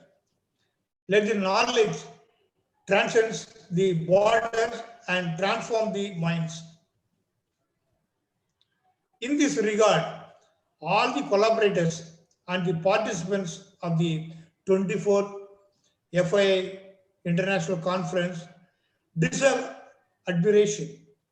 I congratulate all of you on your meaningful and effective participation. Thank you. Thank you very much. We thank you very much for your nice words. Next, I invite Professor Sichita to share with us his opinions. Professor Sisitan, we Dr. need you. Sisitan, are you here? Yes. Okay, he is here. Okay. What? Yes, I'm here. Please share with us your opinion, your remarks about. Oh, okay. Okay. Well, thank you very much to everyone. And I personally just like to share something similar to Professor Asaroni Patos from our one of the host universities, Advanced University Center, Santa Catarina, Brazil. And today I'm seeing these 3 days I'm seeing a lot of the presentations. So whether from whichever side, we are seeing that we are making changes. We are being psychologically, we are being psycho in a way that we are unfreezing our paradigm. We are renewing our paradigms in thinking about the roles of analytics from various different perspectives of these 3 days conferences and various disciplines. And according to one of the Lewin's change theory, if we want to change, first step is that we have to unfreeze, which is unfreeze our paradigm. And today these 3 days, we are making it happen. And now, as Professors Saronis and everybody else are saying, and we are now moving on. Next step is that how we going to implement it. Are we going to utilize a different perspective or additional complemented with analytics perspective to help us move forward and make changes? And this is what I see personally, the growth of the FAI international conferences, and coming today is the 24th. And the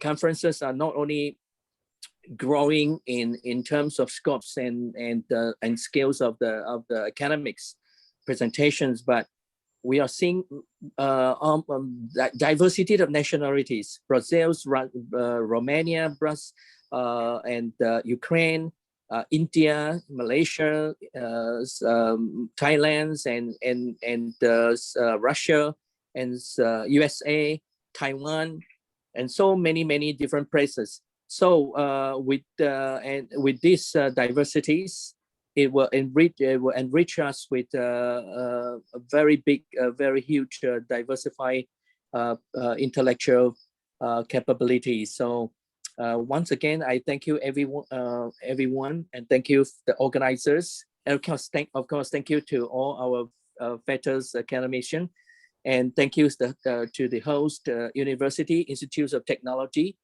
at Uttarakhand, and also again our best universities from Brazil.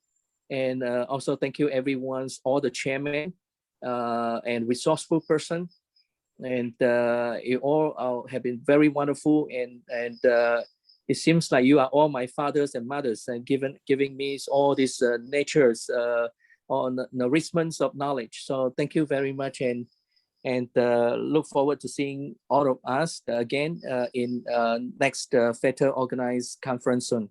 Thank you. Dr. Tan, please quote the word Portugal, because Professor Elizabeth immediately remarked, you have not mentioned the word Portugal. Professor Elizabeth immediately remarked it. Professor Elizabeth is here. So you mentioned the name Portugal because Professor Elizabeth is present here. Okay. Yes. Okay, Professor Elizabeth, we noticed that you are here. So Portugal is already is a part of our family. So exactly. So please, okay, Professor Liliana, please continue. Thank you very much, Professor, for your nice words, and for the fact that you always give us trust to share information and knowledge one to others. Thank you very much, Professor Tan.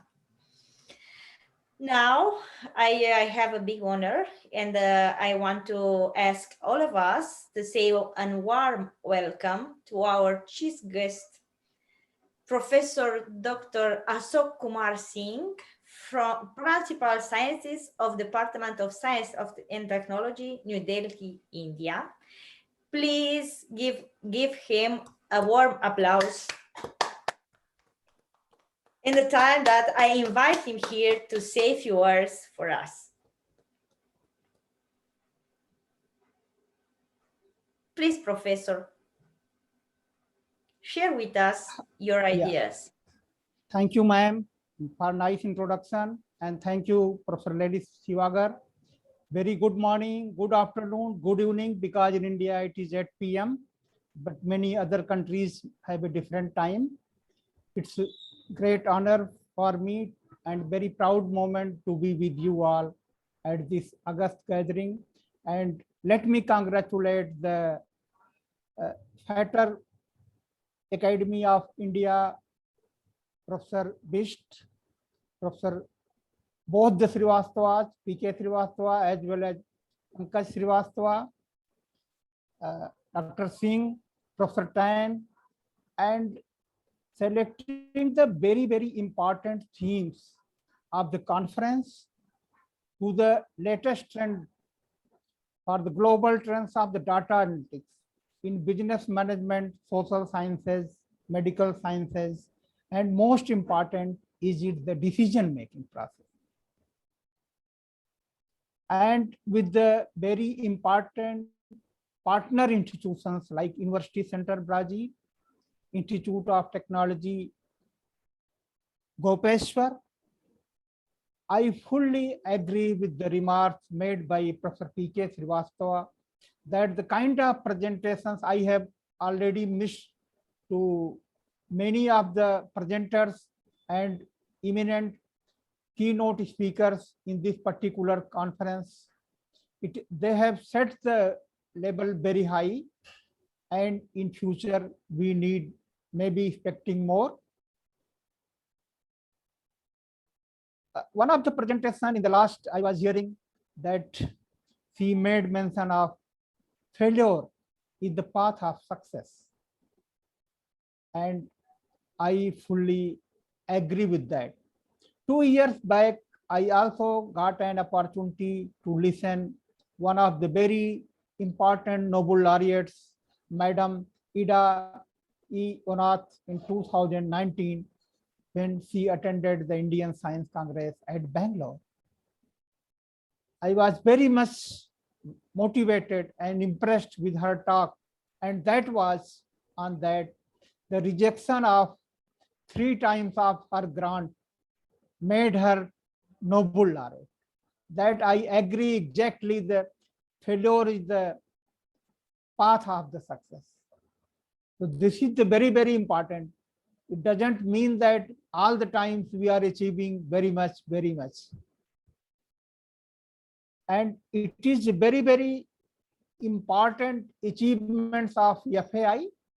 They are collaborating with the best partner in the globe for organizing the different kind of a workshop, international conference on the latest trends, because data science is also one of the very important area.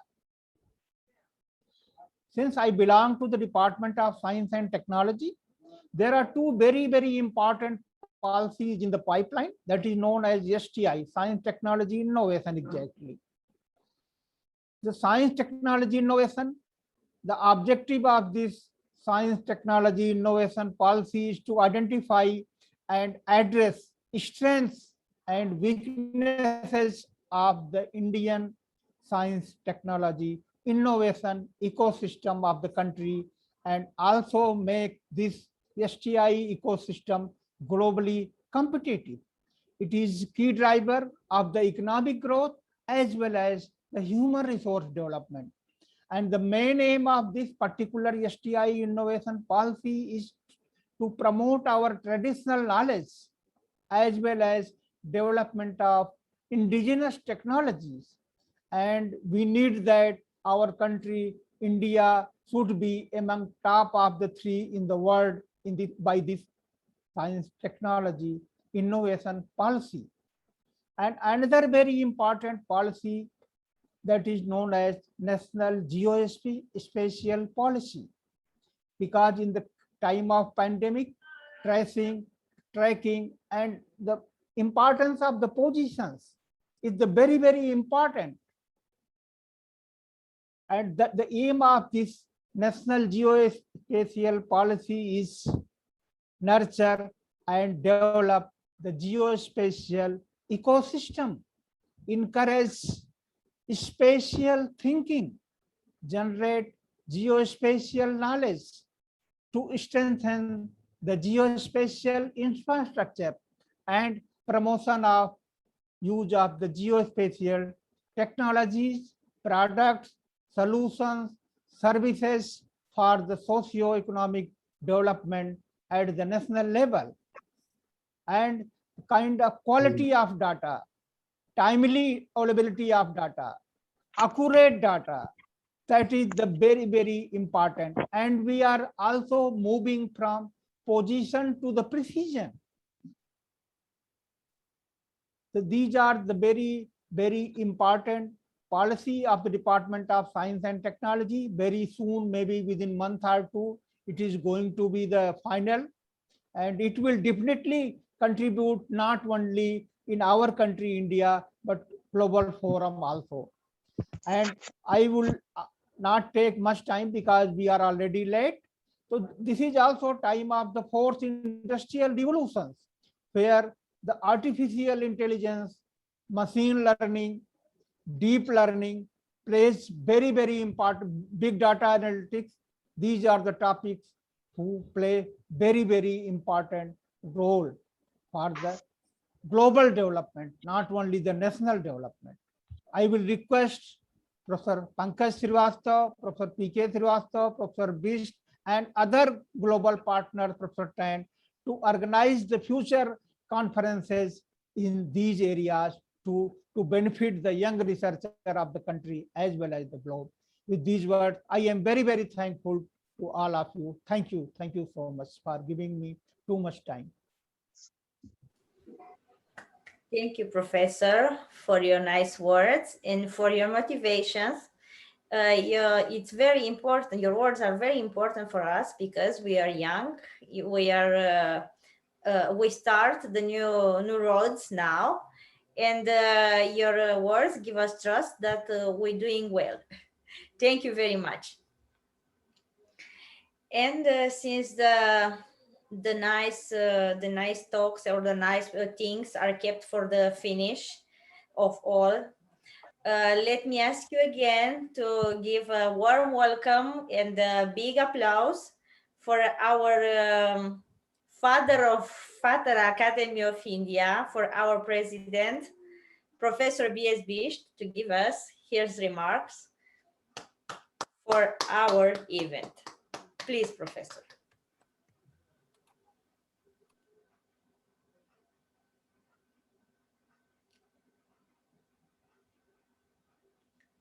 Professor B.S. Bisht. Honorable Chief Guest, Dr. A.K. Singh,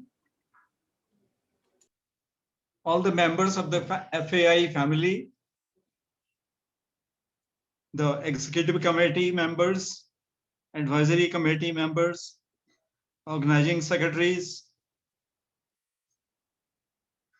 Vice President FAI,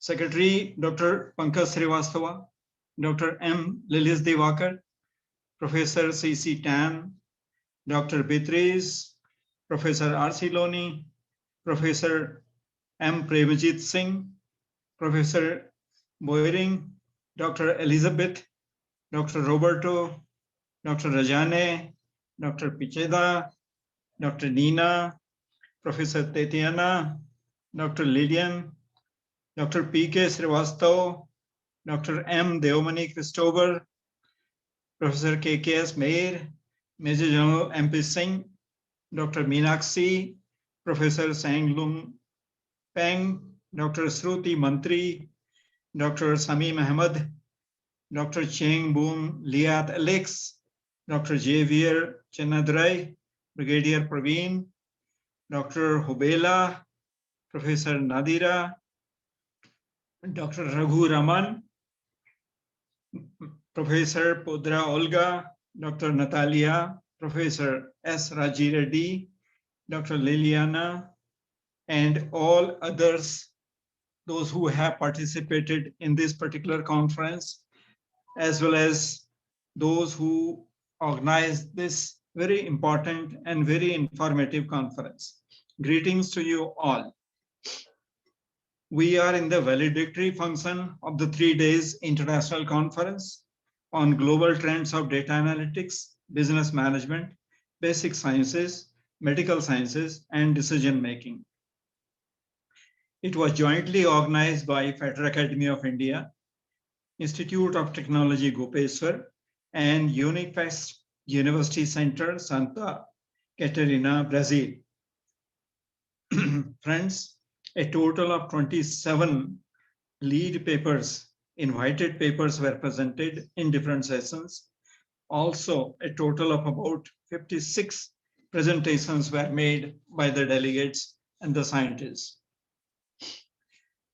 The conference was participated by 11 different countries from east to west.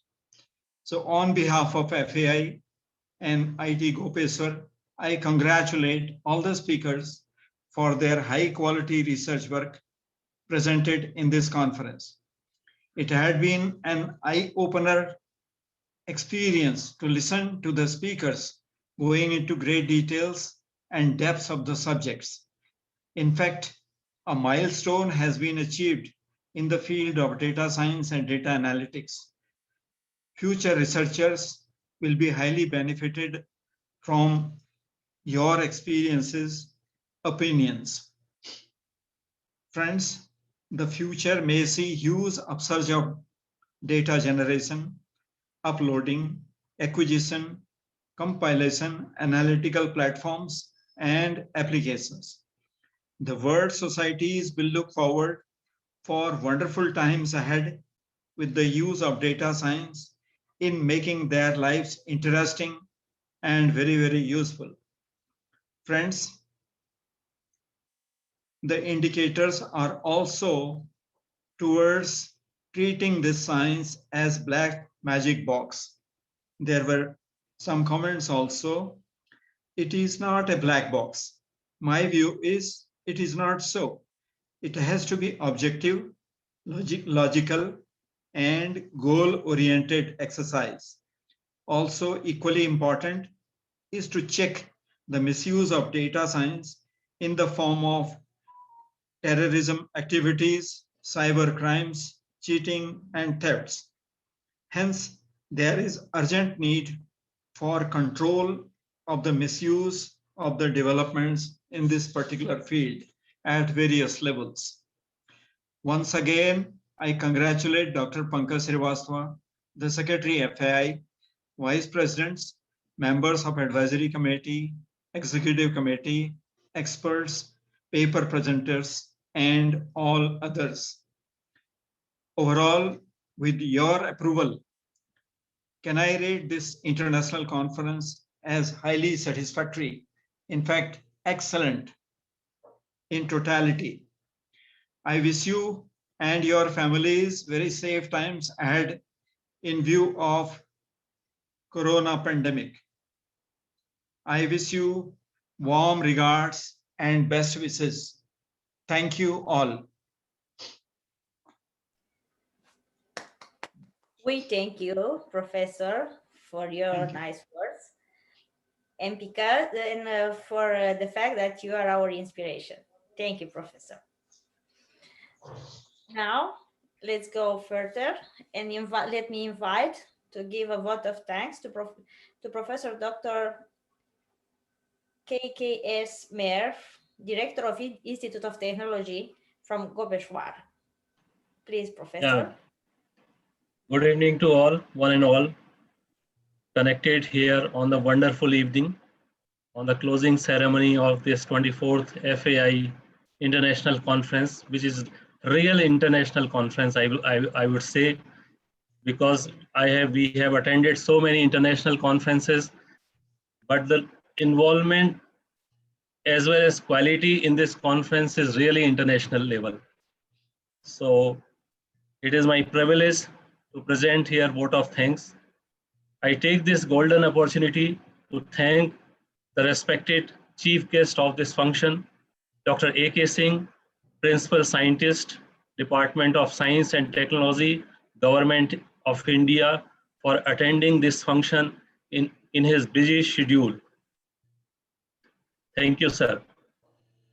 I would like to thank our beloved President of FATAR Academy, as well as our Honorable Chairman of our Board of Governance of our Institute, for motivating us to be a part of this prestigious conference.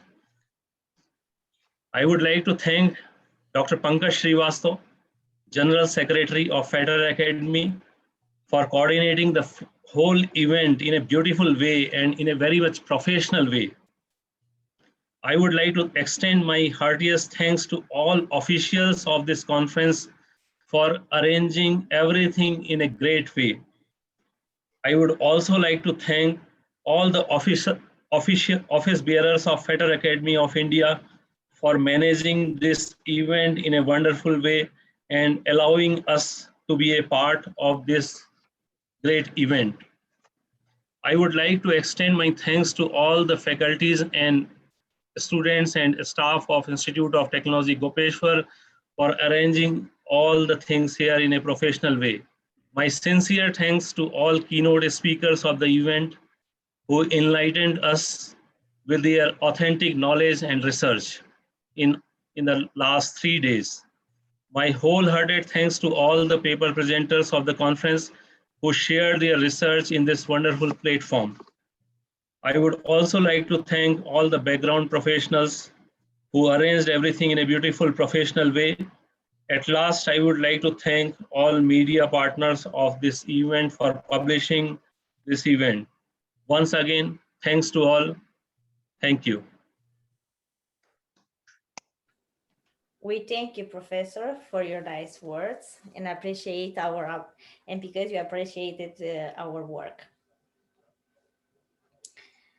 Now, at the end of the ends, I want to thank you, all of you, for your kind presence, for your valuable papers and information. And all this event give us trust that FATAR Academy of India, it's a good organizer of such events to meet and have a main reason to put together as one person all the knowledge of the world. We thank you very much for this opportunity to leave us to know a few things for every culture of the countries of our world. We hope that many other countries will be with us in the next event. And thank you very much to the organizer that gave us the opportunity being here together, all of us. Thank you very much. So thank you, Dr. Liliana Guran, for conducting this part very successfully. And it is the time to say goodbye to all of you. Goodbye. All of you once again. Thank you. And we'll meet once again in another conference and say namaskar, goodbye, good night, good evening, good afternoon. Each and everyone's part made this event a successful one. Hope this FAI family will organize another event in another grand way with the support of each and every family member. Thank you. Thank you. Thank you. Thank you. Thank you. Bye-bye. Thank you all. Bye. Ciao. Stay safe. Ciao. Bye-bye. Bye-bye. Thank you for great success. Bye-bye. Thank you for great success. Dr. Pankaj very soon will go to all Ukraine. Right. So Ukraine team is inviting, Brazilian team is inviting. So let the situation be normal. We will visit these places. And hopefully Sisi Kangaru, goodbye. Bye. Bye. Thank you, sir. Thank you. Bye. Ciao, ciao.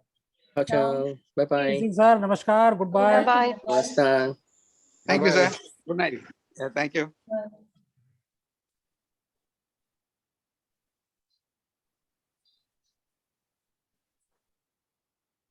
So Krishnakant ji meeting बंद करें अब? बिल्कुल sir. हाँ चलिए एक धन्यवाद sir, बहुत बहुत आपका। फिर आपसे we will be in touch. बिल्कुल बिल्कुल बिल्कुल। आगे कुछ अगर physically if it is possible sometimes, then we will Definitely meet sir, here definitely in हमने तो Gopeshwar for some other activities also. हाँ हाँ बिल्कुल बिल्कुल, मैंने तो कोई भी पहले से और I किसी already said किसी because तरीके की और एक्टिविटी होती है, then you are most welcome to visit here. We will sure be sure honored. sure we आप used to यहाँ पर visit. आइए. Sure let the situation be normal. Yeah, Because let the this situation be normal, then definitely we will yeah. invite you, then we will be waiting for you. Because see here the effort what we are making, it is a combined effort by each and everyone. Yeah, it Because was see, really international conference, because we have seen so many conferences in the past, but the real international involvement was there in this conference. Sir, So, here in this conference, each and every I quoted, this is a family. because we are associated first time with you. Okay. So I congratulate you Sure, for sir. arranging this. On my behalf, we are always Yes. ready to support each and everyone. Yes, sir. Yes, sir. You are most the platform is open. welcome whenever you need our support or anything from our side. You are most welcome. Sure. So I am thankful to all my friends, all my family colleagues, those who are present. See here in So Thailand. you are also very near to us. You are the in Allahabad, so you can visit anytime. Okay. So see, actually, because this is and we tried to reach your place, but it was not possible. Yes. This time it was not So possible. hopefully, because Pichaida, she is present here. I think Pichaida, I think it is now 11 o'clock at Thailand. Okay. So each and every one, either participation or Maria from everyone, each and every one has, from all was also wonderful.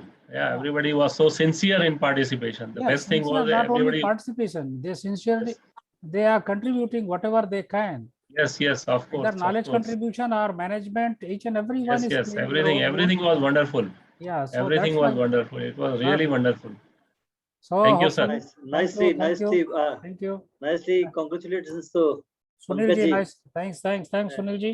Very Soon nice we will, Sunil ji, soon we will conduct the meeting of all the chairpersons, those who have conducted the paper presentation session.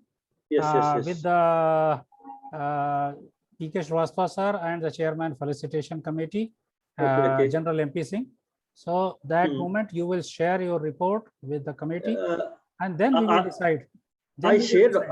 I have already shared. You shared. You keep it with you because I have a lot of tasks. Sometimes I miss, so I will convene that meeting because that meeting will be headed by Professor P.K. Srivastava. And there you can, that place you can share your report, and then we will decide 3 or 4 the best paper presenters, and that will be honored in the December conference, right? So because that is a lot of papers are there, so all of you have analyzed, and then we will check it, and then we will try to honor them in the December conference, right? Next one is in collaboration with the Ukrainian University on the occasion of the 75th anniversary of Kyiv National University of Trade and Economics. After that, the Goa conference will be there with the Vivekananda College. They have already, last year they have already blocked us. And then this is the December conference usually happens in South. So this time we have planned to conduct it in the Tuticorin. That is the end point of India. Yes. So once it is in the normal positions, better we will meet physically. Sure. We will try. Yes. So let us. We hope so that. Yes, we do believe. By the end of this year, everything should be normal. Yeah, we hope so. So अब आप लोग we take rest. I think all of you. Okay, sir. Okay. So, Good night, sir. Good night. Bye. Bye to everyone. So now I'm going to. Bye, sir. Bye. Okay, bye, sir, Professor Bye, sir. Rajan. Yeah, bye, sir. Now, Senthil, Professor Senthil, you have reached that. It means you have reached Algappa. Yeah, I reached Algappa. Yeah. That moment you are on the way. Sure. Professor Pan was going to address. Thank you, sir. Thank you. Because I already. Dr. Pius, thank you. Thank you, sir. Good night. See you. Thank you, sir. Hopefully, I have already several times visited Algappa University. Sure. I have visited several times. So next time, whenever I will visit your place, Definitely. would like to meet you. Dr. Pius, how are you? Oh, fine. Very nice, wonderful conferences. You go bring it to all the country, UK, Ukraine, or Thailand. We have visited all the countries, and also we have enjoyed all the topics. All the Very topics, nice. sir. Very nice. All the topics, and each and everyone contributed a nice presentation. Yeah, and Anyhow, you have lead the family head. As a family head, you have lead everything. You have arranged this is a everything. family, and it is a blessing of all of yours. Yes. This is a family. This is the family. This is the blessing of all of yours. Each and everyone will support, and they used to support me, and their proper support. This keep the flag high of each and every family member. We are ready to support whatever is possible on behalf of FAI. We are ready to provide them. Thank you, Professor. Thank you. So hopefully we'll meet you once again. Definitely. Okay. Definitely. Bye. Thank you. Bye, Professor. Mr. Pichaida. Now you can go for have a rest. Dr. Mahadevan, Dr. Ramakant, Maria, Shruti, Dr. Professor Maria, please take rest. Professor Marcelova, Dr. D. Anuradha, Professor Mahadevan, Chandramouli, sir. So all of you will allow me, hopefully. So may I close this meeting? Mahadevan, sir, fine, sir. Unmute your mic, sir. Your mic is still. Unmute your mic, sir. Pichaida, bye. Good night. Bye. Good night. Take rest. Today your dog was not barking. Where was that? Yeah. What time? Your dog. D-O-G. Yeah. Where he is? He used to disturb your pet animal, D-O-G, dog that used to disturb you, continuously barking. Oh, okay, my dog. Yeah. It's around here. Yeah. Yes, now it's quite late to go to bed. Yes. Okay, have a good bye. night. Good night. Bye. So take rest. So I am going to close this meeting. Bye, Raghu, Professor. Mahadevan, sir. So I am going to close this meeting. Bye. Thank you very much. Thank you, sir. Thank you. Said bye. So Professor Marcelova, Kabin Antoni, Maria, Professor Maria, Ramakant, Shrutika, and Dr. Mahadevan, Chandramouli. So I am going to close this meeting. Thank you, sir, each and everyone. We'll meet soon once the situation be normal at the respective places. Thank you, Professor Mahadevan. Thank you, Professor. Oh, Mauli, sir. Thank you. Yeah, I am here. Where are you? Huh? Are you, sir? I'm just off out of station, and I'm just here joined. Oh, okay. Belated joining. Okay. Anyhow, congrats for you for your effort. Thanks, I sir. joined initially, but I was traveling. Okay. So I couldn't join much. Okay. Fine. All the best. Good. Okay. Thank you, sir. It is only due to the blessings of all of your support. Thank you. Combined effort, this program is successful one. Definitely. Okay. Definitely. Bye. Thank you all. Thank you. Bye. Ramakant. Sir, thank you very much. Okay. Thank you. So I'm going to close the meeting, na? Okay. Bye. Good evening, sir. Good evening.